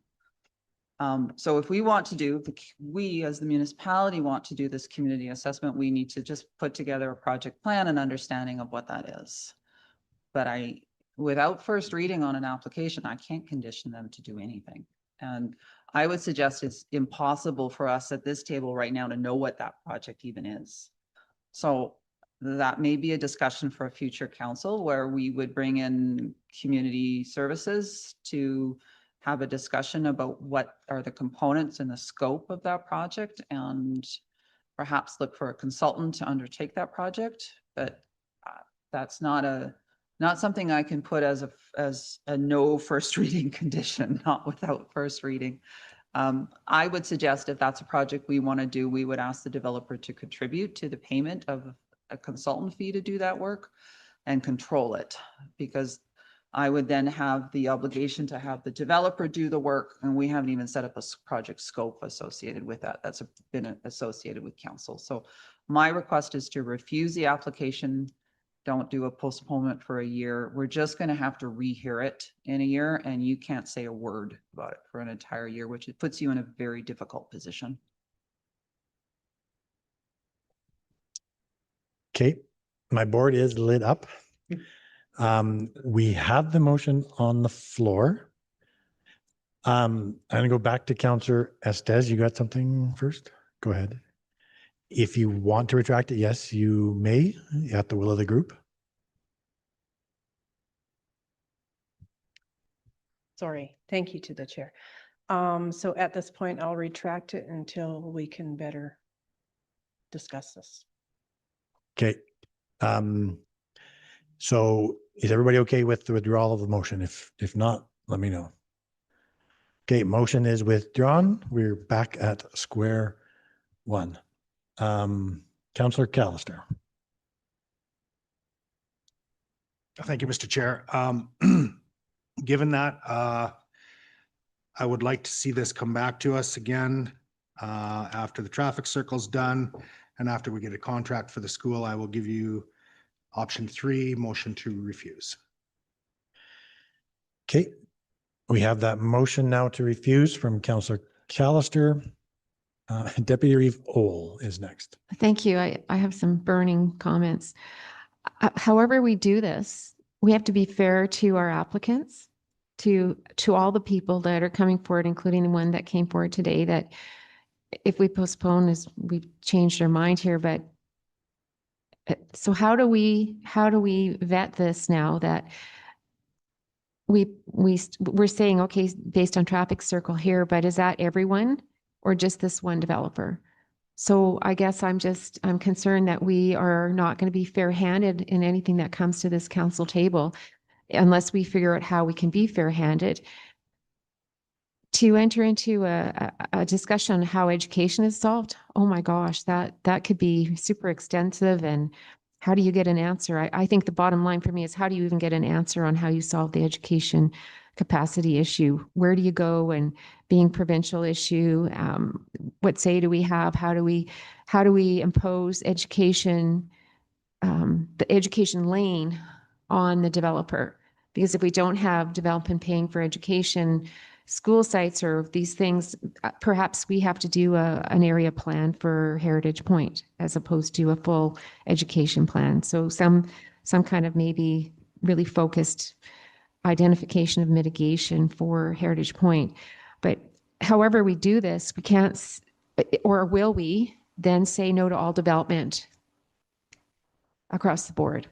So I guess I'm confused about how we're going to move forward with the approach that we're taking. So that's just my comments on it. Thank you. Councillor Callister. Thank you, Mr. Chair. I appreciate your comments. I guess I ran a campaign on infrastructure before development. I'm representing the residents of Heritage Point. I'm representing all my residents when I say this. And from my survey that got over 300 responses, 90+% of them said no more development without the infrastructure in place first.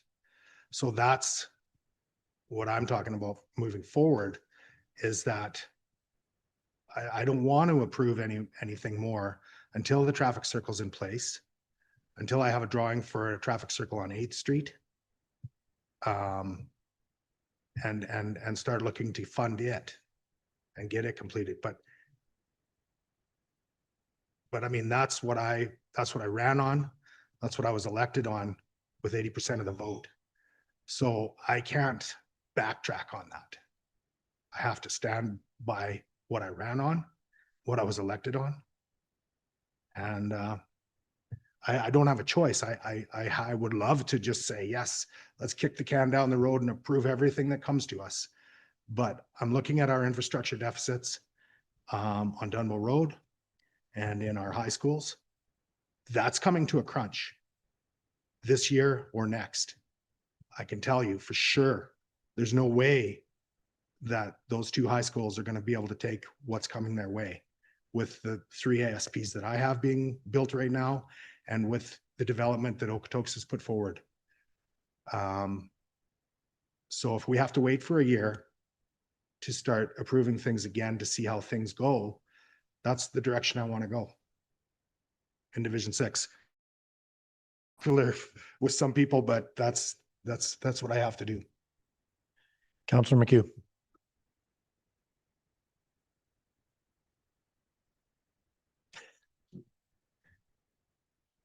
Thank you, Mr. Chair. And to the chair, I'll speak in opposition to the motion on the floor. So just quickly in speaking to it, I appreciate the passion coming from Division 6 at this time. These are decisions that were made previous to your arrival by other individuals and previous councils. There was previous council decisions that were made that are on the books that we have to acknowledge. Moving forwards, I think that we very likely could be moving a different direction. Community impact assessment. This is a very interesting thought. Sounds like you could be involving the school division more in our decisions, and maybe we become a full-fledged county, as the name implies.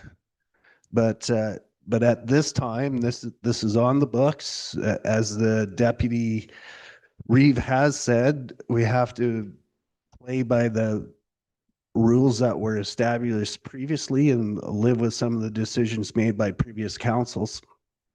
And this is a legitimate application. It's a legitimate ASP. We give first reading today if we end up there. And there is lots of time between first and second for a lot of the issues that have been raised to be sorted out. Absolutely appreciate the passion and hopefully the direction that future councils take moving forwards, being more considerate of the required infrastructure and development required to expand the growth. Absolutely believe that to be true as well, but still have to live with what has been written in the books thus far. Thanks. Okay. With that, we do have the motion for refusal, and I don't see anybody else, so I will call the question. All those in favor? And opposed? That motion carries.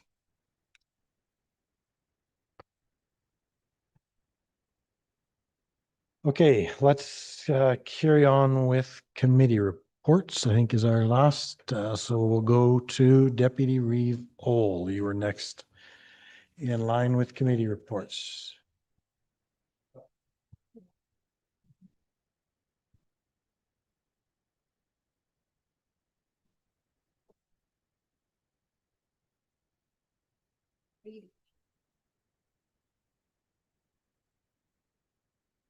Thank you. Just get back to the thought process on this is starting the reporting period. Attended a not official meeting, but a very interesting one where Prettis Greens hosted a Fire Smart meeting as they're a Fire Smart community. And it was great to be a part of the presentation that evening, and also very thankful to the other participants, the organizers, and just say that it was very well done. The community is doing a great job of keeping that initiative alive and well. On the 9th, was able to take part in and and to coordinate the meeting for the Dark Sky Stakeholders Working Group. And very pleased to welcome some new members, as well as our new councillor rep for Division 3. And with the University of Calgary, they have a couple of new representatives for the Rothney Astrophysical Observatory. So it was great to welcome them. And then we had a guest deputy mayor from Diamond Valley, Jonathan Gordon. So I was very pleased to have him attend. And they're considering taking part or becoming part of the Dark Sky Stakeholders Working Group.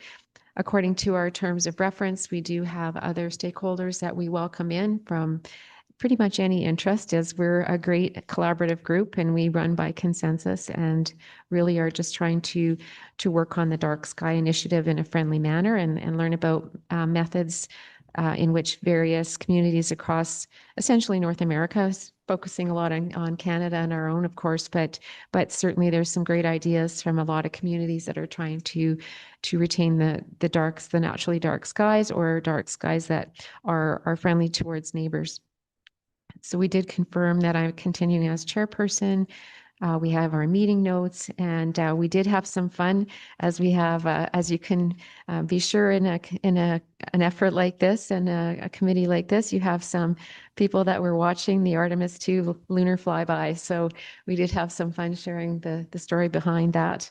And then we had a round table, which includes numerous different projects that we're working on and our aspirations. We do have an ongoing action list, and that includes educational matters and working with our local schools, libraries, businesses, and our group amongst ourselves, and researching, coordinating dark sky bylaws and other initiatives that are helping to move forward the initiative. And also working on our signage and increasing some of our signage and taking care of some that has been gone missing, but also coming up with strategies on that. And then we are working with another group from Nova Scotia. And so along the path, we hope to continue meeting with these communities. And coming up in the next few months, we have a lot of different dark sky events hosted by our partners. And so we're trying to coordinate that we support each other in all of our different events. So that's it on that one.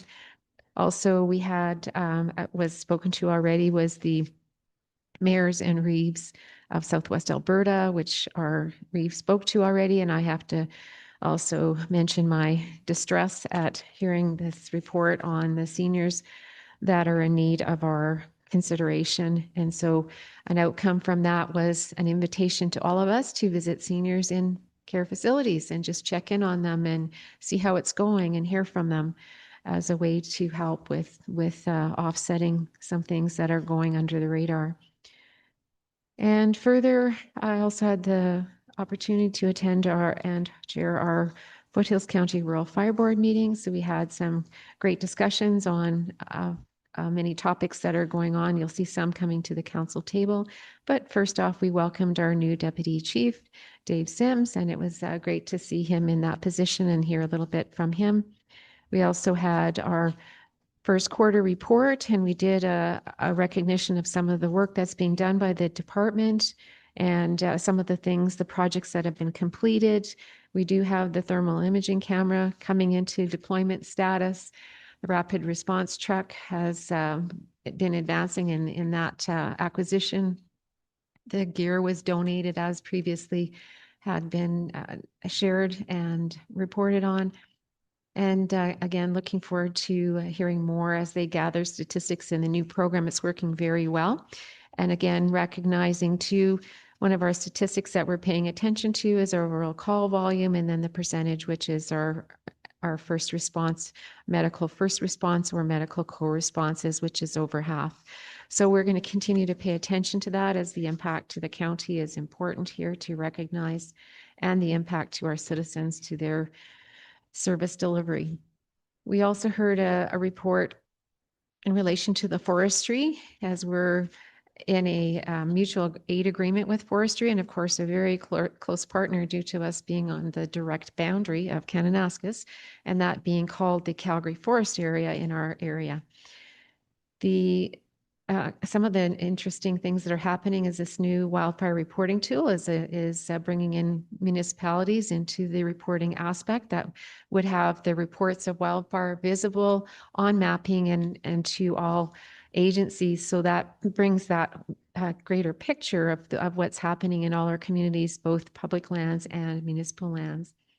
We also have the expansion of the wildland interface teams. That the wildland urban interface teams are those which serve and recognize those urban and wildland boundaries, and they're investing, the province of Alberta is investing in new teams to bring the total from 2 to 8. And apparently we get one stationed in Kananaskis, so that's good news to us.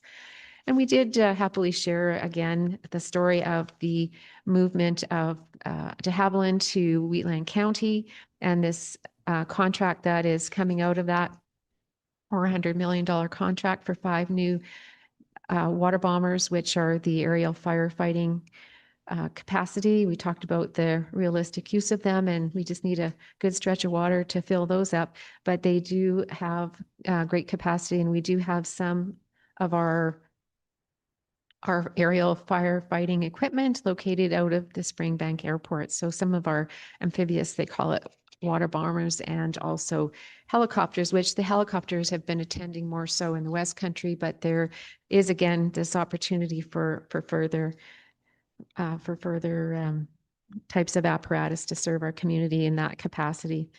Because some of their talented staff do attend, as in the November fires, they do attend our fires, which are in the west part of Foothills County. So there were a couple additional items too, but I think I'll leave it for you guys to watch the review if you wish on that one. Then also on April 13th, we had the Northwest Foothills Recreation Board meeting, and we did have a comprehensive meeting in terms of bringing up all the latest items that are going on. And we had some work that I'll leave our other counselors to speak to, as they were part of those contributing parts. But we are certainly moving forward on our fundraising. Some of that was already brought to Foothills County. So the next is to strike an event working group that's occurred at that meeting.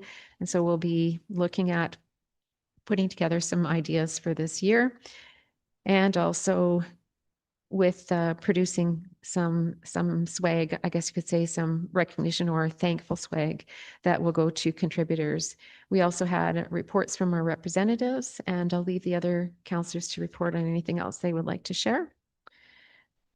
And that's it for the formal committee reports. Thank you. Thank you, Councillor Alger.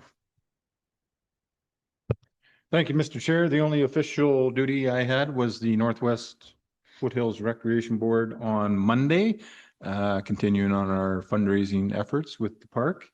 And just unofficially, I think I told you a few weeks ago that West Winds Communities, the seniors, have a pie fundraising event where they all make pies and freeze them and then sell them. And I picked up my pies from Sandstone Lodge in Okotoks on Monday, and I just got an email today that when I ordered them from High Country Lodge in High River. So there's 4 pies sitting there. If anybody wants them, strawberry rhubarb, apple pie, $25 a piece. And feel free to run down there and grab them on my behalf. That's all I have. Thank you. And they're excellent pies, I can assure you that. Did you say apple rhubarb? Strawberry rhubarb and apple. Strawberry rhubarb and apple. Yeah. Those are good. Stop on your way home. Thank you. Councillor Callister. Thank you, Mr. Chair. The only thing that I had to report on was the Rural Fire Board meeting on Monday. But as usual, Councillor Ohl, Deputy Reeve Ohl just nailed everything on it. The only one thing that I think she missed was that Blackie got their bush buggy in January. Everything else is checked off here. So yeah, that's it. Rural Fire Board meeting. Blackie got a bush buggy. Councillor Kendall. Thank you, Mr. Chair. Not an official committee, but I had a Zoom call with Maj Networks, the new fiber, innovative fiber thing that's coming into the northwest area, and apparently they're going to be coming to council to give us a little overview as well. Very interesting, cheaper than Starlink, and quite innovative the way they're using power poles and whatnot. Also had on the 9th of April, the Northwest Rec Tribute Group meeting, our first one. So we are an offshoot group of the Northwest Rec Board that's endeavoring to figure out how we're going to do a tribute board for all the donors and sponsors. So first one we're looking at that. Also on the 9th, I had the Sheep River Library meeting, and we appointed a whole new board that night because we just have a whole new board now. So that was and I got nominated myself as chair, so I'm now the chair of that. So it is a happening place. There is their volunteer appreciation night Thursday, tomorrow, at the library at 5 o'clock to 7. If anybody wants to come to that, meet the people there. Also attended via Zoom on the 9th, the Dark Sky Committee, my first one, and I did make a request to the committee for signs, please, for Division 3, because I value the dark skies out there and I see a few offenders. So I would like to create some awareness about dark sky with some signs. I did not make it to the soccer match. Sorry about that. On the 12th, I attended the fire board meeting, and there was something in there, the fire board meeting. I'm boring you guys, sorry, but I have so many committees that it's hard even for me to keep up to them all. The fire board. No, it was a great meeting. We covered a lot of territory.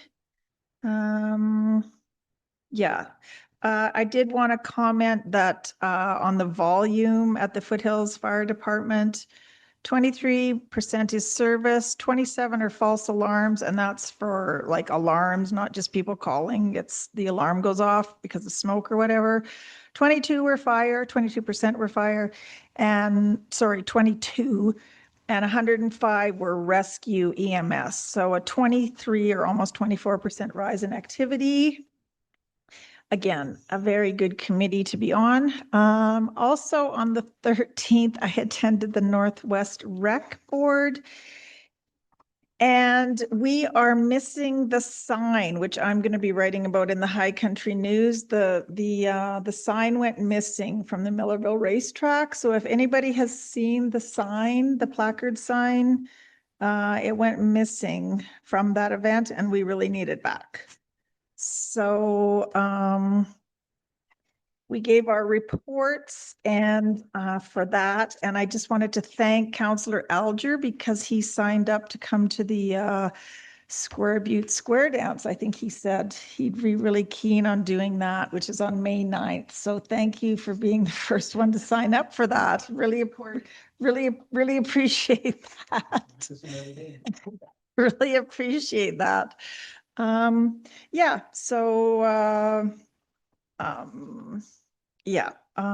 If you want to, I'll be writing about all the events coming up in the High Country News, which is going to come out on May the 1st as well. I won't bore you with all that, but put on your calendars though. Square Butte Hall will be, Community Hall will be hosting a Fire Smart event on June 14th, 10 a.m., which is a Sunday. So that's kind of a highlight of my Northwest Rec. Oh yeah, also attended sorry everybody, this is going on way too long. Attended on the 13th and the 14th, the Okotoks Living Systems Summit. The first day was just an evening presentation by Elder Reg Croshoe, who talked about, very wonderful speaker, on our relationship with the land and a Blackfoot perspective on natural laws and oral governance systems. And his grandson actually works for the town now. He's the Indigenous advisor. But he said natural laws are our governance, which I thought was great. And the next day we had quite a few speakers. Yeah, I guess you could sum it up by just saying, you know, don't get caught in old ways of thinking because you'll get the same old results. One interesting analogy was, did you know that if you painted out the yellow lines on the highway, people would actually slow down because they have to pay more attention. So sometimes all these signs and everything we put up to sort of keep people in line actually does the opposite because they actually tune out to them and they don't pay attention. So yeah, there was a lot of information in there. Just some highlights were, you know, people's frustration with being in positions where they don't feel they can make a difference because there's people above them managing them. Apparently the Nike organization, there was a mid-management group of people that really made a lot of change without having the ultimate authority. They just decided like, we have to, if we want to make a change, we have to do something about it. There was a great presentation at the end by a fellow named Vaden Summers, who works at William Roper Hull Home. And he took upon himself an initiative to get a donation for a passive solar greenhouse from a big Calgary oil and gas corporation.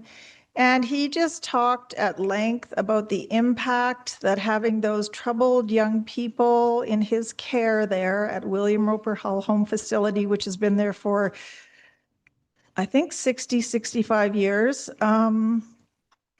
He just talked about the impact of that little garden, indoor garden and an outdoor garden facility that he has created, and how that has changed so many of those young people's lives with their mental health, just getting them engaged with agriculture and nature, even in the middle of the city. And it just got me to thinking about perhaps, you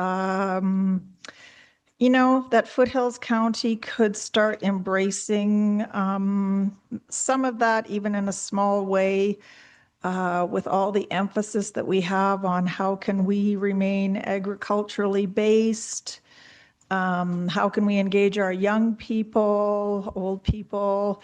Anyways, if anybody's interested, it was very inspiring to see what that little garden and passive solar greenhouse has done. He called it Somnivian Farm. And it's the zone between where the snow and the soil exist in the winter and where the mice live. So it's where all this activity is going on where you don't normally think it is. Anyways, very, very inspiring. That's it. Thanks.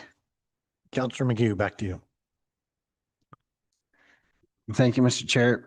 I did have a question, but it was about 8 minutes ago, so now I forgot, but the song popped in my head, signs, signs everywhere, sign. But going back to the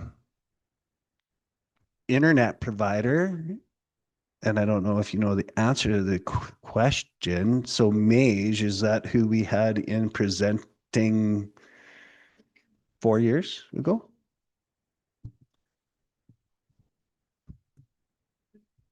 Go ahead, Deputy Wool.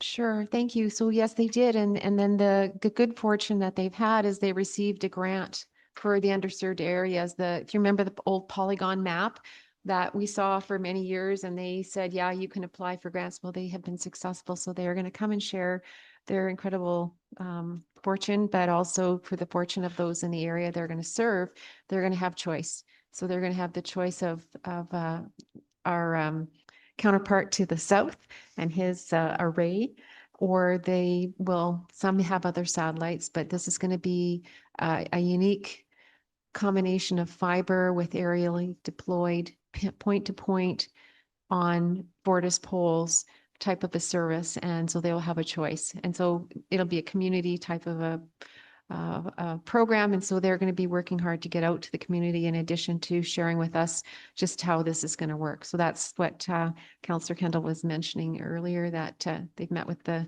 councillors for the area, which are Division 4 and 3. And then they're coming to share here and hopefully answer all your questions. So those are the individuals we had 3 or 4 years ago. Yes, I think we had quite a few different presenters at that time as everybody was looking for opportunities for accessing the grants at that time. Thank you. CEO Payne, any updates from you this morning? Afternoon. Yeah, I've just got one question for council, and it's on the regional municipalities dinner that we're going to be co-hosting with Town of Okotoks. We've looked at some dates, and I just need council's input on your preferred date for that meeting. If they all work, that's fine. We can try and coordinate if we're available for them, but maybe I'll just, if council can grab a pen and have a quick peek at your calendar. The dates are May 7th, which is a Thursday.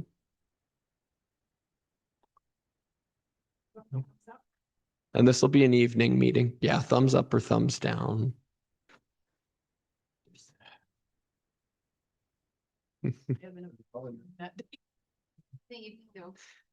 And second date is June 18th. You know already. Okay, the 18th is a no. And Thursday, June 25th is the last option. Oh, I got library meeting at 7 PM, so. It might work. Okay. Okay, thank you, council. We'll respond 7th and May 7, June 25 may work. We'll see if it's a number of schedules to coordinate, so we may be back to you with alternative dates regardless. That's all I had in open. I've got a couple of things for council in closed session as well. Okay, Director Hemingway, did you have anything in open? Sir, thank you. Manager Barrett.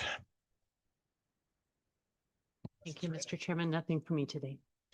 Okay, so that would conclude that. So we do have a couple things in close. I'd look for motion to go into closed from Councillor Alger. All in favor?